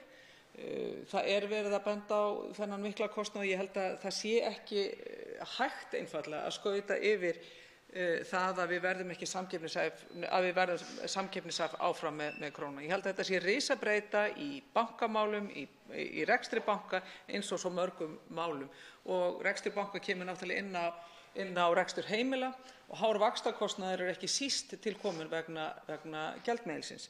En gott og vel, ég ætla nú ekki að spyrja út í það, heldur spyrja hv. þingmann, sér hv. þingmaður fram á það, af því að hv. þingmaður fagnar því að salan hafi verið slegin af allavega að sinni, og ég tek undir með ef og þegar verður farið í söluna það verður byggt á trausti, gegnsæi, að læra af reynslunni og gera ríkar, strangar kröfur. En síðan eru kannski nálgunum svolítið önnur, á milli flokka og sérstaklega finnum maður það hjá stjórnarflokkunum. Hvenær sér hv. þingmaður þá söluna fara af stað? Fyrsta lagi. Öðru lagi, eru stjórnarflokkarnir sammála að þetta ferli eigi að hefjast núna á þessu kjörtímabili? Og í þriðja lagi, er hv. þingmaður sammála því sem kemur fram í skýrslunni eða í hvítbókinni það að það verði að lækka bankaskattinn til þess meðal annars að gera íslenska banka samkeppnishæfari og leið sölu vænlegri? Svara hans þar í fyrra sinn, Bjarkey Olsen Gunnarsdóttir, 87. þingmaður Norðausturkjördæmis.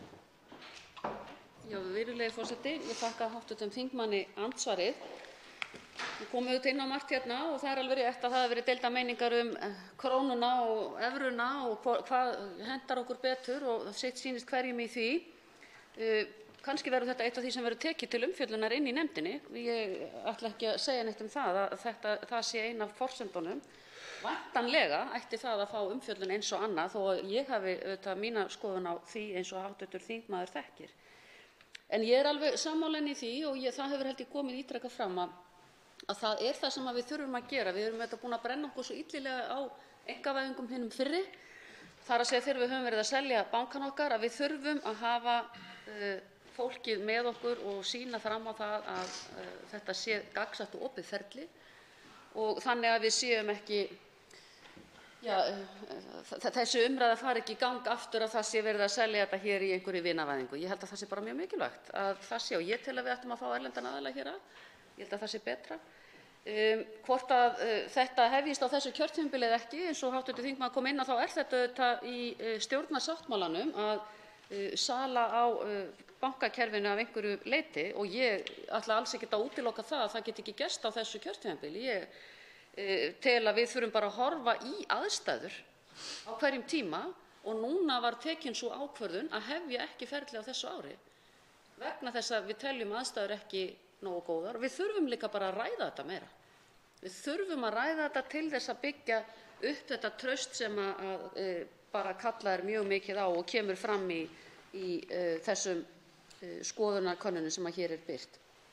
Varðandi bankaskattinn, ég hef ekki verið sérstaklega spennt fyrir því. Ég hefði viljað láta gera einhvers konar könnun á því hvort að bankaskattur lækkun hans hefur skilað sér til neytenda, hvort að það megi beinlínis rekja beint til þess eða ekki. Það er ekkert gefið í því, en á móti kemur að þeir sem þykjast betur til þekkja segja að það sé íþyngjandi að selja banka með svo hátt eignarhlutfall og svo háa bankaskatt. Þetta er andsvari síðara sinn, Þorgerður Katrín Gunnarsdóttir, 87. þingmaður Suðvesturkjördæmis.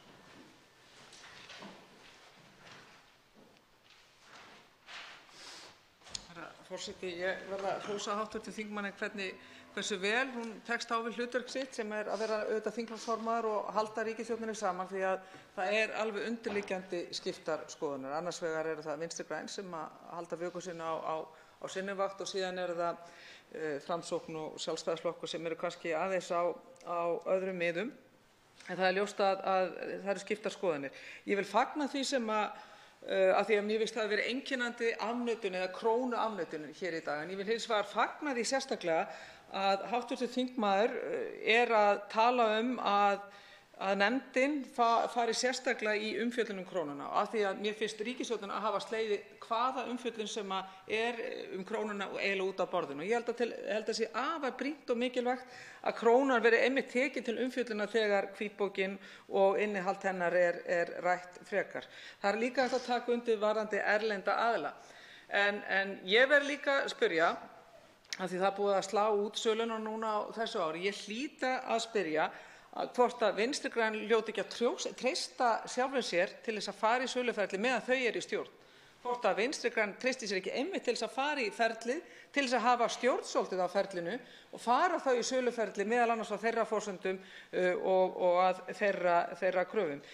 Þetta segir mér samt í rauninni það að það bendir allt til þess að á þessu kjörtímabili verði ekkert að gert varðandi sölu á bönkunum og það er umhugsunarefni hvort að við Íslendingar eigum að hafa svona stórar fjárhæðir fastar inni í kerfinu. Það er forsætisráðherra sjálfur hefur sagt að það er spurning, hefðum við sjálf fjárfest í öllum þessum bönkum miðað við óbreytt ástand? Hefðum við sjálf farið núna og keypt í bönkunum? Ég held ekki. Og ég tel að þær fjárfestingar sem við eigum, landsmenn allir inn í bönkunum, væri til dæmis mun betur varið í þær gríðarlega miklu framkvæmdir, samgönguframkvæmdir, meðal annars hér á Suðvesturhorninu, í stað þess að fara þessa stórfelldu skattahækkanaleið sem að núna stjórnarflokkarnir með Miðflokki er að fara í og stefna okkur í að öllu óbreyttu.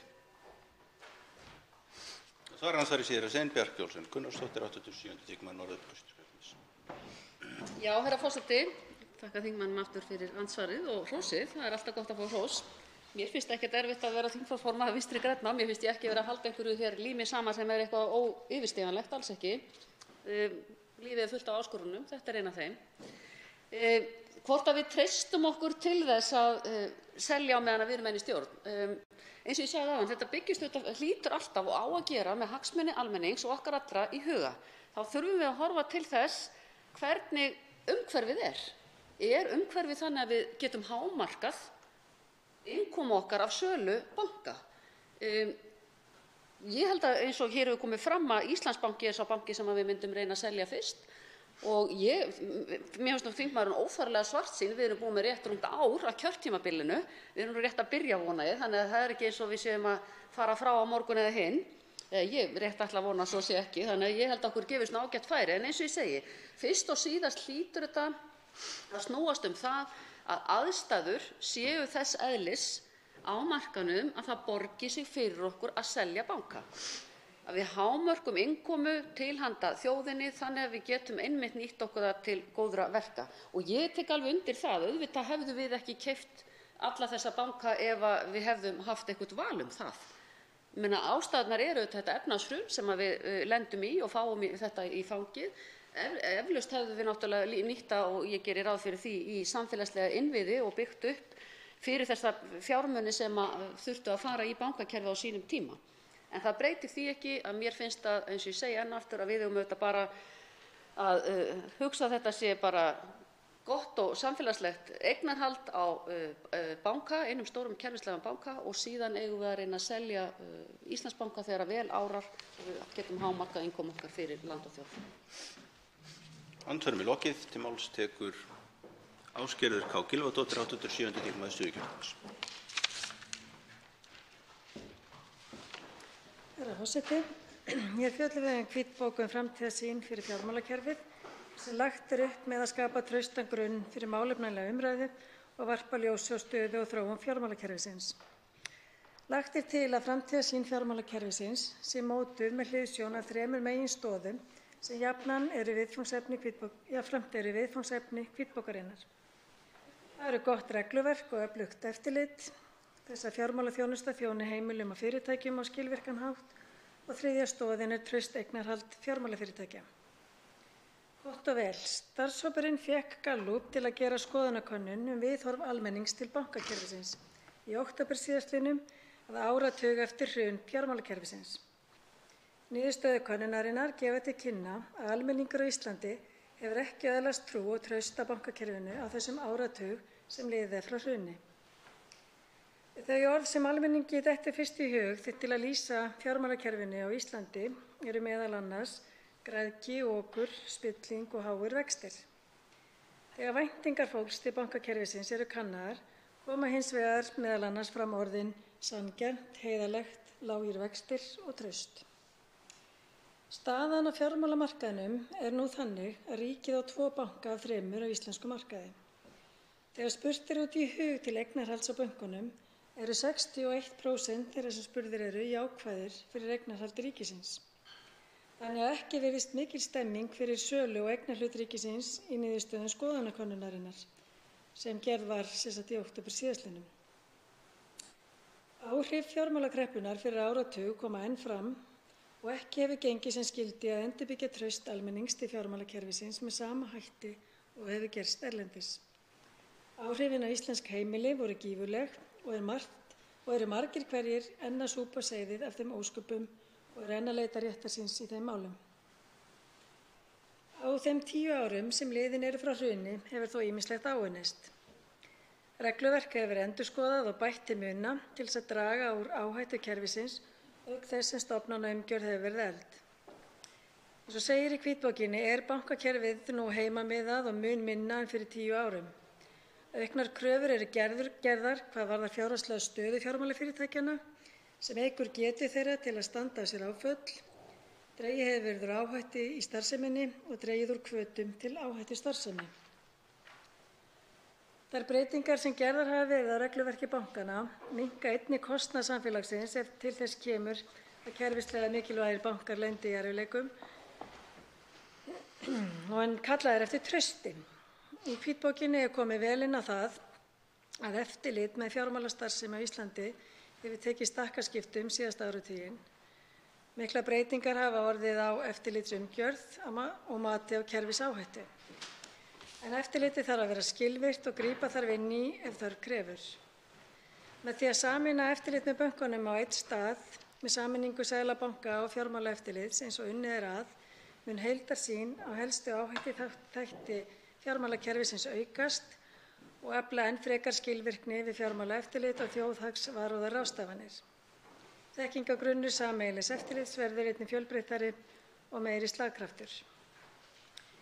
En íslenskir neytendur kalla eftir sanngjarnara bankakerfi með lægri vöxtum, minni græðgi í formi ofurlauna og bónusa, meiri gagnsæi og að bankarnir séu reknir í þágu fólksins. Hins vegar er lítið sem ekkert rætt svokallaðan samfélagsbanka í hvítbókinni sem er þó töluvert í umræðunni. Fjallað er að samfélagslegar áherslur í bankastarfsemi geti verið með ýmsu móti og hver samfélagsleg sjónarmið gætu verið. Hins vegar hugsa höfundar hvítbókarinnar að mínu mati ekki út fyrir boxið og reyna ekki að finna ákalli þeirra sem tóku þátt í skoðanakönnun Gallups farveg. Hvernig hægt sé að finna slíkri fjármálastofnun, samfélags- eða hugsanlega þjóðarbanka farveg í framtíðarsýninni og byggja undir málefnalega umræðu í þá átt. Það hefði verið forvitnilegt að fá þær hugmyndir fram. En í stjórnarsáttmála ríkisstjórnarinnar segir, með leyfi forseta, eignarhald ríkisins af fjármálafyrirtækjum er það umfangsmesta í Evrópu og vill ríkisstjórnin leita leiða til að draga úr því. Ljóst er þó að ríkissjóður verður leiðandi fjárfestir í að minnsta kosti einni kerfislega mikilvægri fjármálastofnun. Tilvitnun lýkur. Í hvítbókinni er talað að mikilvægt sé að stjórnvöld hugi að möguleikum til að losa eignarhluti með heildstæðum hætti og farið er yfir nokkrar aðferðir til sölu. Jafnvel söluferli beggja bankanna samhliða sem mér finnst ansi bratt farið. Mikilvægt er að fara rólega og yfirvegað í söluferlið því fyrri spor hræða. Mikilvægt er að allt ferli sé gagnsætt, að stefnt sé að dreifðu, fjölbreyttu og traustu eignarhaldi. Það á ekki að vera keppikefli ríkisins að flýta sér of í þessum málum. Mikilvægt er að almenningur finni að unnið sé að heilindum í samfélaginu til heilla og að skapa sér traust. Það er ljóst að eignarhaldið eins og þeir í dag er ekki vegna vilja ríkisins til þess að reka fjármálafyrirtæki, heldur vegna neyðar sem skapaðist á sínum tíma. Hvítbókin er komin fram með ákveðin leiðarljós frá höfundum hennar. Framundan er umræða hvítbókina í efnahags- og viðskiptanefnd með gestakomum úr hinum ýmsu áttum sem eiga án efa eftir að varpa ljósi á fjölbreyttan hátt á umfjöllunarefnið. Í mínum huga erum við því komin af stað en enn sér ekki í land. Til máls tekur Þorsteinn Víglundsson, hv. 7. þingmaður Reykjavíkurkjördæmis norður.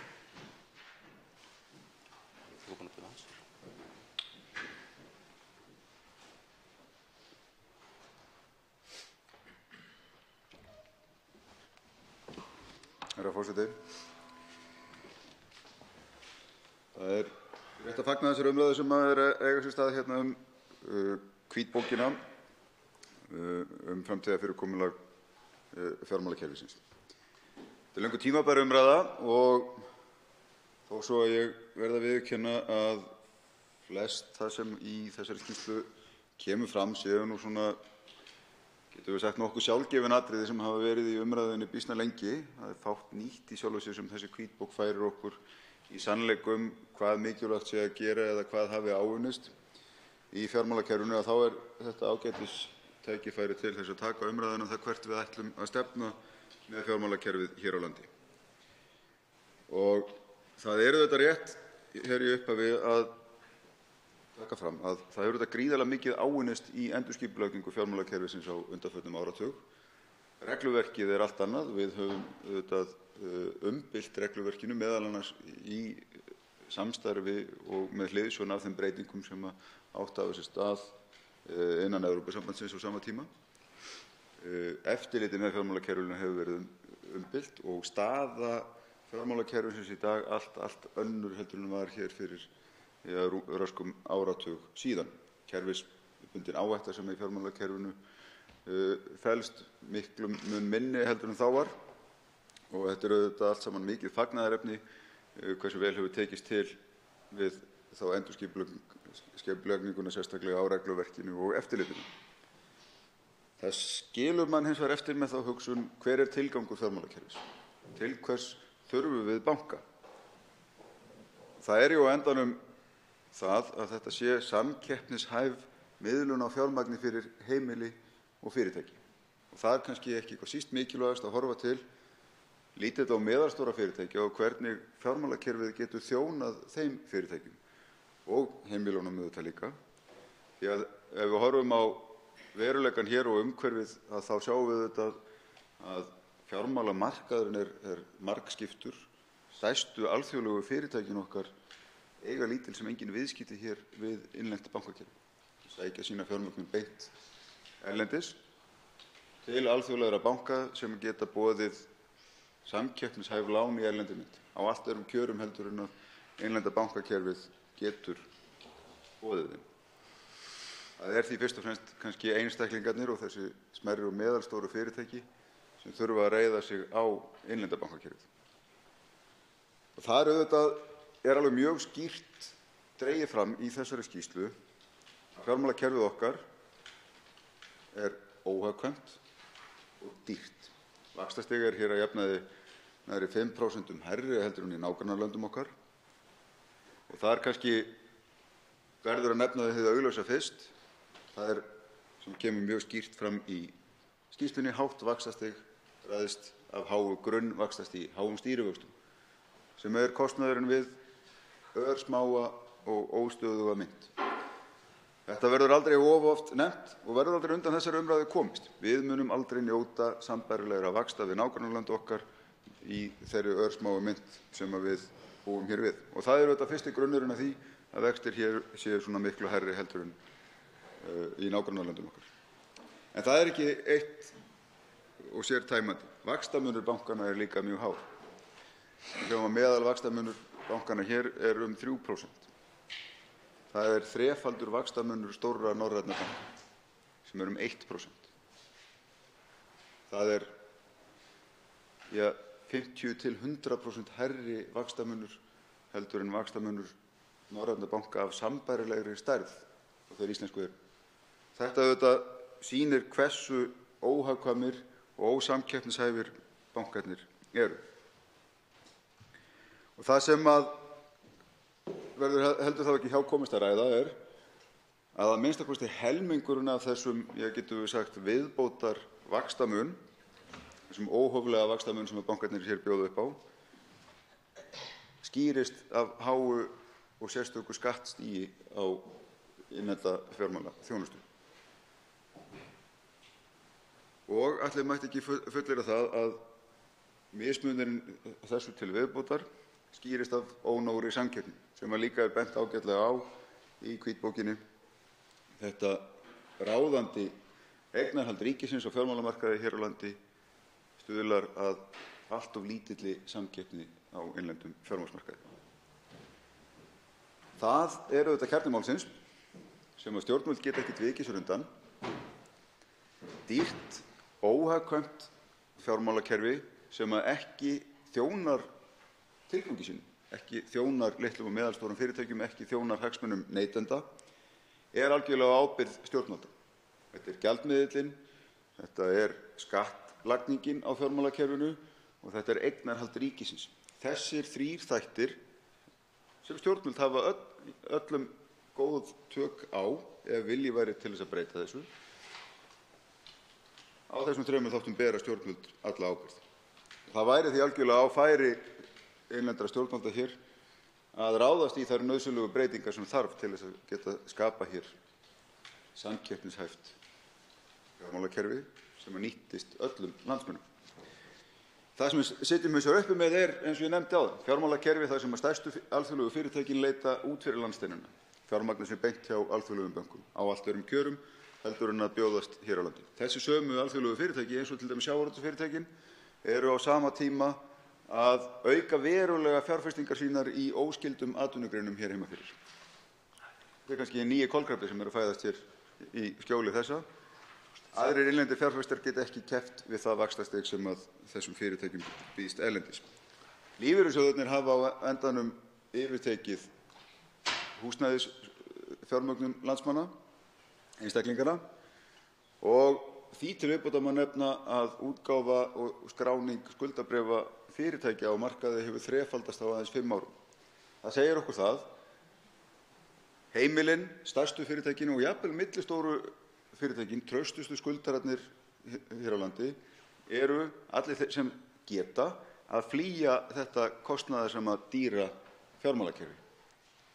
Það hlýtur að vera okkur sem hér störfum verulegt umhugsunarefni að við getum ekki búið innlendu fjármálakerfi þá nauðsynlegu laga- og regluumgjörð, það efnahagsumhverfi, þá skattlagningu að kerfið nýtist landsmönnum.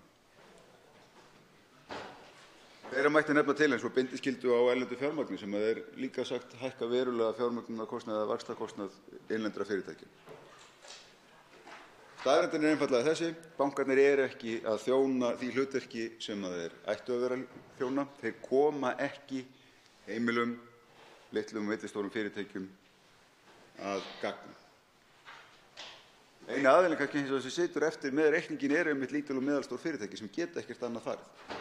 Smæstu fyrirtækin, smæstu skuldararnir sem geta ekki leitað til erlendra banka, eru of lítil til þess að ráðast í skuldabréfaútboð og njóta ekki fyrirgreiðslu beint frá lífeyrissjóðum líkt og heimilin gera. Á þessu verður að gera bragarbót og það er alveg ljóst að við getum aldrei byggt hér upp samkeppnishæft innlent atvinnulíf sem ekki nýtur þjónustu samkeppnishæfs fjármálakerfis. Þess vegna verður að ráðast í breytingar og það auðvitað felur í sér verkefnalista sem að þessi ríkisstjórn ætti að vera með. Hið fyrsta er hið augljósa. Kostnaðinn við gjaldmiðilinn verðum við að meta með einhverjum hlutlægum hætti og skoða þá hvaða valkosti við eigum til þess að draga úr þessum kostnaði fyrir efnahagslífið. Það er alveg ljóst að það verður að endurskoða skattlagningu og það verður að endurskoða eignarhald ríkisins á fjármálakerfinu. Og það leiðir auðvitað hugann að henni sífelldu umræðum hvenær er rétti tímapunkturinn til að selja. Þetta er spurning sem við erum búin að vera að kljást við í raun og veru undangengin áratug, allt frá því að ríkið fékk fjármálakerfið í faðminn. Og rökin hafa alltaf verið þau sömu. Því að það er ekki núna. Það er ekki rétt að selja á þessum tímapunkti. Við þurfum að klára að endurskoða regluverkið. Það er ekki hagstæð markaðsskilyrði. Það er ekki hentugir kaupendur og svo mætti áfram telja. Ég held að við munum aldrei ná saman hinn fullkomna tímapunkt til þess að hefja sölu. Það er hins vegar umhugsunarvert í þessu, hið augljósa, það mun taka langan tíma að losa eignarhlut ríkisins í bönkunum. Að mínu viti væri því mjög skynsamlegt að byrja í smáum skrefum og þar mætti nefna sem dæmi. Í hvítbókinni sérstaklega fjallað mikilvægi þess að fá hér inn erlendan banka sem mögulegan eiganda að einu þessara fjármálafyrirtækja. Það væri hægt að taka utan Íslandsbanka í því samhengi og gefa okkur tíma til þess að fresta þess að finna erlenda banka sem hefði áhuga á því að kaupa bankann jafnvel í heilu lagi eða stórum hluta. En á meðan að þeirri leit stæði væri vel hægt að hugsa sér að skrá Landsbankann í Kauphöll hér á landi og jafnvel samhliða skráningu erlendis og hefja sölu í smáum skrefum. Með þeim hætti væri hægt að sjá hvernig markaðurinn tekur við bankanum, hvernig eignarhald á eftirmarkaði þróast, meðan að ríkið hefur alla stjórn á ferlinu og væri að vinna sig yfir 3 til 5 ára tímabil niður í eignarhlut sínum niður að settu marki sem geti verið þriðjungs til helmingshlut í bankanum. Forseti vill biðja hv. þingmenn að virða tímamörkin og ég minni á að hægt að skrá sig á mælendaskrá aftur hafi hv. þingmenn meira að segja málið. En til máls tekur hv. 8. þingmaður Reykjavíkurkjördæmis suður, Inga Sæland. Frú forseti. Við ræðum hér hvítbókina, svokölluðu.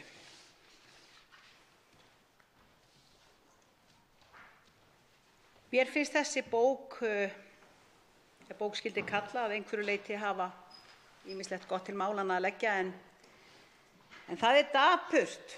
Það dapurt að horfa upp á það hvernig enn og aftur að almenningur tekinn og honum pakkað saman og fleygt út í horn. Hvar umræðan verðtrygginguna og afnám hennar? Hvar rauninni reynt að taka utan vaxtaokrið? Eigum við að horfa upp á til dæmis, eigum við að líta til þess hvað þjóðinni finnst og hvað þjóðinni dettur fyrst og fremst í hug þegar við nefnum bankakerfið? Háir vextir, dýrt, okur, glæpastarfsemi, spilling og græðgi eru orðin sem flestum dettur fyrst í hug. Á Íslandi eru aðeins 16% sem bera mikið traust til þess, á meðan að 57% bera mjög lítið traust til þess. Ástæða þess að fólk ber ekki traust til íslenska bankakerfisins eru, samkvæmt þessari könnun, hrunið, græðgi, sagan, reynslan, óheiðarleiki, spilling, háir vextir og þeir hugsa fyrst og fremst eigin hag og að hagnast. Viðhorfskönnun sýnir að 62% landsmanna vilja að ríkið eigi bankana, en það eru aðeins 14% landsmanna sem vilja selja þá. Hæstv. Fjármálaráðherra, hann virðist vera búinn að gleyma því hvernig síðasta einkavæðing fór. Hann vill selja, ekki spurning. Vissulega slæmt að ríkið þurfi að standa í bankarekstri. En við vitum að betur í reynslu að einkarekstur banka í raun og veru hættulegur ríkinu. Hvað þá fólkinu sem byggir landið. Bankarnir eru stórir og samkeppnin lítil á milli þeirra. Þá betra að ríkið eigi þá og stilli gróðasækni þeirra í hóf. Eigum bankana áfram og breytum Íslandsbanka eða Landsbanka í samfélagsbanka að þýskri fyrirmynd. Já, eða jafnvel tökum þá báða og breytum þeim í einn stóran samfélagsbanka leið og við getum fellt niður Íbúðalánasjóð og gert hana einni deild í þessum banka. Hvað myndum við spara mikið við það? Við getum líka talað hugsið ykkur, við erum búin að fá 207 milljarða króna á síðustu 5 árum í arðgreiðslur út úr bönkunum. Hér gjarnan sagt af hæstv. Fjármálaráðherra að það ekki tryggt til framtíðar ef við höfum þessar arðgreiðslur. En það staðreyndin sú að við höfum haft hér rúma 20 milljarða á ári síðustu 5 árin í arðgreiðslur. Það að tala við fáum 330 milljarða við seljum eignarhluta ríkisins í bönkunum. En snúum okkur pínlítið að samfélagsbankanum sem í rauninni hugmyndin það hvernig við getum tekið utan fólki í landinu og reynt að efla traust og trú til okkar, ekki bara kjörinna fulltrúa hér, heldur á fjármálakerfinu.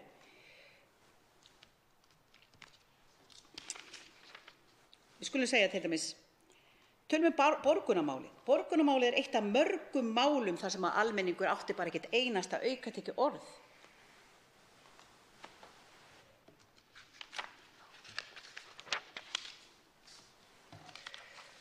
Samfélagsbanki er eign almennings.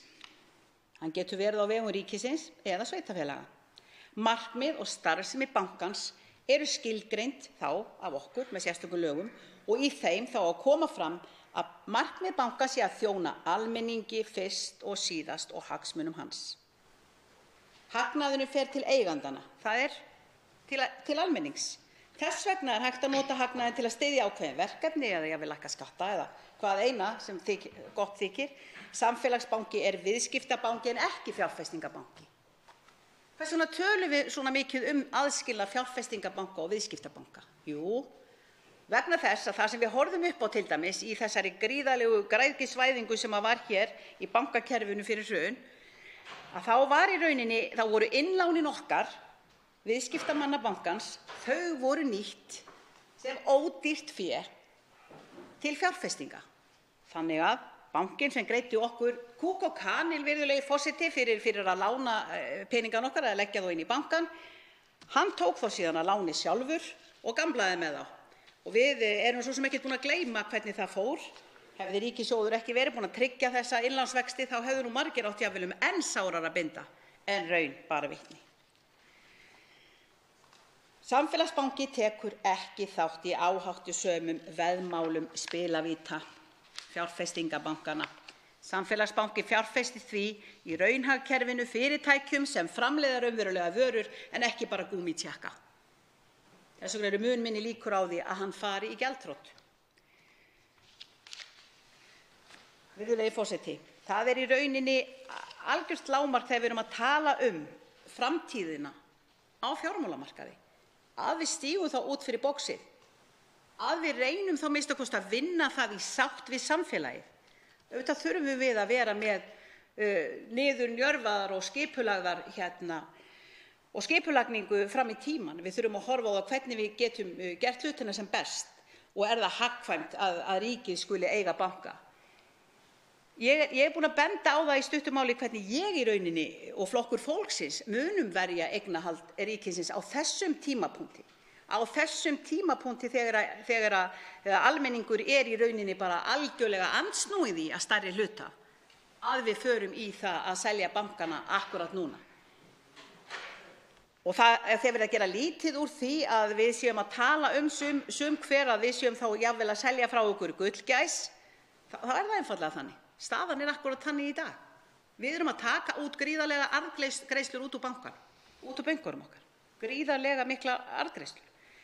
En ég segi það í rauninni, samfélagsbankinn er í rauninni það sem við ættum helst að skoða og mér finnst að það sé það sem að koma skal. Sannanlega ef við viljum vera samkvæm sjálfum okkur og vinna fyrir fólki í landinu.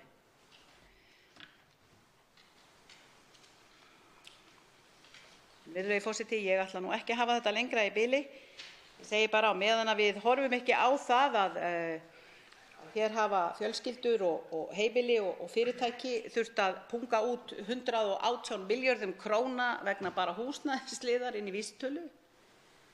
Og þetta er ekki einu sinni nefnt. Það er ekki einu sinni nefnt þó að eiga að líta til þess að afnema verðtryggingu í einhverjum skrefum eða áföngum sem ég vildi náttúrulega láta svipta hana af í einu lagi eins og hún leggur sig. En Flokkur fólksins segir það er orðið tímabært að setja fólki í fyrsta sæti á þessu háa Alþingi og það er nákvæmlega þangað sem við horfum.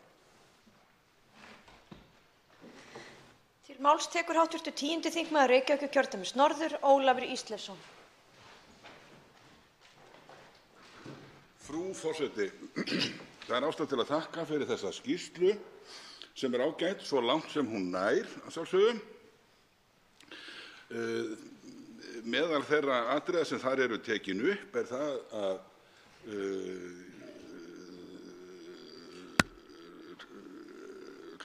hluti bankakerfisins ætti að vera hér í erlendri eigu en það er þetta rétt að minna á það að einn stórbankanna er í erlendri eigu erlendra fjárfestingarsjóða, stundum kallaðir vogunarsjóðir, að minnsta kosti sumir hverjir. Ráðherra sagði í sinni framsögu að við þyrftum ekki að flýta okkur ef rétt var tekið eftir, en samt var eins og honum liggi nokkuð á í málinu, þannig að mér fannst eins og hann slægi eilítið úr og í. En auðvitað er það þannig að með þessari skýrslu er svona verið að ýta á eftir því að draga úr eignarhaldi ríkisins í bankakerfinu, og það er út af fyrir sig sjónarmið, vissulega. En það er auðvitað ástæða til þess að stíga fast í jarðar í þessum efnum. Það er auðvitað alveg nauðsynlegt, frú forseti, að sala á umtalsverðum hluta af ríkiseignum fari fram við þær aðstæður að markaðsskilyrði séu sem best, og vil ég leyfa mér að nefna hérna 3 atriði í því sambandi. Það kom glögglega í ljós í hruninu að eftirlit af hálfu Kauphallar og Fjármálaeftirlitsins væri kannski ekki öllum efnum sem skyldi, og það er alveg nauðsynlegt að það verði kannski fært enn meira til betri vegar heldur en raunin hefur orðið. Leyfðu mér til að mynda að nefna það að það hefur verið nokkuð áberandi, til að mynda í fréttum, að stjórnarmenn í skráðum fyrirtækjum hafa verið að selja bréf og valdið ákveðnum truflunum og jafnvel verðfalli á mörkuðum með því að selja bréf þegar að mjög er liðið á uppgjörstímabil og sú sala væri kannski til þess fallin að skapa þá hugmynd meðal annarra á markaði að þarna væru aðilar sem hefðu staðgóða þekkingu á innviðum fyrirtækjanna og teldu hag sínum best borgið með því að losa minnst hluta af sínum eignarhluta. Þannig að það þarf að skapa sérna miklu meiri tiltrú á því að eftirlitið sé fullnægjandi. Í annan stað kom fram í hruninu að áritanir endurskoðenda, jafnvel þó að þar stæðu að baki fyrirtæki með erlend glæsiheiti, að þær reyndust nú eins og menn þekkja, ekki kannski mikil innistæða á bak við það, og það þarf sömuleiðis að skapa sú tiltrú að hið mikilvæga hlutverk sem endurskoðendur gegna, að það ríki fullt traust á því að áritun af þeirra hálfu sé því til staðfestingar að hagur fyrirtækisins, í þessu tilfelli bankanna, sé með þeim hætti sem að ársreikningarnir virðast gefa til kynna. Í þriðja lagi að þá náttúrulega er sú vernd sem að þátttakendum á markaði sem að hætta þarna í mörgum tilvikum eigin fé eða í tilfelli lífeyrissjóða eða annarra sjóða, fé annarra, að sú vernd sem að réttarvörslukerfið sem réttarvörslukerfinu er ætlað að veita, að sú reynsla sem við höfum fengið, að hún er kannski ekki öllu leyti óyggjandi. Það var nokkuð áberandi að réttarvarslan í þessu efni virðist hafa skollið á mönnum með nokkuð misjöfnum hætti, jafnvel þannig að athygli hefur vakið, og í raun og veru í mínum huga opin spurning hvort að réttarvörslukerfið er að öllu leyti í stakk búið til að sinna þessu hlutverki, enda hafa heyrst umkvartanir og svona útskýringar úr þeirri átt að menn hafi búið við mikla manneklu og erfiðar aðstæður. Frú forseti, mér þótti nokkuð sérkennilegt að ráðherra skyldi taka að sér að verja hávextina hérna, og málsvörn hans kannski var ekki öllu leyti sannfærandi, að þessir háu vextir sem við búum hérna við endurspegli efnahagslega velgengni. Nærtækara er, frú forseti, að líta til þátta sem að liggja nær, til að mynda háir stýrivextir Seðlabankans, mun hærri heldur en gerist og gengur í okkar nágrannalöndum og vestrænum ríkjum almennt, Og sömuleiðis er auðvitað eðlilegt að líta til þess að hugsanlegt er, svo ekki sé meira sagt, en að samkeppnin mætti vera öflugri á milli þessara fjármálastofnana. Nú varðandi skýringar ráðherra á vaxtamun, það er að segja á milli útláns- og innlánsvaxta innlendra banka, að eðlilegast er auðvitað að skoða þennan vaxtamun í samhengi við í samhengi við hagkvæmni í rekstri bankanna, en þá er þess að geta að þeir hafa ekki verið þekktir, minnsta kosti til skamms tíma, fyrir lágt kostnaðarhlutfall. Nú, í þessari skýrslu er afar lítið fjallað grundvallarþátt í íslensku fjármálakerfi, verðtrygginguna, sem hefur grafið sig með þeim hætti sem að menn þekkja, og hefði verið mikill fengur að því að þessi nefnd hefði fjallað meira það. Ég vil leyfa mér að segja hérna að möguleg sala eða einkavæðing á hluta eða öllum eignarhlutum ríkisins í bankakerfinu má náttúrulega ekki vera til þess að það verði alveg borin von alla framtíð að hægt verði að flytja landið í fjármálalegu tilliti inn á svæði Vesturlanda, þar sem að verðtryggingar þessu tagi tíðkast almennt ekki og alls ekki. Hún er náttúrulega óþekkt fyrir einstaklinga og heimili og minni atvinnufyrirtæki annars staðar en hér. Nú, það er þannig að það er nefnd sem að fjallaði verðtrygginguna í fyrsta sinn með svolítið ítarlegum hætti og tók hana til rannsóknar. Það er nefndin sem að fjallaði framtíð íslenskrar peningastefnu, og niðurstaða af rannsóknum sem að fóru fram á vettvangi þeirrar nefndar var svo að gera grundvallarbreytingu sem að felur það í sér að taka húsnæðisliðinn út úr vísitölunni við mótun og framkvæmd peningastefnu Seðlabankans. Ég segi grundvallarbreyting vegna þess að þessi liður, húsnæðisliðurinn, hefur orðið vægi í þessari vísitölu sem að nemur á milli 30 og 40%. Nú, önnur einkenni á þessari verðtryggingu eru náttúrulega þau, eins og menn þekkja, að öll áhætta vegna verðbreytinga er lögð á annan aðila en algerlega einhliða.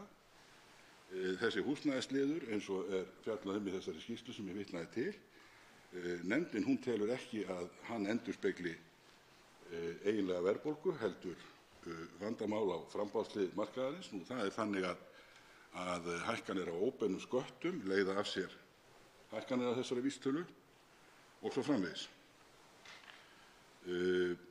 Það er nauðsynlegt, frú forseti, að það sé mjög ítarlega ræddir þættir á borð við aðskilnað viðskiptabanka og fjárfestingarbanka og hlutverk Seðlabanka til að gegna hlutverki til þrautavara. Nú, hér hefur verið vikið að lækkun bankaskatts, hann virðist nú kannski fyrst og fremst gerast í boði forystuflokks ríkisstjórnarinnar, í þeirri trú að hann muni endilega leiða af sér samsvarandi bættan hag viðskiptamanna bankanna, en það er náttúrulega ekki hægt að fullyrða að það muni endilega gerast. Ég ætla að leyfa mér að segja það, frú forseti, að það er varhugavert að tengja umræður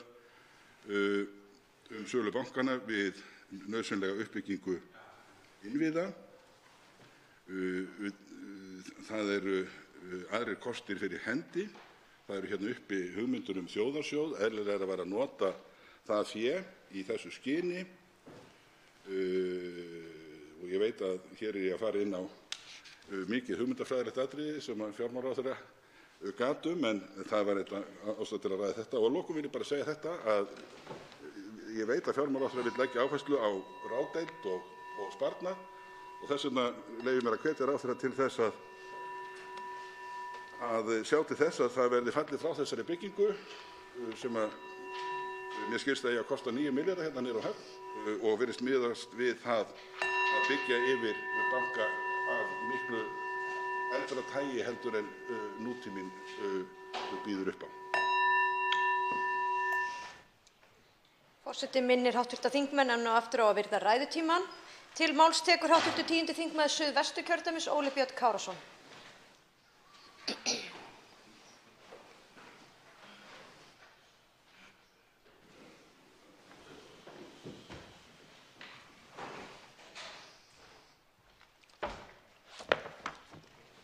Frú forseti, í upphafi ætla ég að hrósa fyrir það sem vel er gert. Það skiptir í sjálfu sér engu máli hvort að við tökum undir í einu og öllu það sem sagt er í hvítbók framtíðarsýn fyrir fjármálakerfið eða ekki. Verkið er vel unnið og það er til fyrirmyndar. Og það er til fyrirmyndar að það skuli staðið með þeim hætti að útbúa hvítbók mikilvæg málefni. Einhver geta verið umdeild hér í þingsal, en með því er verið að leggja ákveðinn grunn sem gæti orðið leitt til þess minnsta kosti að hér yrði svona innihaldsríkari umræða viðfangsefnið. Og ég lít á þá hvítbók sem við ræðum hér fyrst og fremst sem verkfæri fyrir okkur sem hér erum, en líka fyrir fjölmiðla og almenning til að komast að niðurstöðu það hvernig við viljum móta fjármálakerfið til langrar framtíðar eða eins langt og við sjáum. Og það nú kannski ekki víst að við sjáum lengra heldur en svo að tækniframfarir geri okkar framtíðarsýn kannski dálítið þokukennda. Það ekki það deilt að umsvif ríkisins á íslenskum fjármálamarkaði er gríðarleg, meiri heldur en í öllum löndum sem við viljum bera okkur saman við. Það er aðeins í Rússlandi, Kína, ríkjum í Norður-Afríku, Suður-Ameríku sem fyrirferð hins opinbera og fjármálamarkaði er svipuð eða meiri og hér gerist. Við erum bundna líklegast 330 milljarða í tveimur bönkum, Íslandsbanka og Landsbanka. Við erum það er 13% af vergri landsframleiðslu og við erum með 120 milljarða til viðbótar í 3 lánasjóðum. Síðan er ríkið beint eða óbeint í ábyrgðum fyrir 857 milljarða og munar það kannski mestu íbúðalánasjóð. Í hvítbókinni sem við ræðum hér er bent á að þessi eignarhlutir eru auðvitað ekki án fórnarkostnaðar. Og þó að verulegar arðgreiðslur bankanna á síðustu árum hafi vegið þann fórnarkostnað upp að hluta, jafnvel að öllu leyti, að þá stefnir í það að þær munu ekki gera þá á komandi árum munu lækka allverulega. Og á sama tíma stöndum við frammi fyrir því að við erum að reyna að finna út hvernig við ætlum að fjármagna hér mjög umsvifamiklar nauðsynlegar innviðafjárfestingar sem hafa ótvíræðan samfélagslegan ábata í för með sér. Og höfundar hvítbókarinnar benda í rauninni á að verðmæti eignarhluta í þessum 2 bönkum, Íslandsbanka og Landsbanka, jafngildi 5 nýjum háskólasjúkrahúsum eða 30 Hvalfjarðargöngum. Við auðvitað stöndum frammi fyrir því að ákveða hvort við teljum, og við verðum þá að sannfæra okkur sjálf það, að við teljum að það sé skynsamlegt og þjóni hagsmunum almennings best að binda þessa fjármuni, 330 milljarða, áfram í fjármálakerfinu en færa þá ekki yfir í samfélagslega innviði, hvort heldur það eru sjúkrahús, samgöngumannvirki, í skóla og svo framvegis. Ég er sjálfur sannfærður það að fjárfesting og fjárbinding í heilbrigðiskerfinu skilar meiri arðsemi heldur en að binda áhættufé í bankastarfsemi. Ég held að lífsgæði líka almennings verði meiri og ég er algjörlega sannfærður það að uppbygging menntakerfisins er áhrifaríkari leið til þess að tryggja jöfnuð heldur en önnur leið sem okkur fær að tryggja það að allir geti ræktað sína hæfileika óháð efnahag. Það er betri leið að setja fjármuni í slíka fjárfestingu í menntakerfið, tryggja menntun óháð efnahag, allir geti sótt sér menntun og nýtt sína hæfileika heldur en að binda 330 milljarða í fjármálakerfinu. Þetta eru þetta kostirnir sem við stöndum frammi fyrir. Ég nálgast þetta viðfangsefni sem sagt út frá þessu. Og þegar ég er að svara þeirri spurningu er rétt og skynsamlegt að ríkið dragi sig að hluti eða öllu leyti út úr starfsemi fjármálafyrirtækja, þá er ég með þetta í huga. Því til viðbótar bætist auðvitað sú sannfæring að ég tel að ríkið eigi ekki að hafa með höndum rekstur banka eða fjármálafyrirtækja, allra síst þeirra sem eru í samkeppni. Slíkt mun til lengri tíma annars vegar hamla framþróun og draga úr samkeppni og það mun koma niður á íslenskum heimilum og íslenskum fyrirtækjum. Hlutverk ríkisins á því fyrst og fremst að vera fólgið í því að móta rammann, setja regluverkið fjármálakerfið sem tryggir heilbrigði þess og stuðli að því að bankar sinni hlutverki sínu, það er að þjóna einstaklingum og þjóna fyrirtækjum með sem lægstum tilkostnaði. Þetta á að vera meginhlutverk ríkisins þegar kemur að fjármálamarkaðnum. En í mínum huga skiptir ekki öllu hvort að eignarhlutir ríkisins verði seld í bönkunum, verði seldir árinu fyrr eða síðar. Það skiptir mestu að það liggi fyrir skýr stefna hvert við ætlum. Það sé öllum ljóst hvaða hlutverk við ætlum ríkinu í fjármálakerfinu, hvort við ætlum yfir höfuð því einhver hlutverk þegar kemur að eignarhaldi sem mér virðist mjög margir í þessum sal telja nauðsynlegan, en ég er ekki alveg sannfærður það eins og ég sagði áðan. Við þurfum að svara þeirri spurningu hvort að ríkið ætli fyrst og fremst að huga að eftirlitshlutverkinu og nauðsynlegri reglu og lagasetningu til þess að tryggja hina heilbrigðu samkeppni og fjárhagslegan stöðugleika sem ég vek að áðan, eða stefnir ríkið að því að eiga til frambúðar ráðandi hlut í einum eða tveimur bönkum og hvaða ástæður liggja þar að baki, hver eru röksemdirnar, vegna þess að nú stöndum við frammi fyrir því að við þurfum að færa rök fyrir því af hverju við tökum þá ákvörðun að binda fjármuni, sameiginlega fjármuni, í áhættusömum fjármálarekstri en færa þá ekki yfir í samfélagslega innviði eða hreinlega að búa í haginn meðal annars að leggja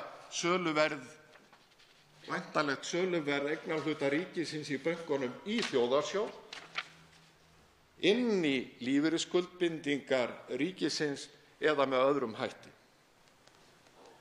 Og ef það er niðurstaða hér að menn telji það nauðsynlegt að ríkið eigi með einhverjum hætti ráðandi hlut í viðskiptabanka,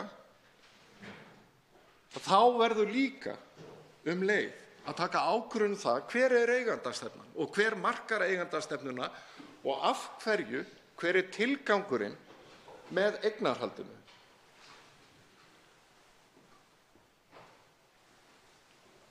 Ég óttast nefnilega að eignarhald ríkisins á ráðandi hlut í kerfislega mikilvægum banka geti haft alvarlegar afleiðingar þegar að kemur að samkeppni á fjármálamarkaði. Við draga úr og hamla samkeppni og hér er meira að segja tala fyrir því að ríkið reki hér með einhverjum hætti undir hatti svokallaða samfélagsbanka sem ég hef nú eftir að skilja nákvæmlega hvað fólkið er í samfélagsbanka, niðurgreidda fjármálaþjónustu.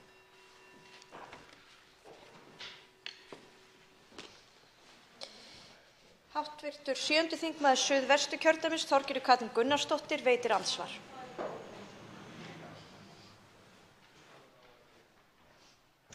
Frú forseti, ég vil þakka hv.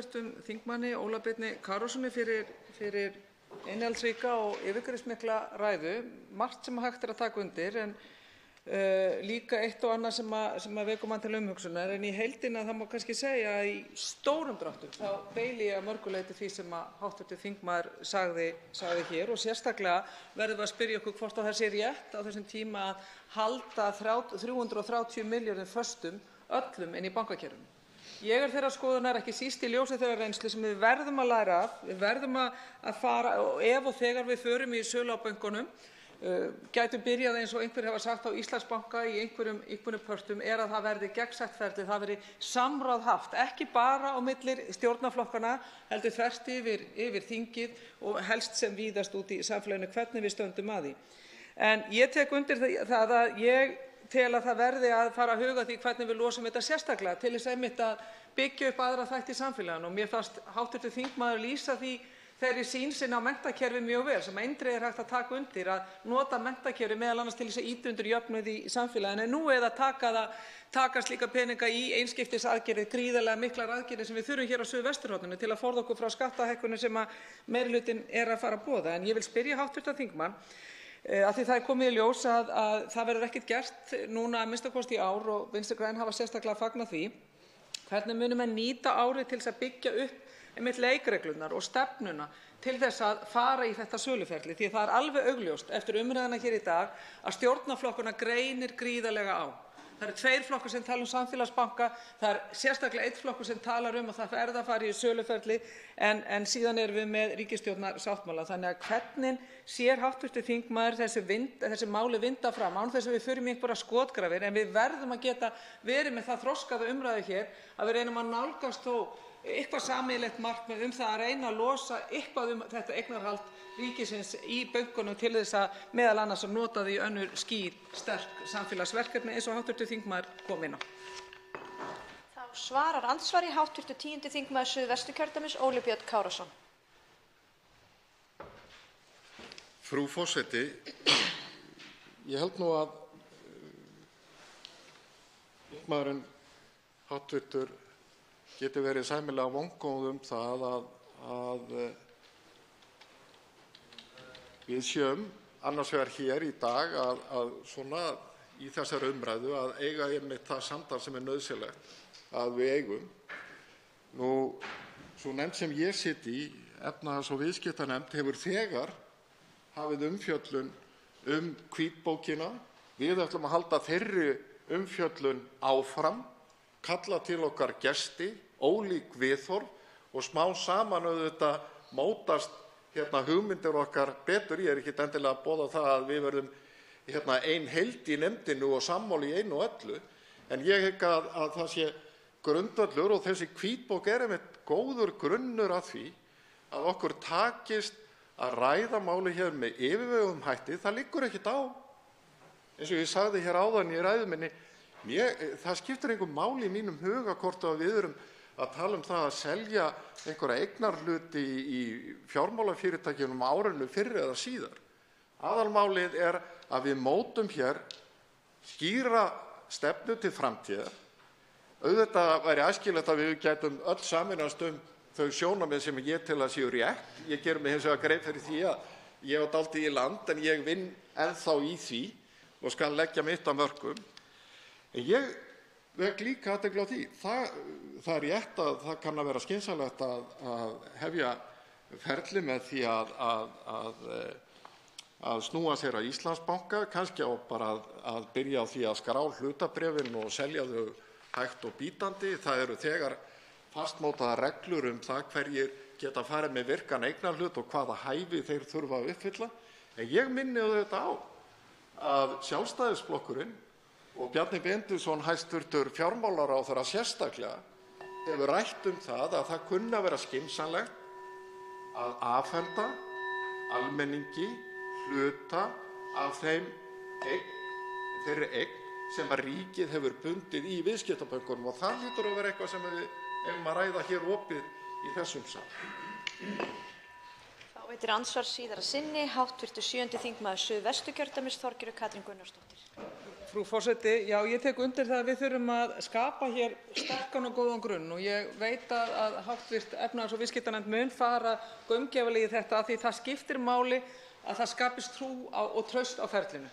Það fáum við líka einfaldlega meira fyrir bankana og við fáum ákveðinn grunn líka út í samfélaginu til þess að þeir fari að virka sem skyldi og fólk fari að treysta því betur hvað er að gerast. Ég vil þó segja það að traust á fjármálastofnunum það hefur aukist. Það skiptir líka máli að draga það fram.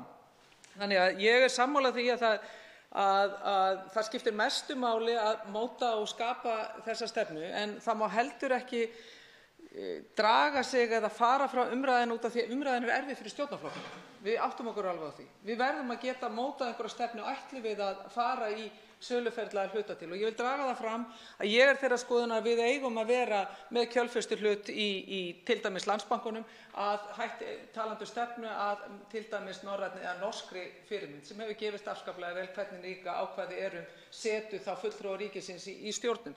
Ég held að við þurfum ekkert að leita langt yfir skammt til þess að einmitt að öðlast traust á bankakerfinu og við getum ekki síst litið til Norðurlandanna þar. Ég vil spyrja hv. þingmann af því það hefur verið einkennandi að það er ekki samhljómur til dæmis varðandi lækkun bankaskattsins meðan að einn flokkur talar það, meðal annars Sjálfstæðisflokkurinn, að það sé mikilvægt að lækka bankaskattinn meðal annars út af samkeppnishæfni bankanna til þess að auka meðal annars verð við hugsanlegt söluferli, að þá hafa aðrir stjórnarflokkar goldið varhug við það að fara í lækkun á bankaskatti. Ég vil spyrja hv.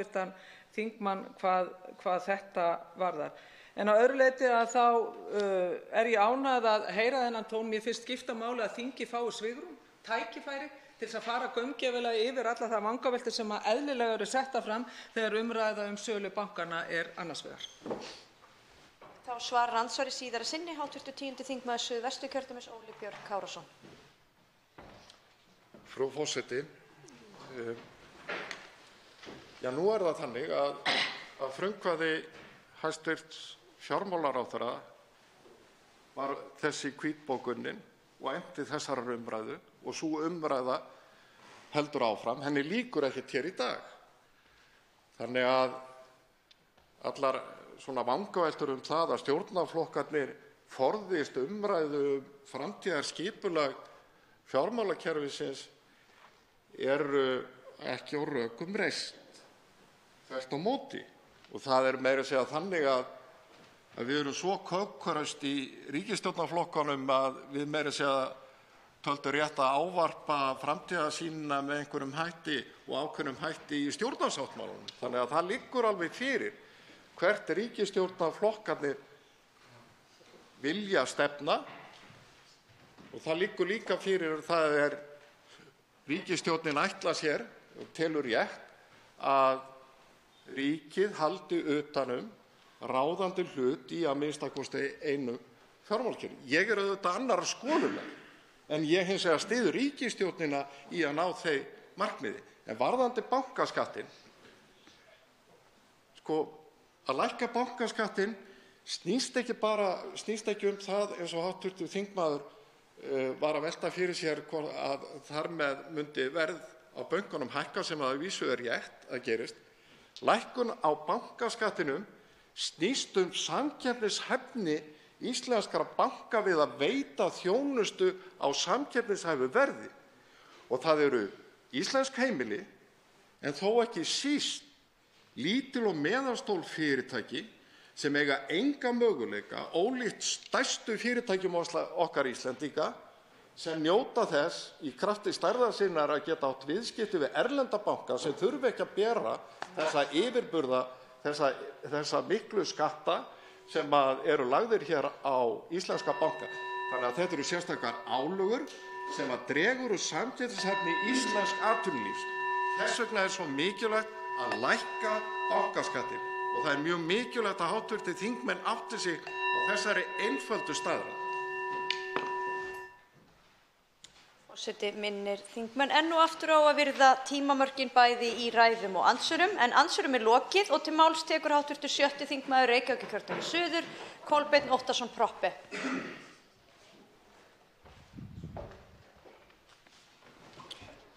Forseti.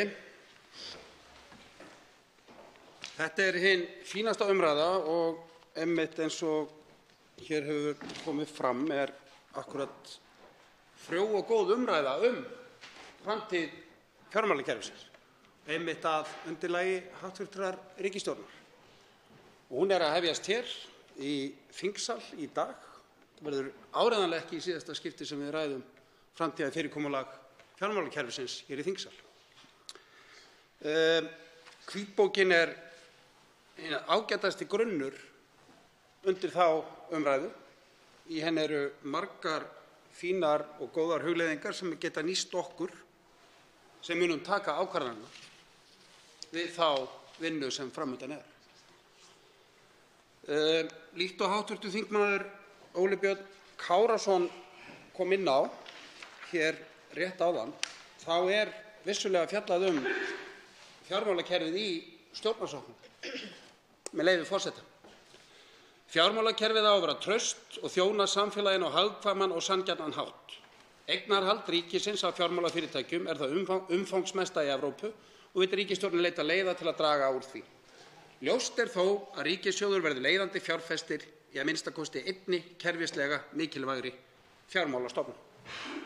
Þetta stefna ríkisstjórnarinnar. Eftir henni vinn ég sem stuðningsmaður þessarar ríkisstjórnar. Það hins vegar ýmislegt í þessari stefnu og í þessum hugmyndum sem við höfum rætt hér sem þess virði að velta fyrir sér nákvæmlega hvað áttu við, hvert við ætlum að stefna og svo framvegis. En þetta eru línurnar sem við vinnum eftir. Hér hefur mikið verið rætt eignarhald ríkisins á fjármálafyrirtækjum. Sumir hafa fundið því ýmislegt til foráttu. Ég nefndi hér áðan, forseti, að það væri margt gott að finna í hvítbókinni. Þar til að mynda ágætis tilvitnun í skýrslu frá Alþjóðagjaldeyrissjóðnum sem ég ætla að leyfa mér að vitna hér beint í úr hvítbókinni. Í skýrslu á vegum Alþjóðagjaldeyrissjóðsins frá árinu 2017 eru kostir við aðkomu ríkis að bönkum taldir vera félagslegir annars vegar og stuðningur við efnahagslega þróun hins vegar. Í félagslega hlutverkinu felist að ríkisbankar séu líklegir til þátttöku í verkefnum sem auka samfélagslega velferð, til dæmis með því að lána til svæða sem aðrir lánveitendur sinna ekki sökum markaðsbrests. Aðkoma ríkisins sem eiganda sé í því samhengi að reka eins konar þróunarbanka sem fjármagni kerfislega mikilvægar atvinnugreinar sem einkageirinn vilji ekki eða geti ekki sinnt. Þá bendi gögn til þess að einkareknir bankar dragi hraðar úr lánsfjármagni en ríkisbankar í efnahagslægð. Og skömmu síðar í hvítbókinni sem við höfum hér mörg mælt í dag, og það með réttu því að það margt gott að finna, segir með leyfi forseta: ekkert hefur komið fram við vinnslu hvítbókarinnar sem bendir til þess að þeir bankar sem hafa verið í ríkiseigu undanfarin ár hafi staðið sig verr en keppinautarnir sem ekki lutu ráðandi eignarhaldi ríkisins. Þá ríkið almennt álitið traustur eigandi. Auk þess má ætla að ríkið sé í sterkari stöðu en aðrir til að styðja við banka í sinni eigu ef hann lendir í vandræðum. Tilvitnun lýkur.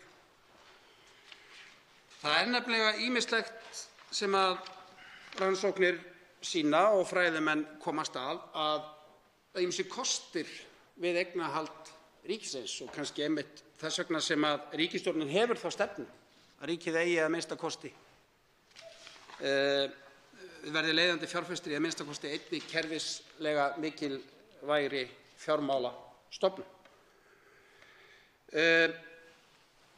Það hefur nefnilega að mínu viti, og hef ég svo sem tjáð mig það hér á þessum stað áður, mér hefur þótt umræðan að einhverju leyti hafa farið dálítið fram úr sér þegar kemur að framtíð fjármálakerfisins. Við fórum frá því að fá hvítbók sem grunnur undir umræðun okkar, tækið okkar til að ræða þessi mál, yfir í það að velta fyrir okkur hvernig við getum eytt fjármununum sem við fengjum við sölu bankanna. Slepptum öllu þar á milli. Þegar ég segi við, þá á ég við umræðuna almennt í samfélaginu. Þess vegna hefur mér þótt, forseti, ánægjulegt að heyra hversu margir hér tala að það þurfi að fara varlega í þessum efnum. Það þurfi að marka stefnu til lengri tíma, þetta þurfi að gerast hægt og rólega hver sem ákvörðunin verður. Því að við getum ekki horft fram hjá því að sporin hræða. Það bara ekki hægt. Við getum ekki kinnroðalaust staðið í þessum sal 10 árum eftir efnahagshrun og talað einkavæðingu banka eins og það sé úr lausu lofti gripið og í tómarúmi. Og traust mikilvægt. Þess vegna ber okkur skylda til þess að vanda vel til allra verka hvað þetta varðar. Og okkur ber skylda til þess að skoða alla möguleika, útiloka ekki neinn möguleika. Þess vegna hefur mér þótt stökkið frá umræðunni eða hvítbókinni yfir í að eyða söluhagnaði vera mjög takmarkandi. Því að þá erum við ekki að velta upp öllum möguleikum. Hvað þýðir að ríkið ætla að vera leiðandi fjárfesti að minnsta kosti einni kerfislega mikilvægri fjármálastofnun? Þýðir það að það eigi að selja einn banka? Ég veit það ekki. Þýðir það að eigi kannski að sameina 2 banka? Það ekkert sem segir að bankar þurfa að vera 3. Það tekið fram í ágætri umsögn Ásgeirs Brynjars Torfasonar sem situr í fjármálaráði að hugmyndir í hvítbókinni að 3 sé einhver töfratala varðandi stærð að fjölda banka, það séu dálítið úr lausu lofti gripnar. Staðhæfingin að lágmarksfjöldi banka sé 3 sé ekki byggð á sérstaklega sterkum rökum. Ekki einna messu verið að velta fyrir sér hvernig fjármálakerfi hagkerfisins og Íslands eigi að vera. Mér þykir að við þurfum að ræða meira samkeppni að utan. Ég held að eftir 20 ár verðum við að ræða fjármálakerfi eftir allt öðrum forsendum. Þá séum við að horfa á þá staðreynd að samkeppnin komi ekki síst erlendis frá, eins og þegar að einhverju leyti byrjað. Og, forseti, hér var minnst á samfélagsbanka. Og ég skil það vel að sumir hvái og segi þessir flokkar tala samfélagsbanka, aðrir gera það ekki og sumir meira að gera grín að þeim. Af því við vitum ekkert hvað samfélagsbanki af því að við höfum ekki komið okkur saman hver niðurstaðan er. Ég ætla að leyfa mér, forseti, að vitna í umrædda umsögn fulltrúa fjármálaráðs, Ásgeirs Brynjars Torfasonar. Umfjöllun hvítbókar samfélagsbanka, sparisjóði og samfélagsleg sjónarmið í bankarekstri frekar takmörkuð. Ekki vísað til skýrslu rannsóknarnefndar Alþingis frá 2014 sparisjóðana. Vel má hugsa sér að 1 af 3 bönkum á íslenska markaðnum verða fullu í eigu landsmanna eða sjálfseignarstofnunar sem ráðstafar hagnaði til samfélagslegra verkefna. Það geti stuðlað að fjölbreyttri flóru mismunandi banka sem viðskiptavinir geta valið þjónustu frá út frá mismunandi eignarhaldi og áherslum, frekar heldur en að sjá fyrir sér 3 banka sem allir eru skráðir á hlutabréfamarkað. Þýskaland, eitt öflugasta hagkerfi í Evrópu, byggir til dæmis að bankakerfi sem aðeins að hluta til með formi skráðra hlutafélaga. Þetta þarf að ræða vandlega, tilvitnun lýkur. Þessu síðasta ég sammála, forseti. Þetta þarf að ræða vandlega og það okkar hlutverk hér. Það samtal að hefjast hér. Hvernig viljum við sjá fjármálakerfið? Hvað samfélagsbanki? Hverju breytir að hafa samfélagsbanka? Á að sameina banka eins og ég nefndi? Hvað græðum við sem samfélag á að taka arð reglulega af bönkunum frekar en að fá einskiptisgreiðslur í gegnum söluhagnað og svo framvegis og svo framvegis. Í þeirri umræðu, eða í þá umræðu, forseti, þurfum við að vera óhrædd við að fara fullkomlega kreddulaus. Við þurfum að vera óhrædd við að fara í þá umræðu án einhverja fyrirfram mótbæra hugmynda að það eina sem fyrir okkur liggi sé að ákveða hvaða banka á að selja og hvenær. Það er allt undir að mínu viti. Og það er kannski eitt af því sem mér þykir miður í hvítbókinni, að mér finnst hún einhver leyti of mótuð orðfæri hagsmunaaflanna að markaði. Sterkri hugmyndafræði og hagfræðikenningum að einhverju leyti sem að mér finnst hafa beðið skipbrot í hruninu. Hún opnar augun ekki nógu mikið fyrir því hvað við getum gert. Við eigum að vera óhræddir við að gera það. Niðurstöðuna veit ég ekki fyrirfram. En ég er í það minnsta óhræddur við að ræða hvað sem er í þeim efnum, að því gefnu að við lokum ekki á neitt, bara að því bara.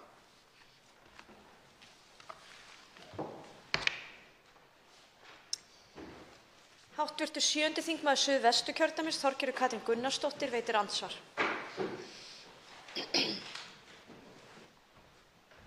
Frú forseti, ég vil þakka hv. þingmanni Kolbeini Óttarssyni Proppé fyrir hans ræðu og eldmóð, og maður greinir ákveðnar hugsjónir nákvæmlega sem eru í takt einmitt við það sem meðal annars Vinstri-hreyfingin – grænt framboð hefur skoðað. Og auðvitað er það þannig, þetta er ekkert bara innan ríkisstjórnarflokkanna, ég ætla ekkert að binda við það eru skiptar skoðanir og það er alveg augljóst að það er ekki síður innan ríkisstjórnarflokkanna heldur hugsanlega líka annarra flokka. Ég tek undir það sem hefur verið sagt, mér finnst hvítbókin góður grunnur til þess að taka áfram. Og ég vona að hún verði ekki bara einhver svona sáluhjálparbók fyrir ríkisstjórnarflokkana, við verðum að hugsa þetta miklu breiðar og við verðum að vinna þetta þarna. Og það er alveg hárrétt sem hv. þingmaður sagði, sporin hræða. Við verðum að læra af reynslunni. Við verðum einmitt að gera allt sem í okkar valdi stendur til þess að fara ef og þegar við förum út í söluferli, að vera búin að byggja upp traustferli, trúverðugleika þannig að allur almenningur skilji hvert stjórnmálin er að fara með fjármálakerfið. Að við sjáum fram á breytingar, sýn, stefnu sem stuðlar að því að ekki síst lítil og meðalstór fyrirtæki hafi aðgang að sama ódýra fjármagninu og stóru fyrirtækin sem eru löngu farin úr landi, að þau þurfa að gera upp í öðrum gjaldmiðli. Og svo ég vil tala ekki heimilin sem borga þrefalda í vöxtum miðað við það sem gengur að gerist á erlendri grund. Og mér finnst náttúrulega erfitt, leið og ég fagna þeim tóni sem kom fram hjá Vinstri-hreyfingunni – grænu framboði, að þau eru tilbúin til að ræða einmitt krónuna í þessu samhengi. Af því það er meðal annars sagt, gjaldmiðilsáhætta gegnsýrir hið íslenska efnahagsumhverfi. Þetta segir í hvítbókinni. Og það er ekki hægt að líta fram hjá krónuhlutunum. En það sem ég vil spyrja hv. þingmann, fyrstu spurningu kemur síðan með fleira og eftir,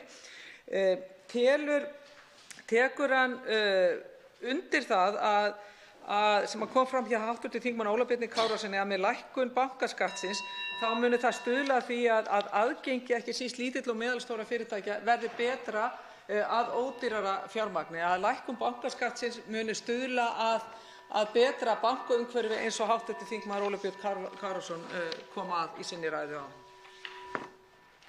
Þá svarar andsvari hv. 7. þingmaður Reykjavíkurkjördæmis suður, Kolbeinn Óttarsson Proppé.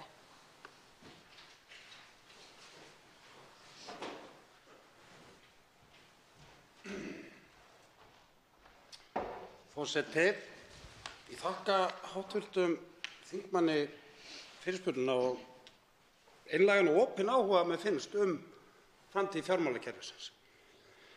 Það er alveg hárrétt hjá hv. þingmanni að það eru ólíkar áherslur, hvort sem er innan ríkisstjórnarflokkanna. Annað væri nú. Og Sjálfstæðisflokkurinn og Vinstri-hreyfingin – grænt framboð var aldrei með nákvæmlega sömu stefnu framtíð fjármálakerfisins. Bitti nú, segi ég nú bara, forseti. Það sjá það allir að það gerist ekki 1, 2 og 3. Hins vegar er búið að ná saman hvert ríkisstjórnin ætlar að stefna og hvaða lágmarksviðmið eru þar. Og hins vegar erum við hér með þessa hvítbók fyrir okkur öll, til að ræða þessa sameiginlegu stefnu. Og ég ítreka aftur það sem hv. þingmaður tók undir, að sporin hræða. Og það er að mínu viti helsta leiðarljós mitt þegar að þessu kemur. Hvað varðar nákvæma spurningu hv. þingmanns lækkun á bankaskatti, þá augljóst að hann hefur ýmislegt í för með sér sem þarf að skoða. Það ekkert allir á eitt sáttur nákvæmlega hverju það skilar. Ég vitnaði hér áðan í umsögn Ásgeirs Brynjars Torfasonar úr fjármálaráði og ég ætla að leyfa mér, forseti, að vitna í hann aftur. Alls ekki víst að lækkun skatta á banka skili sér í minni vaxtamun, heldur auki aðeins arðsemi til eigenda. Verður að teljast eðlilegt að gæta þess að búið sé að endurheimta allan þann kostnað sem samfélagið bar af fjármálahruninu áður en ákveðið að lækka sérstakar opinberar álögur á banka. Þetta eitthvað sem við þurfum að hafa í huga þegar að þessum málum kemur, eins og svo margt annað. Þá veitir andsvar síðara sinni hv. 7. þingmaður Suðvesturkjördæmis Þorgerður Katrín Gunnarsdóttir. Já, frú forseti, þakka þetta. Það augljóst að við erum að sjá fram á mismunandi skoðanir varðandi bankaskattinn í þessu eins og fleiri þáttum. Mér langar líka að spyrja hv. þingmann, telur hann samhljóm vera á milli stjórnarflokkanna hvað felist í samfélagsbanka? Það hafa 2 flokkar af 3 minnst sérstaklega á samfélagsbanka, eða þetta kannski hugmynd sem að verður það rædd frekar og á að vera rædd auðvitað innan hvítbókarvinnuna innan efnahags- og viðskiptanefndar, og telur þingmaðurinn að nefndinni muni takast að varpa ljós á það hvað felist í samfélagsbanka? Hægt að hugsa það að eiga kjölfestuhlut eins og sagt í stjórnarsáttmálanum? Ég sammála því að við eigum allavega eins og sakir standa að fara hugsanlega svipaða norska leið eða jafnvel sænska, þar sem að ríkið með ákveðinn eignarhlut í bönkum og aðkomu. Það tegund af samfélagsbanka eða hv. þingmaður og aðrir þingmenn Vinstrihreyfingarinnar græns framboðs með annað í huga? Þetta kannski fyrsta spurningin í þessu. Og síðan vil ég líka draga fram að eitt af því sem og taka eiginlega undir með VG í þessu að það verður að fara varlega leið og við megum ekki bara humma máli fram á okkur. Við verðum að sýna fram á hvað það sem við raunverulega viljum með breytingu á bankakerfinu. Og það ekkert hægt að draga dul á það að það væri ekki gott ef það væri bara Framsóknarflokkur og Sjálfstæðisflokkur sem stæða einkavæðingu bankanna. Ég held að það myndi ekki stuðla að trausti og trúverðugleika á því ferli. Þess vegna vil ég spyrja hv. þingmann, ekki heppilegra að einmitt að fara í söluferli á bönkunum meðan að Vinstrihreyfingin grænt framboð meðal annars inn í ríkisstjórninni, og menn brosa hér og segja ég hljóta örugglega að lýsa yfir ákveðnum trúverðugleika. Já, ég geri það. Ég held að því það sem skiptir máli að það komi ólíkar raddir að þessu. Við megum ekki gera þetta eins og síðast. Og þá þurfum við að leita allra leiða, og ég vil náttúrulega helst að það verði þverpólitískt samráð og samstaða það hvernig við stöndum að því þegar við förum í söluferlið á bönkunum. Þannig að mér þætti gott að vita það hvort að hv. þingmaður teldi það ekki heppilegra að það kæmi fleiri flokkar að söluferli heldur en bara Framsóknarflokkur og Sjálfstæðisflokkur. Þá svarar andsvari síðara sinni hv. 7. þingmaður Reykjavíkurkjördæmis suður, Kolbeinn Óttarsson Proppé. Forseti, hv. þingmaður spyr hvort ég telji að sé samhljómur á milli stjórnarflokkanna samfélagsbanka, það að segja skilgreininguna. Nei, ég held að þú gætir ekki smalað fólkin í lyftu sem yrði sammála það hvað samfélagsbanki er. Þetta að einhverju leyti tískuorð, ekki ósvipað kerfisbreytingar sem þú getur nánast látið þýða hvað sem er. Einn af göllunum við hvítbókina mínu viti að þar samfélagsbanki sagður vera, það er bara sagt samfélagsbanki sparisjóður. Svo bara að fara að tala sparisjóði, en því miður ekki nógu djúpt eins og kom hér fram í máli mínu áðan, sem ekki einu sinni skoðuð rannsóknarskýrsla sparisjóðanna. Þetta ýmsar tegundir af samfélagsbönkum, og þegar ég segi nei, ekki endilega samhljómur á milli stjórnarflokkanna, þá á það ekki þá. Ég held að við sem hér erum inni í þessum sal skiljum samfélagsbanka hvert á sinn hátt. Og það ákveðinn galli. Við þurfum kannski að velta því fyrir okkur hvað samfélagsbanki. Er það non-profit banki virðulegi forseti, afsakaðu slettuna, er það banki sem er ekki að hluta til ekki á formi skráðra hlutafélaga eins og í Þýskalandi. Hv. þingmaður nefndi Noreg. Erum við að tala um Sparisjóð Suður-Þingeyinga? Það er ýmislegt til í þessu. Svarið er að við erum ekki að tala um Sparisjóð Suður-Þingeyinga. Það átti að vera punkturinn í minni gagnrýni. Þetta er ekki bara hægt að segja að samfélagsbanki er sama og sparisjóður. Hvað varðar heppilegra með VG innanborðs, þá var mér á að brosa einfaldlega því að mér finnst nú flest heppilegra með VG innanborðs. En ég vil bara taka undir með hv. þingmanni að mér finnst mjög mikilvægt að sem fjölbreyttur sjónarmið heyrist við þetta. En ég hjó eftir að hv. þingmaður talaði alltaf þegar sala bankanna verður ákveðin og er þá pínulítið búinn að gefa sér hver niðurstaðan verður og nú leiðréttir hv. þingmaður sig. En mér finnst mjög mikilvægt að sem fjölbreyttur sjónarmið heyrist þegar ákvarðanir eru teknar framtíðarfyrirkomulag fjármálakerfisins. Andsvörum er lokið. Til máls tekur hv. 9. þingmaður Suðvesturkjördæmis, Willum Þór Þórsson.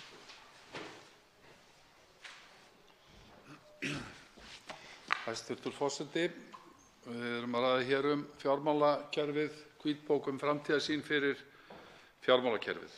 Hæstv. ríkisstjórn lagði upp með og staðfesti í stjórnarsáttmála að treysta til framtíðar samfélagslegan stöðugleika. Velsæld og lífsgæði og undirstaða þess er styrkur efnahagur. Efnahagslegur styrkur byggir á traustum ríkisfjármálum og peningastefnu og ekkert síður samspili þar á milli. Þannig að ríkisfjármálastefna og peningastefna, það er mikilvægt að þær vinni saman að stöðugu efnahagsumhverfi með jafnari sveiflum, verðstöðugleika og stöðugum gjaldmiðli. Í þessu samhengi hefur traust fjármálakerfi mikla þýðingu og í ljósi reynslunnar er eðlilegt að vinna að því að treysta fjármálakerfið og regluverkið í kringum það, eins og lagt er upp með í þessari vinnu. Fjármálakerfið í stjórnarsáttmála hæstv. ríkisstjórnar segir að fjármálakerfið eigi að vera traust og þjóna samfélaginu á hagkvæman og sanngjarnan hátt. Eignarhald ríkisins á fjármálafyrirtækjum er eitt það umfangsmesta í Evrópu og vill hæstv. ríkisstjórn leita leiða til að draga úr því. Ljóst er þó að ríkissjóður verður leiðandi fjárfestir í að minnsta kosti einni kerfislega mikilvægri fjármálastofnun. Þá liggur það bara fyrir. Það er lagt upp með það í stjórnarsáttmála og það þýðir einfaldlega leið að það er verið að stíga varlega til jarðar. Leiðarljósin í vinnu við hvítbókina eru á þessum nótum að auka traust á íslenskum fjármálamarkaði, treysta gagnsæi og fjármálastöðugleika. Og þótt mikilvægar umbætur hafi verið gerðar á lagaumhverfi fjármálafyrirtækja er brýnt að gera betur. Eignarhald á kerfislega mikilvægum fjármálastofnunum verður að vera gagnsætt og það er ríkisstjórninni hæstvirtri í mun að vinna að frekari skilvirkni í fjármálakerfinu með það að leiðarljósi að lækka kostnað neytenda. Þetta er, virðulegi forseti, það sem er svona kjarninn í því sem hæstv. ríkisstjórn leggur upp með. Og nú stöndum við hér og ræðum skýrsluna og afrakstur starfshópsins eins og lagt var upp með og vonandi áformin hér eftir sem hingað til gangi vel. Það hangir auðvitað saman við áform stöðugt efnahagsumhverfi og er í takti við samandregnar niðurstöður sem við lesum í þessari ágætu bók og ég er sammála þeim hv. þingmönnum sem hafa talað svona faglega þætti hvítbókarinnar og grundvöll til umræðu. Og þessar stoðir öruggt, skilvirkt og hagkvæmt fjármálakerfi sem eru hverju samfélagi mikilvægar og hlutverkið auðvitað, miðlunarhlutverk slíkra stofnana er með þeim hætti að gera heimilum og fyrirtækjum kleift að ávaxta sparnað, flýta fjárfestingum með lántöku og er lykill að aukinni verðmætasköpun og auknum lífsgæðum en ella. En leið þá er auðvitað áhætta sem fylgir slíkri starfsemi. Það höfum við reynt svo að regluverkið, eftirlit og heilbrigt eignarhald þarf að fylgja til að tryggja skilvirkt kerfi og auka öryggi. Þetta held ég, virðulegi forseti, geta allir verið sammála. Hvað eignarhaldið varðar, eins og fram hefur komið hér í umræðu þessa skýrslu og í umfjöllun jafnvel á vettvangi fjölmiðla og að þá það hvernig eignarhaldinu háttað og verði háttað í náinni framtíð eitthvað sem þarfnast frekari ígrundunar. Ég held að það liggi alveg fyrir. Það hvernig verður farið með eignarhald ríkisins á 2 af 3 stóru bönkunum og hvaða eignarform á við í því tilliti. Og mikilvægt að greina á milli eignarform og eignarhald, en eins og komið hefur fram í umræðunni og könnun meðal neytenda þá fer því fjarri að samstaða eða meirihlutaskoðun sé til staðar það. Í því tilliti nærtækt að vitna til könnunar sem starfshópurinn lét Gallup gera fyrir vinnu hvítbókarinnar viðhorf almennings til bankaþjónustu. Þar kemur meðal annars fram að 61% eru jákvæð fyrir eignarhaldi ríkisins. Og þar kemur einnig glöggt fram það vantraust sem ríkir á íslenskum bönkum og í samhengi úrbóta nefnir fólk meðal annars háa vexti, dýra þjónustu, græðgi og há laun og ljóst að tiltrúnakerfinu hefur ekki unnist til baka frá því hruni. Og þetta mikilvægt að hafa í huga þegar við tökum umræðuna og ég held að sé mikilvægt að hv. efnahags- og viðskiptanefnd hafi þessa þætti í huga og umræðuna hér í dag sem mér finnst spegla þetta mjög vel og dýpki þá það sem upp á vantar í þessari ágætu skýrslu sem leggur grundvöllinn að umræðunni og sem hún sannarlega gerir og gott innlegg.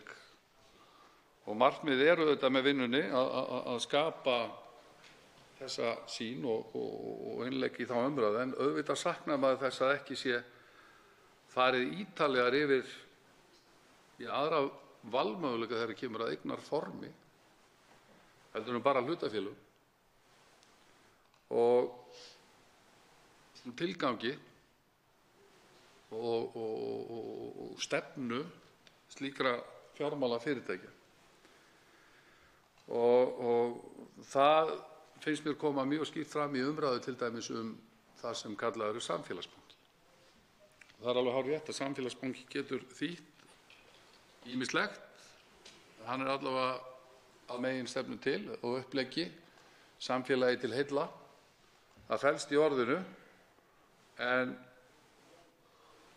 hann verður auðvitað aldrei annað en það sem við skilgreinum. Mér finnst hins vegar alveg nauðsynlegt að taka umræðu það.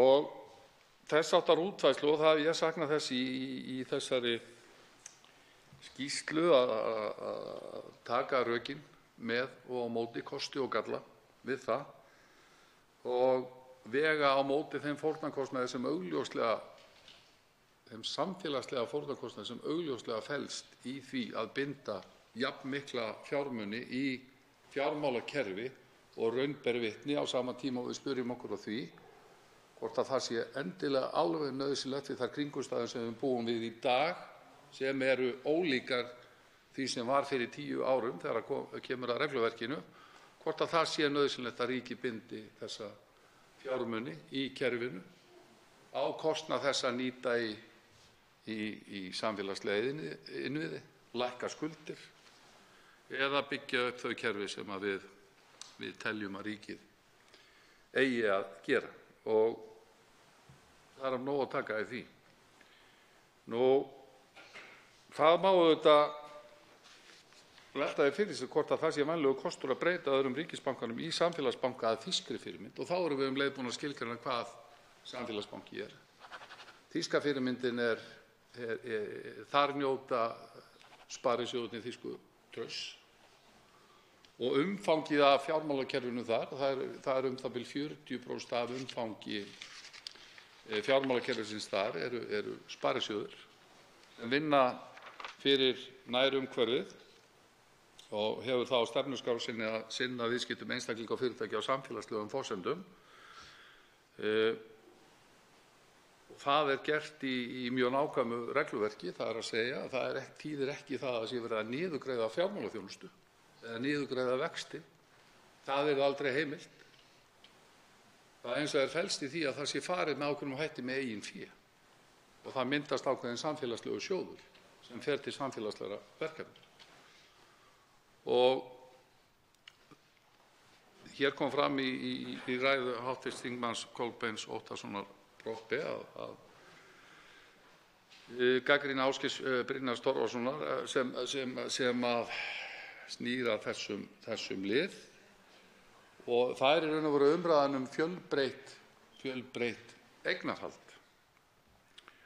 Og ég tek bara undir þá ræðumenn og þessa gagnrýni sem ég vitna til hér að það hefði mátt svona dýpka þá umræðu frekar í skýrslunni. En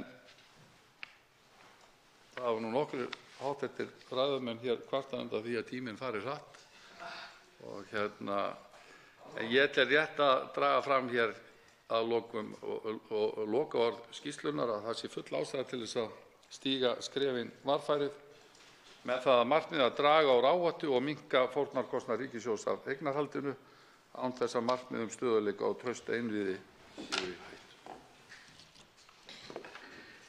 Hv. 7. þingmaður Suðvesturkjördæmis, Þorgerður Katrín Gunnarsdóttir, veitir andsvar.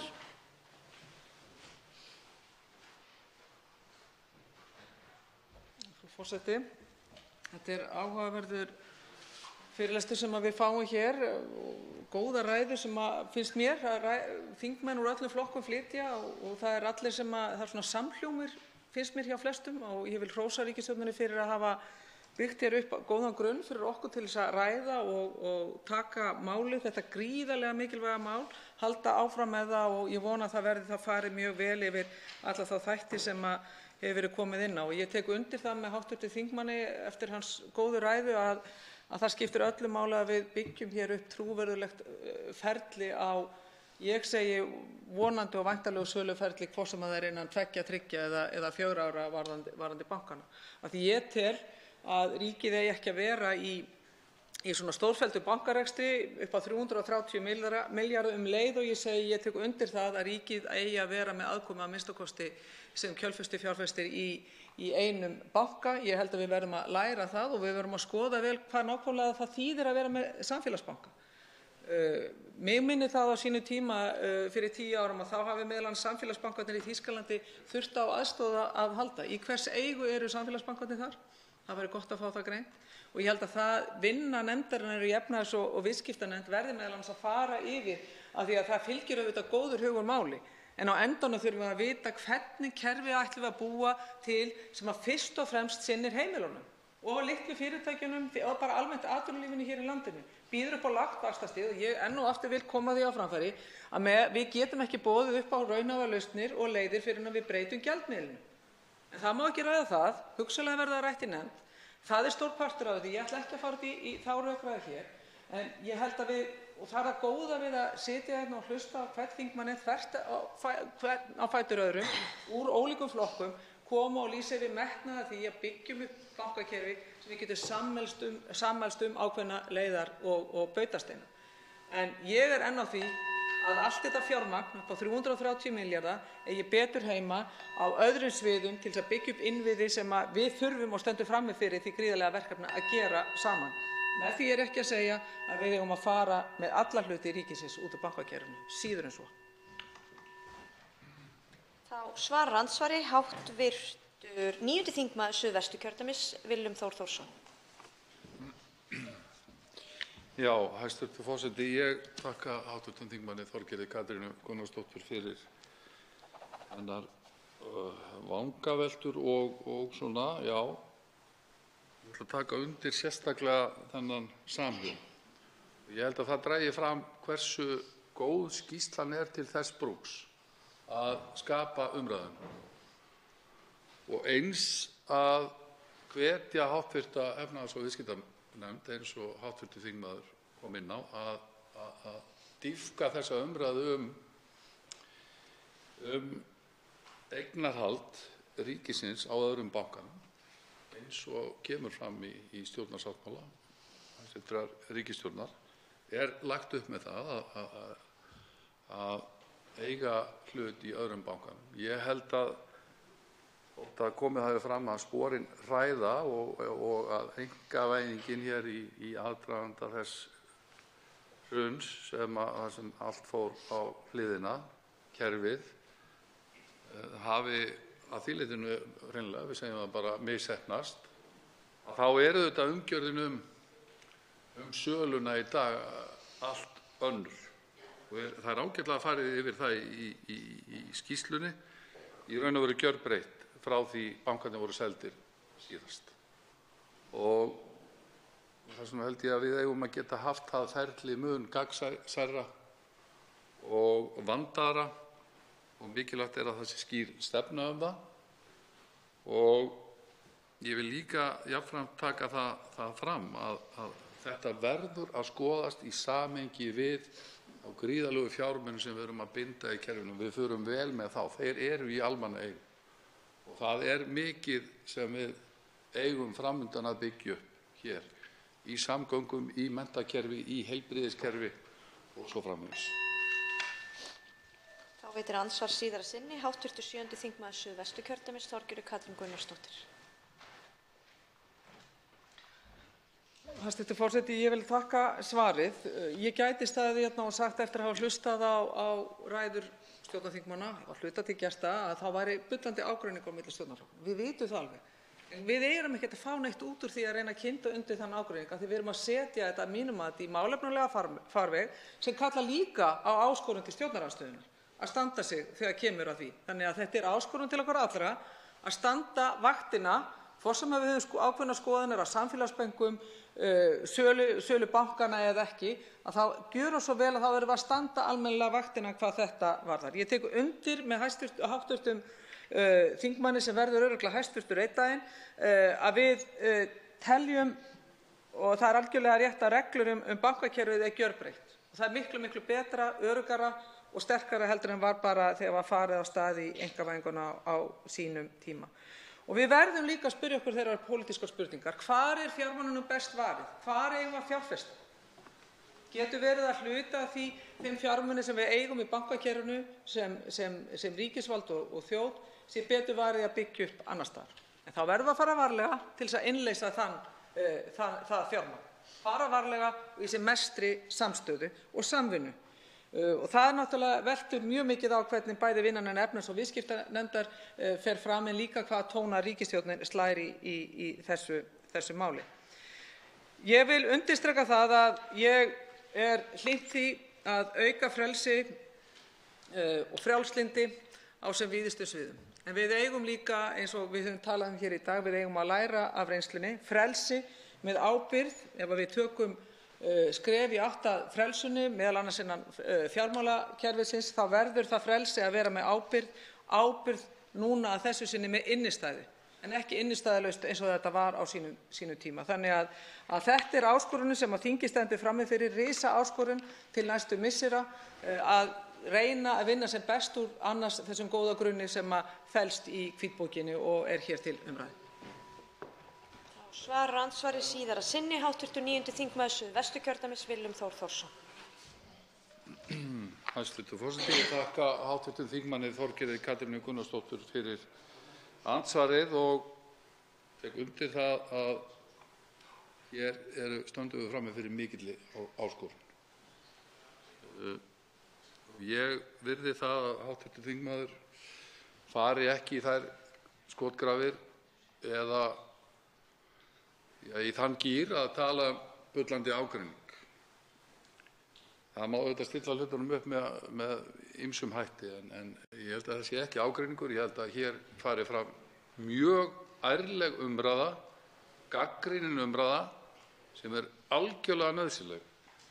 Þannig að við horfum á fjárbindinguna, 339 milljarðar eignin í ríkisreikningi 2017 og mögulega eitthvað meira sem að fengist í söluferli, það vitum við þetta ekki. En ég hygg að fórnarkostnaðurinn metin í þeirri fórn að lækka skuldir, lækka skatta, álögur á fólk og fyrirtæki, að byggja vegi,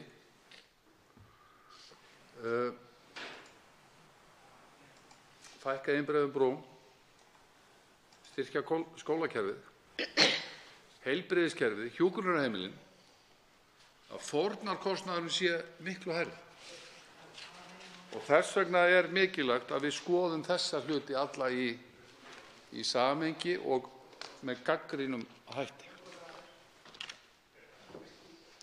Andsvörum er lokið. Til máls tekur hv. 5. þingmaður Reykjavíkurkjördæmis suður, Brynjar Níelsson. Hæstv. forseti. Hér er til umræðu hvítbókin yfir fjármálakerfið á Íslandi. Og hvað er hún? Hún er það að við byggjum hér upp traust, trúverðugt og gott fjármálakerfi. Og hún er góður grunnur fyrir okkur sem nota hér í umræðu. Nú stundir á íslenska ríkið 3/4 hluta á öllu fjármálakerfi. Niðurstaðan í hvítbókinni er sú að þetta eignarhald er allt of mikið. Þetta er allt of stórt hlutfall. Og hverjir eru rökin fyrir því?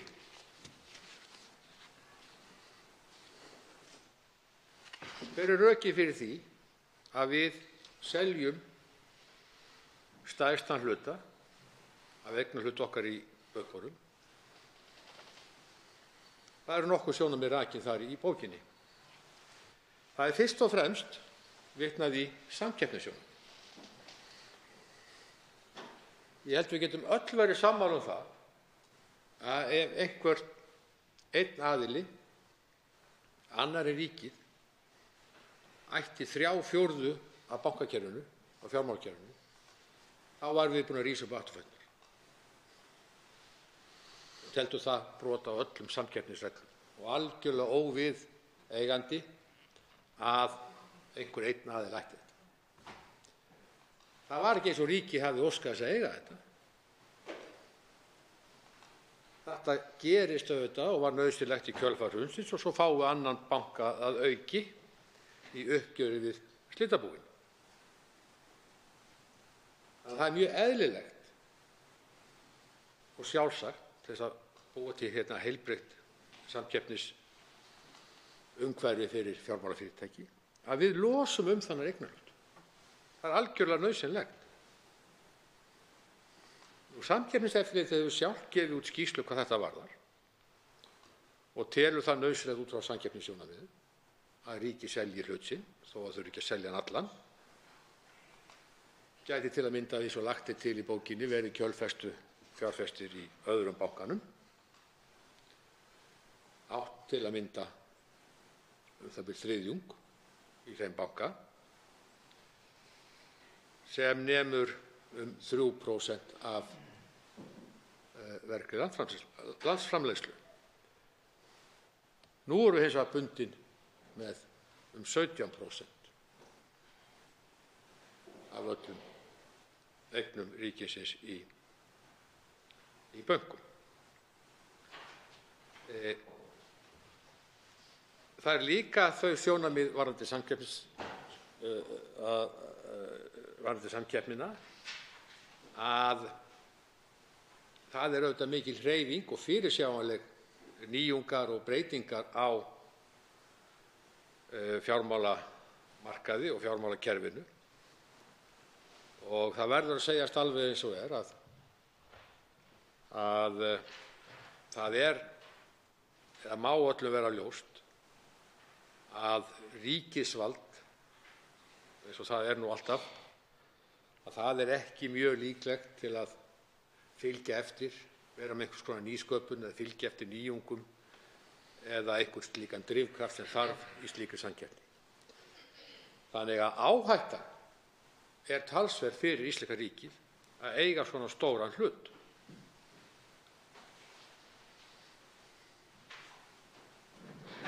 Þessi áhætta er auðvitað mikil vegna þess að þetta er svo stór hluti af okkar af eignum ríkisins. Og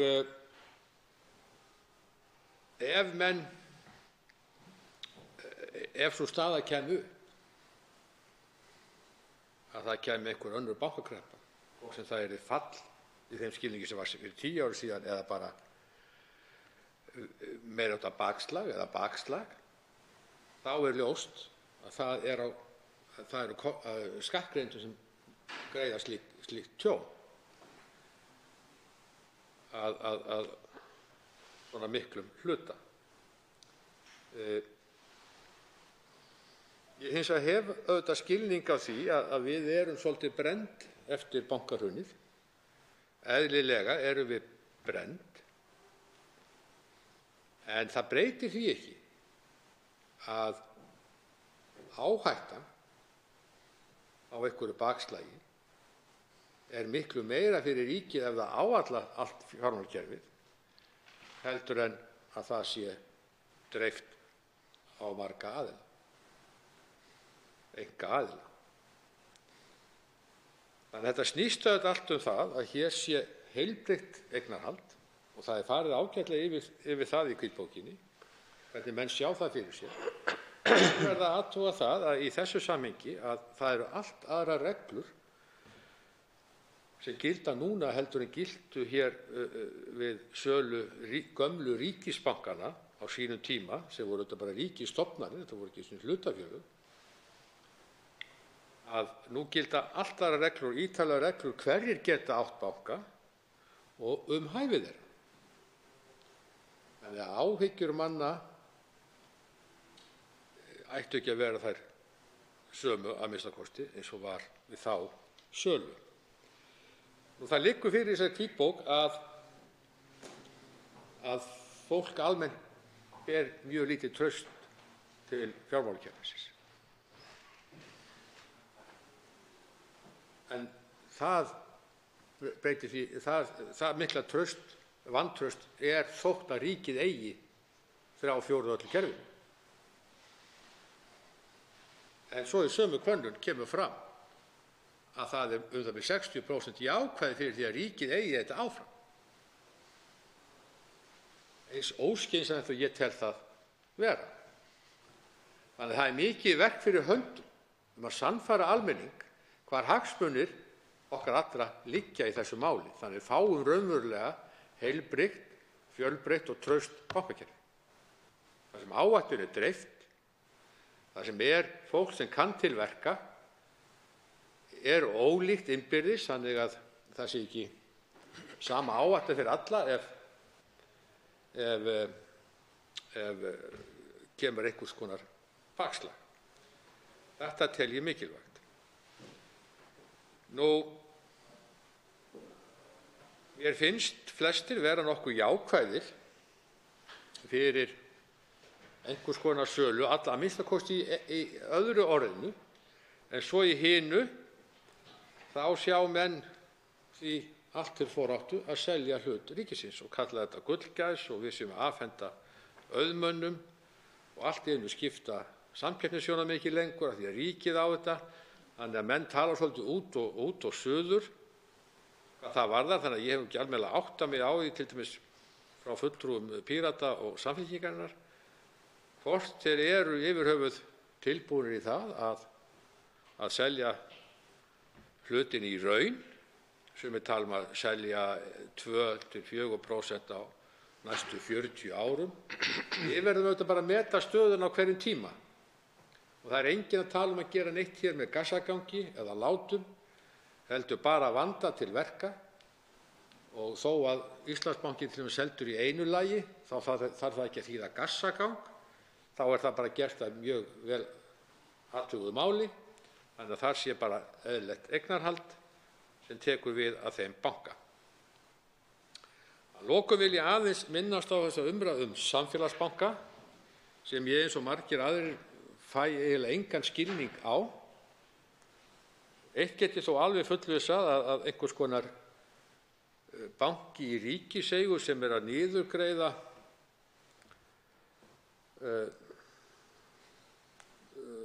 í samkeppninni, niðurgreiða þessa þjónustu í nafni samfélagsbanka, það auðvitað bara samræmist ekki samkeppnislögum á Íslandi, þannig að það mun aldrei vera gert.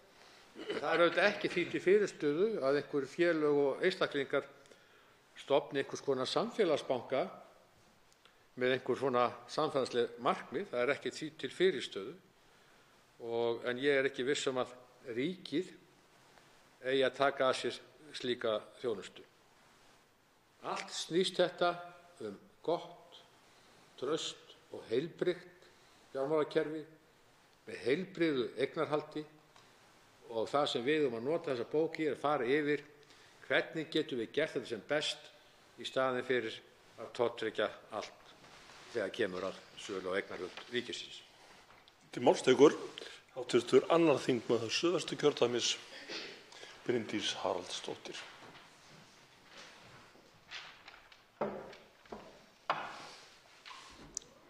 Virðulegur forseti, ég ætla eins og margir aðrir þingmenn að þakka hér kærlega fyrir þessa umræðu.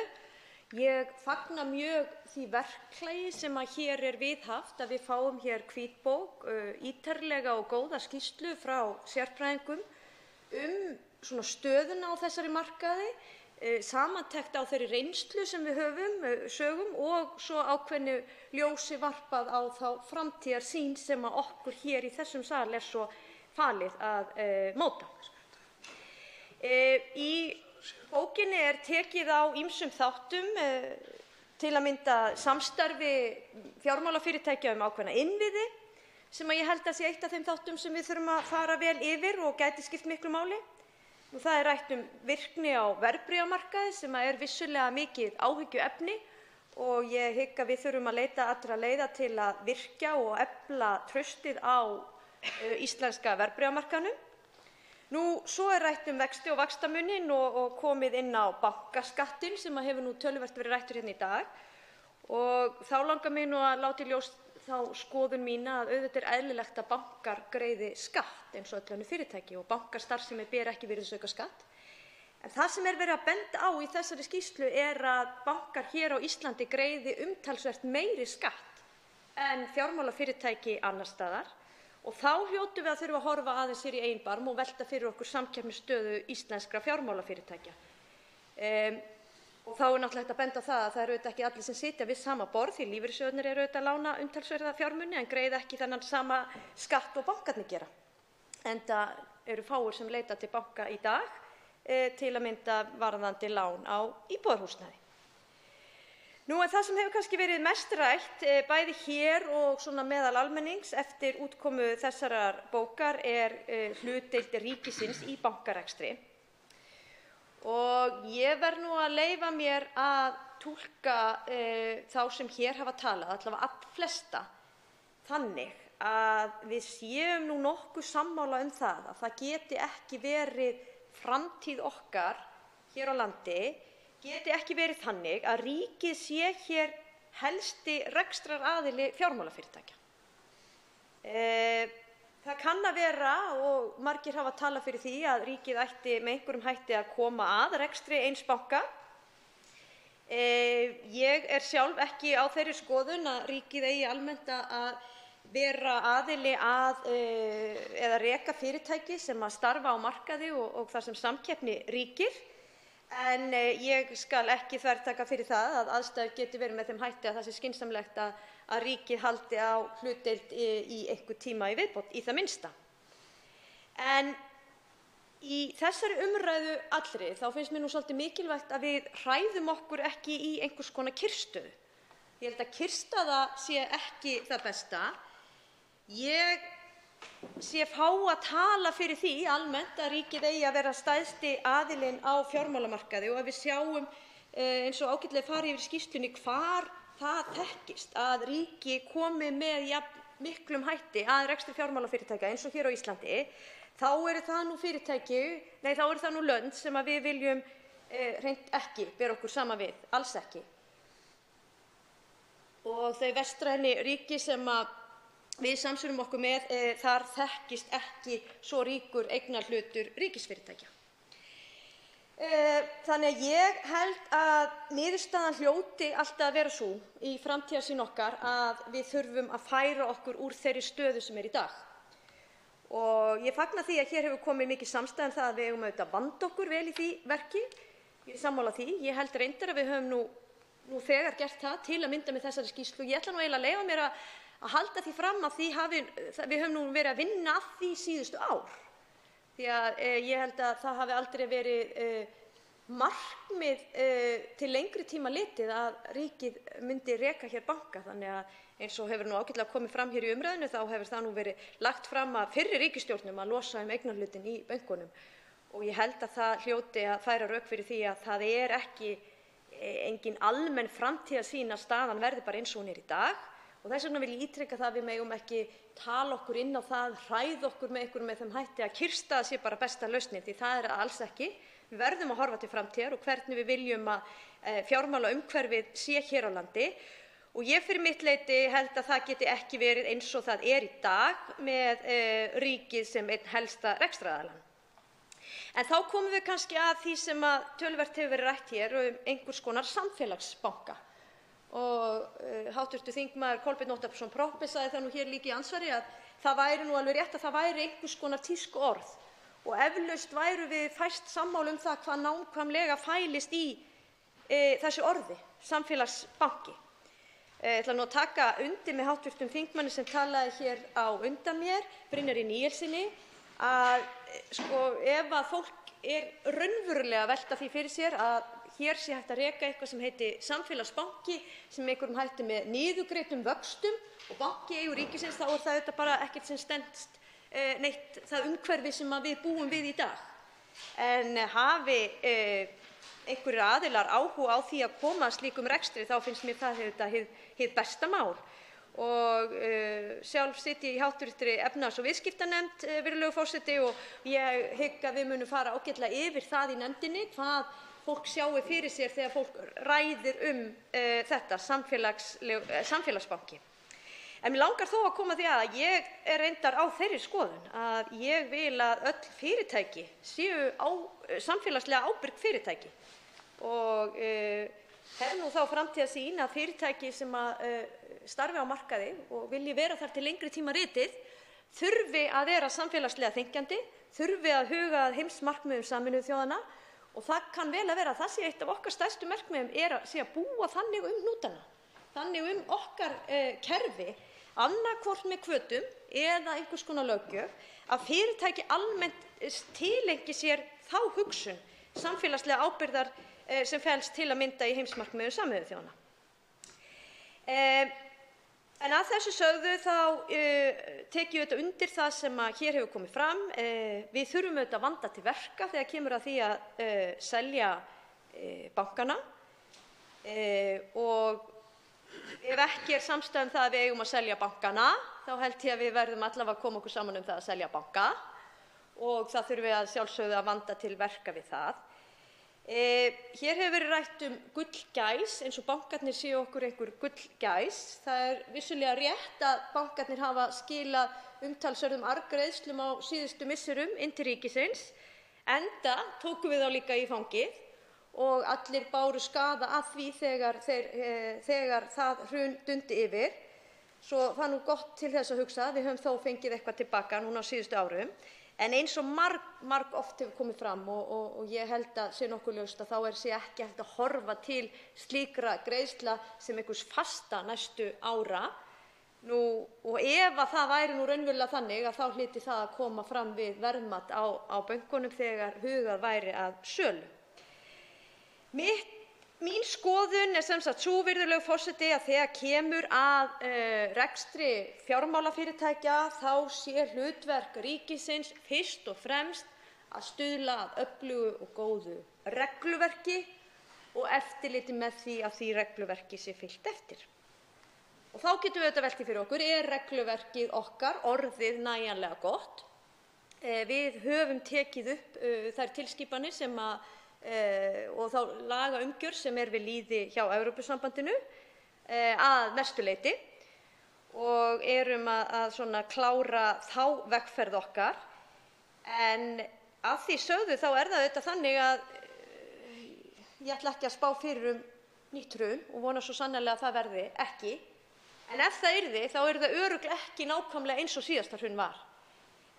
Og með þessu þá er ég bara að segja það að við sem löggjafinn auðvitað þurfum alltaf að hafa opin augun fyrir því hvernig regluverkinu er best fyrir komið, og í síbreytilegum heimi þá þurfum við að huga að breytingu af því eins og öllu öðru, og auðvitað eins og við lærðum svo glöggt af síðustu hruni að eftirlitið verður að fylgja þar eftir. Og það er fyrst og fremst okkar hlutverk hér inni. Ólafur Þór Gunnarsson, 11. þingmaður Suðvesturkjördæmis, tekur til máls.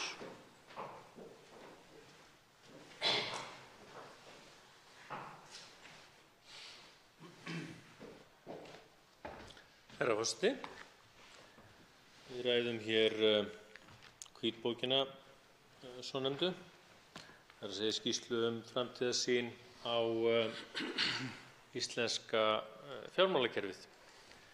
Hér hafa þingmenn margir komið inn á fjölbreytilegustu atriði, þó mörgum hafi nú svona í grunninn verið tíðrætt svipaða þætti. En það sem er kannski gegnumgangandi í þessari umræðu er það að menn eru nokkuð sammála að það sé ástæða til þess að fara fetið í þeim verkum sem framundan eru í fjármálakerfinu og að skýrslan sé góður grunnur þar undir og að þar hafi verið unnið gott verk. Margir þingmenn þekkja það enda að hafa átt á vinnslutímanum viðtöl við skýrsluhöfunda með hvaða hætti þeirra sýn væri á verkið, og ég held að því leyti til hafi verið vandað virkilega til vinnunnar. Mig langar að ræða nokkur atriði sem kannski hefur ekki mikið verið tæpt á hérna í umræðunni í dag, frekar heldur en að tíunda í smáatriðum það sem allir aðrir hafa sagt, og fara yfir þau atriði hér á eftir. Í skýrslunni er nokkuð rætt þá áhættu sem fylgir því að bankar sem eru viðskiptabankar séu einnig í fjárfestingarbankastarfsemi, og farið yfir hversu óheppilegt þetta hafi verið í aðdraganda hrunsins og jafnvel að þetta hafi að minnsta kosti átt einhvern þátt í hruninu og að minnsta kosti stóran þátt í því hversu hörður lendingin varð þá. Það er að segja kerfisáhætta bankanna sjálfra var orðin það mikil, eða áhættu sækni þeirra var svo mikil, meðal annars vegna fjárfestingarbankastarfsemi, að það fór eins illa og fór. Skýrsluhöfundar fara ekki þá leið eða fara ekki þangað að ræða eða leggja það til að við aðskiljum alveg eða gerum áskilnað aðskilnað á milli fjárfestingarbankastarfsemi og einkabanka eða viðskiptabankastarfsemi, en leggja til það sem þeir leggja fram það sem þeir kalla svona hugmyndavarnarlínu, og sú varnarlína liggi einhvers staðar á milli 10 og 15% í hlutdeild fjárfestingarbankastarfsemi af heildarstarfsemi viðkomandi fjármálastofnunar. Sjálfur hefði ég viljað sjá tillögur að ganga jafnvel lengra en þetta. Það er að segja annaðhvort að varnarlínan væri þá jafnvel lægri, eða þeir legðu þá bara til neðri mörkin á varnarlínunni, eða hreinlega þeir segðu það berum orðum að það yrði að skoða það af fullri alvöru að aðskilja algjörlega þetta tvennt. Mér hefði að minnsta kosti þótt það svona vera skynsamlegt, og það sé þá að minnsta kosti ein af þeim vangaveltum sem við tökum inn í háttvirta efnahags- og viðskiptanefnd þegar við ræðum skýrsluna nánar þar. Það er talað eiginfjárhlutfall í skýrslunni og talað að vissu leyti sé það eiginfjárhlutfall sem við erum með núna það er ýjað að því í skýrslunni, finnst mér að minnsta kosti, að kröfur eiginfjárhlutfall séu orðnar helst til háar. Og réttilega bent á að með mjög háu eiginfjárhlutfalli þá geti dregið úr það verð sem að það er keypt, sé þá lægri arðsemi viðkomandi banka. Þess að eigin féð á sama hátt og útlánað fé eða annað fé sem bankinn er að sýsla með, það ber ekki sömu vexti og þar með getur það ekki orðið sami grundvöllur til arðgreiðslna til eigenda. En það má í rauninni líka segja, þetta er í rauninni það verð sem við kaupum meira öryggi í bankastarfsemi, það er að segja það verð sem við gjöldum fyrir meira öryggi í bankastarfsemi. Það er að segja við viljum ekki að bankarnir séu með þunna eiginfjármögnun eins og voru fyrir hrun og við viljum ekki að þeir geti ekki tekið neinum áföllum. Og því erum við með þess vegna er eiginfjármögnunin þetta mikið, eða eiginfjárhlutfallið þetta mikið hærra. Og ég tel að minnsta kosti að í bili þá séum við ekki komið þangað að við getum slakað neitt verulega á í þeim efnum. Í skýrslunni er talað töluvert mikið tæknilausnir og með hvaða hætti tæknilausnir muni þróast áfram í bankakerfinu. Og ég held að það sé mjög mikilvægt, en ég held að það sé líka mikilvægt að þegar að þessar tæknilausnir eru teknar í þjónustu bankana, þegar bankarnir taka á þessum tæknilausnum og setja lausnirnar til verka, og svo má orðið komast, þá er líka mikilvægt að þær skili sér til neytendanna, að þær skili sér til þeirra sem skipta við bankana, að þær verði ekki bara andlag til aukinna arðgreiðslna og aukinnar arðsemi bankana að öllu leyti. Þau komið þetta líka til notendanna. Og það sama á í rauninni við þegar við erum að tala stærðarhagkvæmnilausnir, þegar við erum að tala lokun útibúa og svo framvegis. Nokkrir háttvirtir þingmenn hafa einmitt komið inn á það hér í dag að þeir sakni þess að sjá ekki bankana koma í rauninni með ávinninginn af þessum breytingum að meira leyti til sinna viðskiptavina. Það er erfitt að komast frá þessari umræðu öðru en að ræða eitthvað eignarhald bankana, en það kannski má segja að sú umræða hafi verið það sem við höfum risið kannski hvað hæst og menn að tala hvað mest hér í dag og raunar undanfarnar vikur. Og menn hafa margir komið inn á það að við erum með það skrifað inn í samstarfssáttmála ríkisstjórnarinnar að ríkisstjórnin ætlar að draga úr eignarhaldi ríkisins á bönkunum. En ég er algjörlega sammála því sem hefur komið fram hjá mjög mörgum þingmönnum hér í dag, bæði í stjórn og stjórnarandstöðu, að þar verðum við að fara varlega og þar verðum við að tryggja það sé farið eftir gegnsæjum reglum og að það sé ekki verið að selja bankana bara til að selja þá, heldur sé verið að selja þá vegna þess að það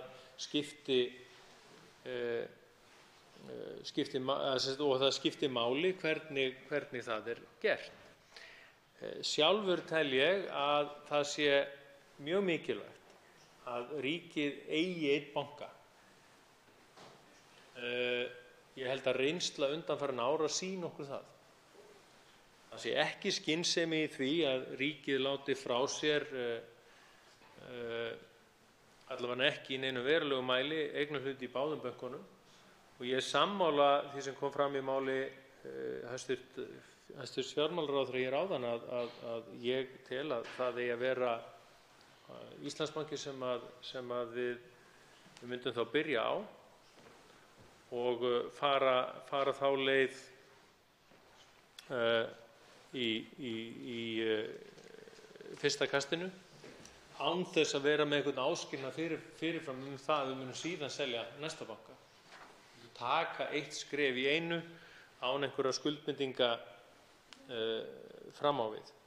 Við skulum heldur ekki gleyma því að það kann vel að vera að það að ríkið eigi ríkjandi hlut og stóran hlut í einum banka á þessu breytingaskeiði og eitthvað kannski inn í næstu ár, það kann hæglega skila sér í því að einmitt að ríkið geti haft forgöngu um það og ríkisbankinn geti einmitt haft forgöngu um það að tæknilausnirnar til að mynda, að skattalækkanirnar til að mynda skili sér í raun til notendana. Því það þarf enginn að segja mér það að ef að bankinn sem að ríkið á gengur á undan með góðu fordæmi í því að skila þessum ávinningi til viðskiptavinanna, þá þarf enginn að segja mér annað en að hinir bankarnir myndu fylgja á eftir. Það held ég að sé algjörlega morgunljóst. Nú, herra forseti, ég hlakka til að ræða þessa skýrslu nánar í hv. Efnahags- og viðskiptanefnd, meðal annars þessa ágætu hugmyndum miðlægan skuldagrunn sem ég náði ekki að ræða neitt ítarlega hér í ræðu minni í dag, en hlakka til að eiga frekar orðaskipti við hv. nefndarmenn í Efnahags- og viðskiptanefnd þegar þar kemur. Guðmundur Ingi Kristinsson, hv. 12. þingmaður Suðvesturkjördæmis, tekur nú til máls.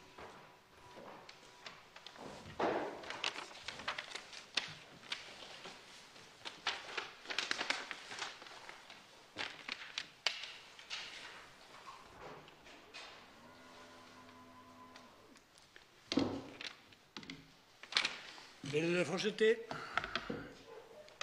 við erum að ræða hvítbók fjármálakerfisins, en samkvæmt skoðanakönnun sem Gallup framkvæmdi fyrir starfshópinn hvítbókina meirihluti Íslendinga jákvæður fyrir eignarhaldi ríkisins á bönkunum og það bara 14% sem með sölunni. Fram kemur í hvítbókinni að langt sé í það að almenningur hafi traust á fjármálakerfinu og sé tekið á könnunum sem gerðar voru af starfshóp í tengslum við vinnu hvítbókarinnar og hrun fjármálakerfisins enn ofarlega í huga fólks og endurspeglar það í viðhorf fólks til bankana. Það þarf að fara í að koma á fullum aðskilnaði milli viðskiptabanka og fjárfestingarstarfsemi og við verðum að átta okkur á því að ríkið á 100% í Íslandsbanka og 98% í Landsbankanum og það eru gífurleg verðmæti í þessum bönkum. Samanlagt eigið fé þeirra er 450 milljarðar króna. Hvítbókin eiginlega vonbrigði frá A til Ö. Hún er eiginlega hvítþegin eða klórþegin. Hún mætti halda hún að vera lagð í klór til að ná þessu hvíta lit í hana. Það vantar afnám verðtryggingar og okurvaxta og að það verði tekið á þeim til hagsælda fyrir neytendur og vantar almennar hugmyndir samfélagsbanka. Við þurfum og þjóðin krefst samfélagsbanka. Það segir okkur algjörlega miðað það að það er ekki náttúrulega 14% sem vilja sölu. Enn og aftur á að taka hagsmuni fjármálaleiðslunnar fram með hagsmuni heimilanna.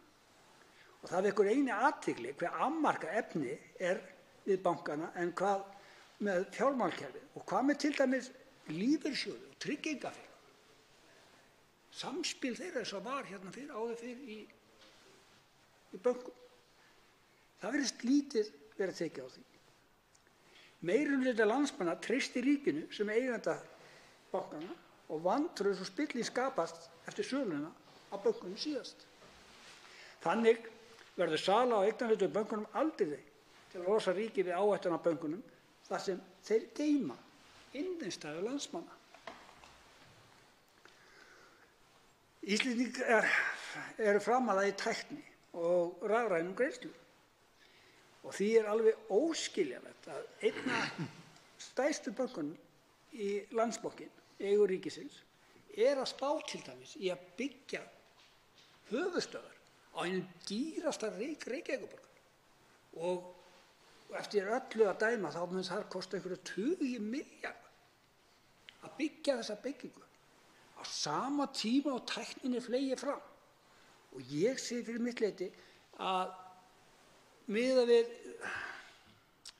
byggingarkostnað hjá ríkinu, þá má nú búast við að það fari vel fram yfir þarna. Þetta verði vel á annan tug milljarða sem á að fara að eyða í einhverjar höfuðstöðvar og það hérna niðri í miðbæ á dýrasta reitnum. Og ég tel að þeim peningum væri mikið betur varið í annað. Það er sko örugglega þörf. Við verðum líka að muna það að bankarnir eru búnir að gefa arð síðustu 5 árum yfir 200 milljarða. Og ég er eiginlega bara ennþá í sjálfu sér og sérlega stór hluti þjóðarinnar ennþá með óbragð eftir bankahrunið. Og ég held að við verðum bara að gefa okkur tíma. Við verðum að passa okkur, við verðum að fara varlega og við eigum að hlusta, og það hlusta vel og endilega á meirihluta þjóðarinnar. Yfir 60% vilja ríkið eigi bankana áfram. Og eins og áður hefur komið 14% vilja selja.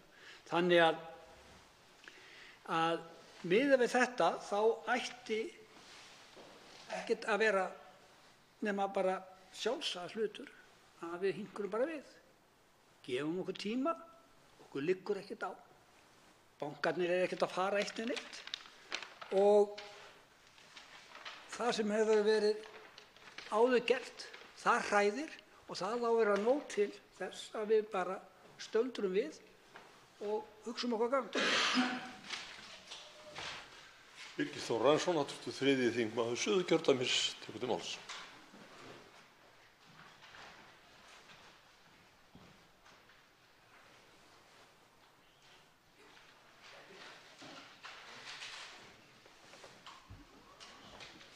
Herra forseti, ég þakka hér ágæta umræðu þetta mikilvæga mál og að halda áfram það sem frá var horfið í minni ræðu hér, náði ekki að klára hana hér í fyrstu umferð. Og þá var ég kominn að því að ræða aðeins Landsbankann og ég er þeirrar skoðunar að við söluna á Landsbankanum þegar að því kemur að þau skref verða stigin, að minnsta kosti að hluta til verði bankinn seldur. Ég held að það er mjög mikilvægt að hann verði að minnsta kosti rúmlega 30% í eigu ríkisins, svo að við getum allavega haft á neitunarvald. En ég held að við eigum að nota tækifærið og við þegar að þessu kemur og endurreisa sparisjóðakerfið. Vegna þess að sparisjóðirnir hafa haft mjög jákvæð áhrif á samfélagið í gegnum árin og það er mikil eftirsjá af þessum markaði. Við vitum náttúrulega hvernig fór fyrir þeim og það er mikil eftirsjá. Í dag eru örfáir sparisjóðir starfandi og smáir í sniðum en gera góða hluti á sínu svæði. Og eins og við þekkjum að þá var markmið sparisjóðanna þegar þeir voru stofnaðir að stuðla að auknum sparnaði meðal almennings og stuðla efnahagslegum framförum, stöðugum aðgangi fjármagns og vinna félagslegum verkefnum. Starfsemi til að byrja með var einföld í sniðum og þeir einbeittu sér aðallega að smáum innlánshöfum og litlum útlánum til einstaklinga og minni fyrirtækja en létu viðskiptabankana sjá stærri viðskiptavini. Það var sem sagt, þá var yfirleitt viðhöfð varfærni í útlánum. Þannig að í mínum huga er mikilvægt að þetta verði skoðað hvað Landsbankann varðar að endurreisa sparisjóðakerfið. Mér langar næst aðeins að víkja að því sem kemur fram á blaðsíðu 169 í hvítbókinni, en þar er rætt kostnað við eigið fé og það fullyrt að krafa hátt eiginfjárhlutfall geti leitt til þess að fjármálaþjónusta yrði dýrari en ella. Hér finnst mér höfundar vera í að svoleyti að því að nauðsynlegt sé að lækka kröfuna eiginfjárhlutfall. Og ef til vill er það rétt. En að fenginni reynslu held ég að við verðum að fara þar mjög varlega. Það er vissulega spurning hversu skynsamlegt það er að láta háa fjármuni liggja í bönkunum og það hefur komið fram hér í þessari umræðu og kom meðal annars fram hjá hv. þingmanni Óla Birni Kárasyni. Þarna eru sem sagt peningar að háar upphæðir sem eru bundnar inni og engum til gagns, ef svo má segja. Peningar sem væri hægt að nýta í hin ýmsu samfélagsverkefni. En ef það á að slaka á eiginfjárhlutfallinu þá verður að tryggja það með regluverki þannig að það verði ekki til staðar svona freistnivandi, það er að segja að menn geti þá ekki nýtt sér aðstæður til þess að maka krókinn, ef svo má að orði komast. Ég tel mikilvægt að reynt verði eins og kostur er að fá alþjóðlegan banka hingað til lands og að opna verði hér fyrir regluverk þannig að vilji og geta evrópska banka til að starfa hér sé fyrir hendi. Á blaðsíðu 179 áfram er fjallað umgjörðina neytendavernd á fjármálamarkaði. Þess getið að stofnanaumgjörðin sé flókin og nauðsynlegt að setja heildstæð lög neytendavernd. Ég tek heils hugar undir þetta. Þetta er afar mikilvægt og það er mikilvægt að styrkja neytendasamtökin og fjármálaeftirlitið og þá neytendavernd fjármálaeftirlitsins sérstaklega með tilliti til kostnaðar vegna lögmanna til dæmis. Aðilar ákveða það að fara í mál við bankana eða þurfa allavega að leita réttar síns gagnvart bönkunum. Og því miður er það allt of algengt að einstaklingar sem lenda í þessum aðstæðum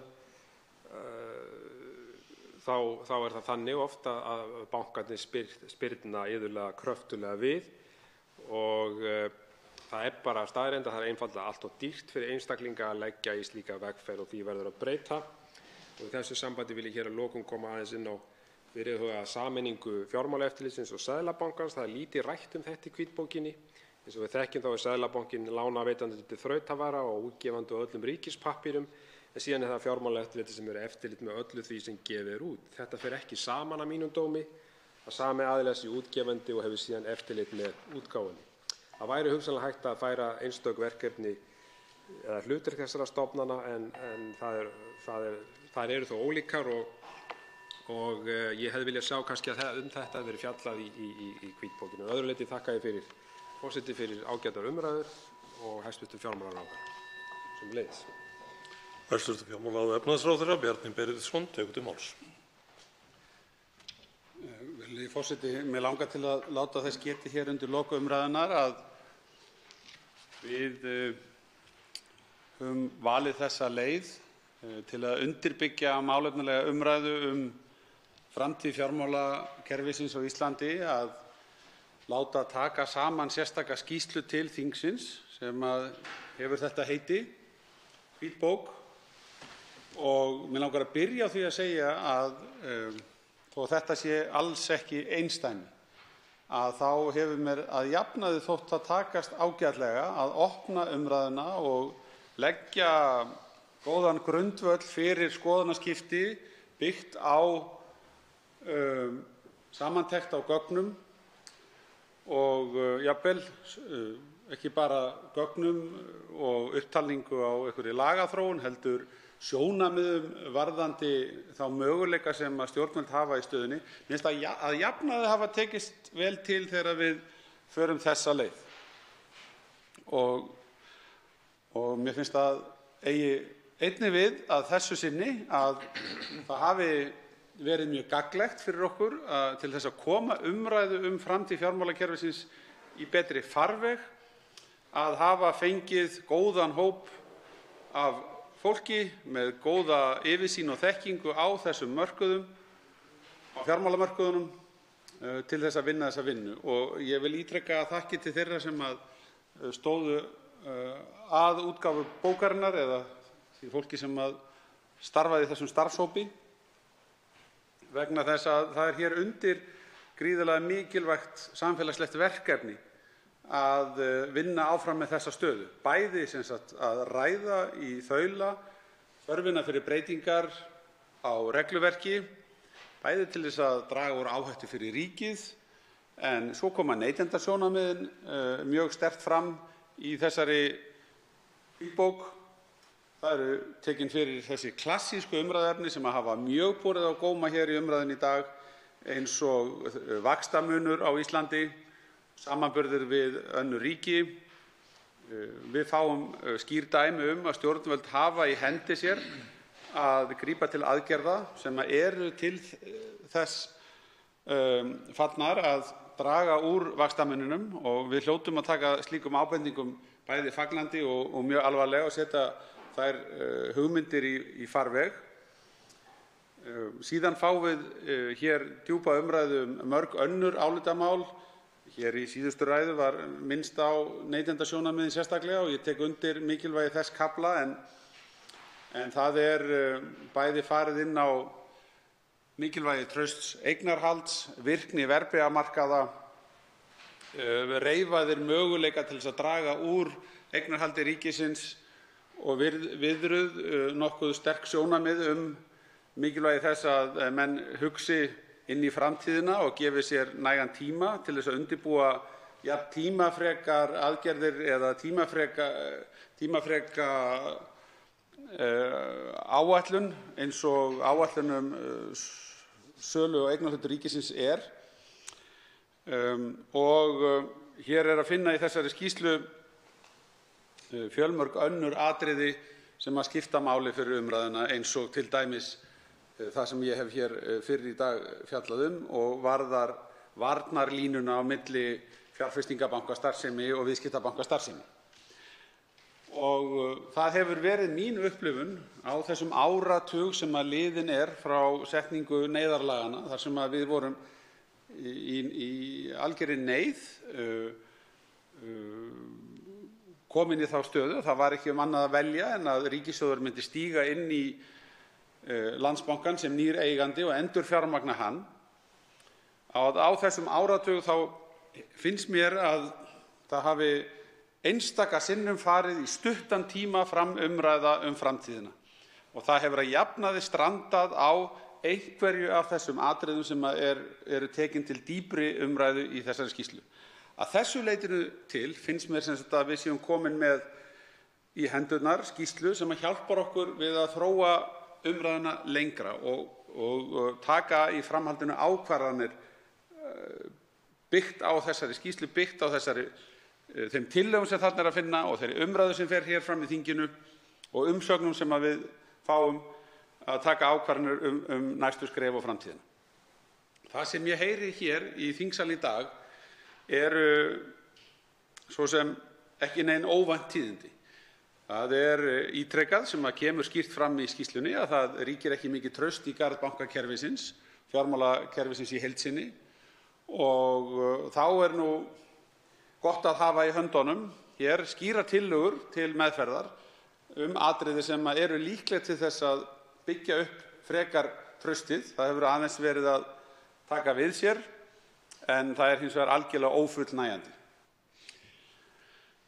Í öðru lagi heyrir maður hér í umræðunni bara almennt vantraust á einkavæðingarferli og kröfuna gegnsæi og varfærni og að langtímasjónarmið séu höfð að leiðarljósi. Ég held að það sé auðvelt að ná samstöðu þetta í sjálfu sér. Það líka auðvelt að efna til átaka og gera hluti tortryggilega ef menn vilja sérstaklega leggja út í þann leiðangur. Ég heyri líka skiptar skoðanir umfang ríkiseignarhalds inn í framtíðina, en það held ég að eigi heldur ekki að vera sérstakt áhyggjuefni eða vandamál fyrir okkur til þess að fylgja eftir þeim tillögum sem að finna í skýrslunni, vegna þess að hvað sem líður lengri tíma eignarhaldi ríkisins á Landsbankanum, og varðandi hann þá hef ég svo sem margoft lýst þeirri skoðun minni við fjölmiðla og hvar sem svo sem að svona til lengri tíma þá sjá ég það fyrir mér að við eigum að vera að leggja upp með kjölfestu hlut í Landsbankanum, en það þarf ekkert að efna til einhverja átaka þann þátt þessa framtíðarskipulags fjármálamarkaðanna á Íslandi á meðan við höfum úr nógu öðru að moða. Og að því leytinu til er ég ágætlega bjartsýnn undir lok þessarar umræðu að við getum haldið áfram með ýmsar tillögur sem eru til þess fallnar og ættu að vera tiltölulega óumdeildar og varða stöðu neytenda, hvernig við getum styrkt stöðu neytenda í þessu landi þannig að menn hafi sterka og góða tilfinningu fyrir því að þeir viti hvert þeir eiga að leita þegar þeim finnst að þeirra réttur sé fyrir borinn í samskiptum við fjármálafyrirtæki. Þeir eru með dæmi að svo virðist ekki vera í dag í þessari skýrslu. Að við höldum áfram með aðrar ábendingar sem eiga að vera til þess fallnar að auka skilvirkni í bankakerfinu sem á að bæta kjör til heimila og fyrirtækja. Að við höldum áfram og botnum umræðuna fjárfestingabankastarfsemi og viðskiptabankastarfsemi. Við erum hér að fá ítrekun í raun og veru á sjónarmiðum frá fyrri nefnd að það sé góðar leiðir til þess að draga ákveðna varnarlínu og setja, maður gæti sagt, þak á umfang slíkrar starfsemi þegar hún fer saman með viðskiptabankastarfsemi. Og alla þessa þætti er ég vongóður að við getum náð breiðri samstöðu hér í þinginu. En það verður síðan úrlausnarefni mitt og ásamt með öðrum flokkum í ríkisstjórninni að fjalla nánar mögulega eftir tillögur frá Bankasýslunni hvaða skref kæmu til álita varðandi aðgerðaáætlun losun á eignarhaldinu. Og í því sambandi vil ég bara ítreka það sem ég hef sagt hér fyrr í dag. Ég tel það ekki komið til greina að vera með 2 banka til sölu í senn. Þannig að við höfum úr nógu að vinna að til dæmis láta reyna á möguleika og markaðsaðstæður þar með talið til þess að losa eignarhald ríkisins á öðrum bankanum. Og ef við getum sammælst það að þá ættu skiptar skoðanir varðandi Landsbankann og lengri tíma eignarhald hans ekki að vera því til fyrirstöðu að við komumst fram veginn. Og að því leytinu til finnst mér svona undir lok þessarar umræðu bara ástæða til þess að vera nokkuð bjartsýnn á að það hafi tekist sem til var sáð að með þessari hvítbók, með þessari skýrslu að láta reyna á dýpri, vel ígrundaða umræðu þessi lykilatriði. Ég er að gera ráð fyrir því að við fáum síðan umfjöllun frá efnahags- og skattanefnd og við munum horfa til umsagna sem borist hafa og eiga samskipti við þingið við hvert skref í framhaldinu. Nú er lokið einni umræðu skýrslu fjármála- og efnahagsráðherra. Útbýtt er á fundinum. Þingskjali 855 Alþjóðaþingmannasambandi 2018, skýrsla frá Íslandsdeild Alþjóðaþingmannasambandsins. Þingskjali 861 kærur og málsmeðferðartími, skriflegt svar félags- og barnamálaráðherra. Þingskjali 865 markviss fræðsla kynjafræði, kynfrelsi, sjálfsákvörðunarrétt og þýðingu samþykkis í kynferðislegum samskiptum. Þingsályktunartillaga, flutningsmaður Jón Steindór Valdimarsson og fleiri. Þingskjali 866, fjöldi starfsmanna sem vinna við gerð lagafrumvarpa, skriflegt svar umhverfis- og auðlindaráðherra. Þingskjali 867, umhverfisáhrif heræfinga, skriflegt svar umhverfis- og auðlindaráðherra. Þingskjali 868, auðlindarentuskattur, fyrirspurn, flutningsmaður Oddný G. Harðardóttir. Þingskjali 869, kynjamismunun við ráðningar, fyrirspurn, flutningsmaður Andrés Ingi Jónsson. Þingskjali 870, framtíð Microbit verkefnisins, fyrirspurn, flutningsmaður Björn Leví Gunnarsson. Þingskjali 871, fjöldi hjúkrunar- og dvalarrýma, fyrirspurn, flutningsmaður Þorsteinn Víglundsson. Fleira liggur ekki fyrir á þessum fundi. Boðað verður til næsta fundar með dagskrá. Fundi er slitið.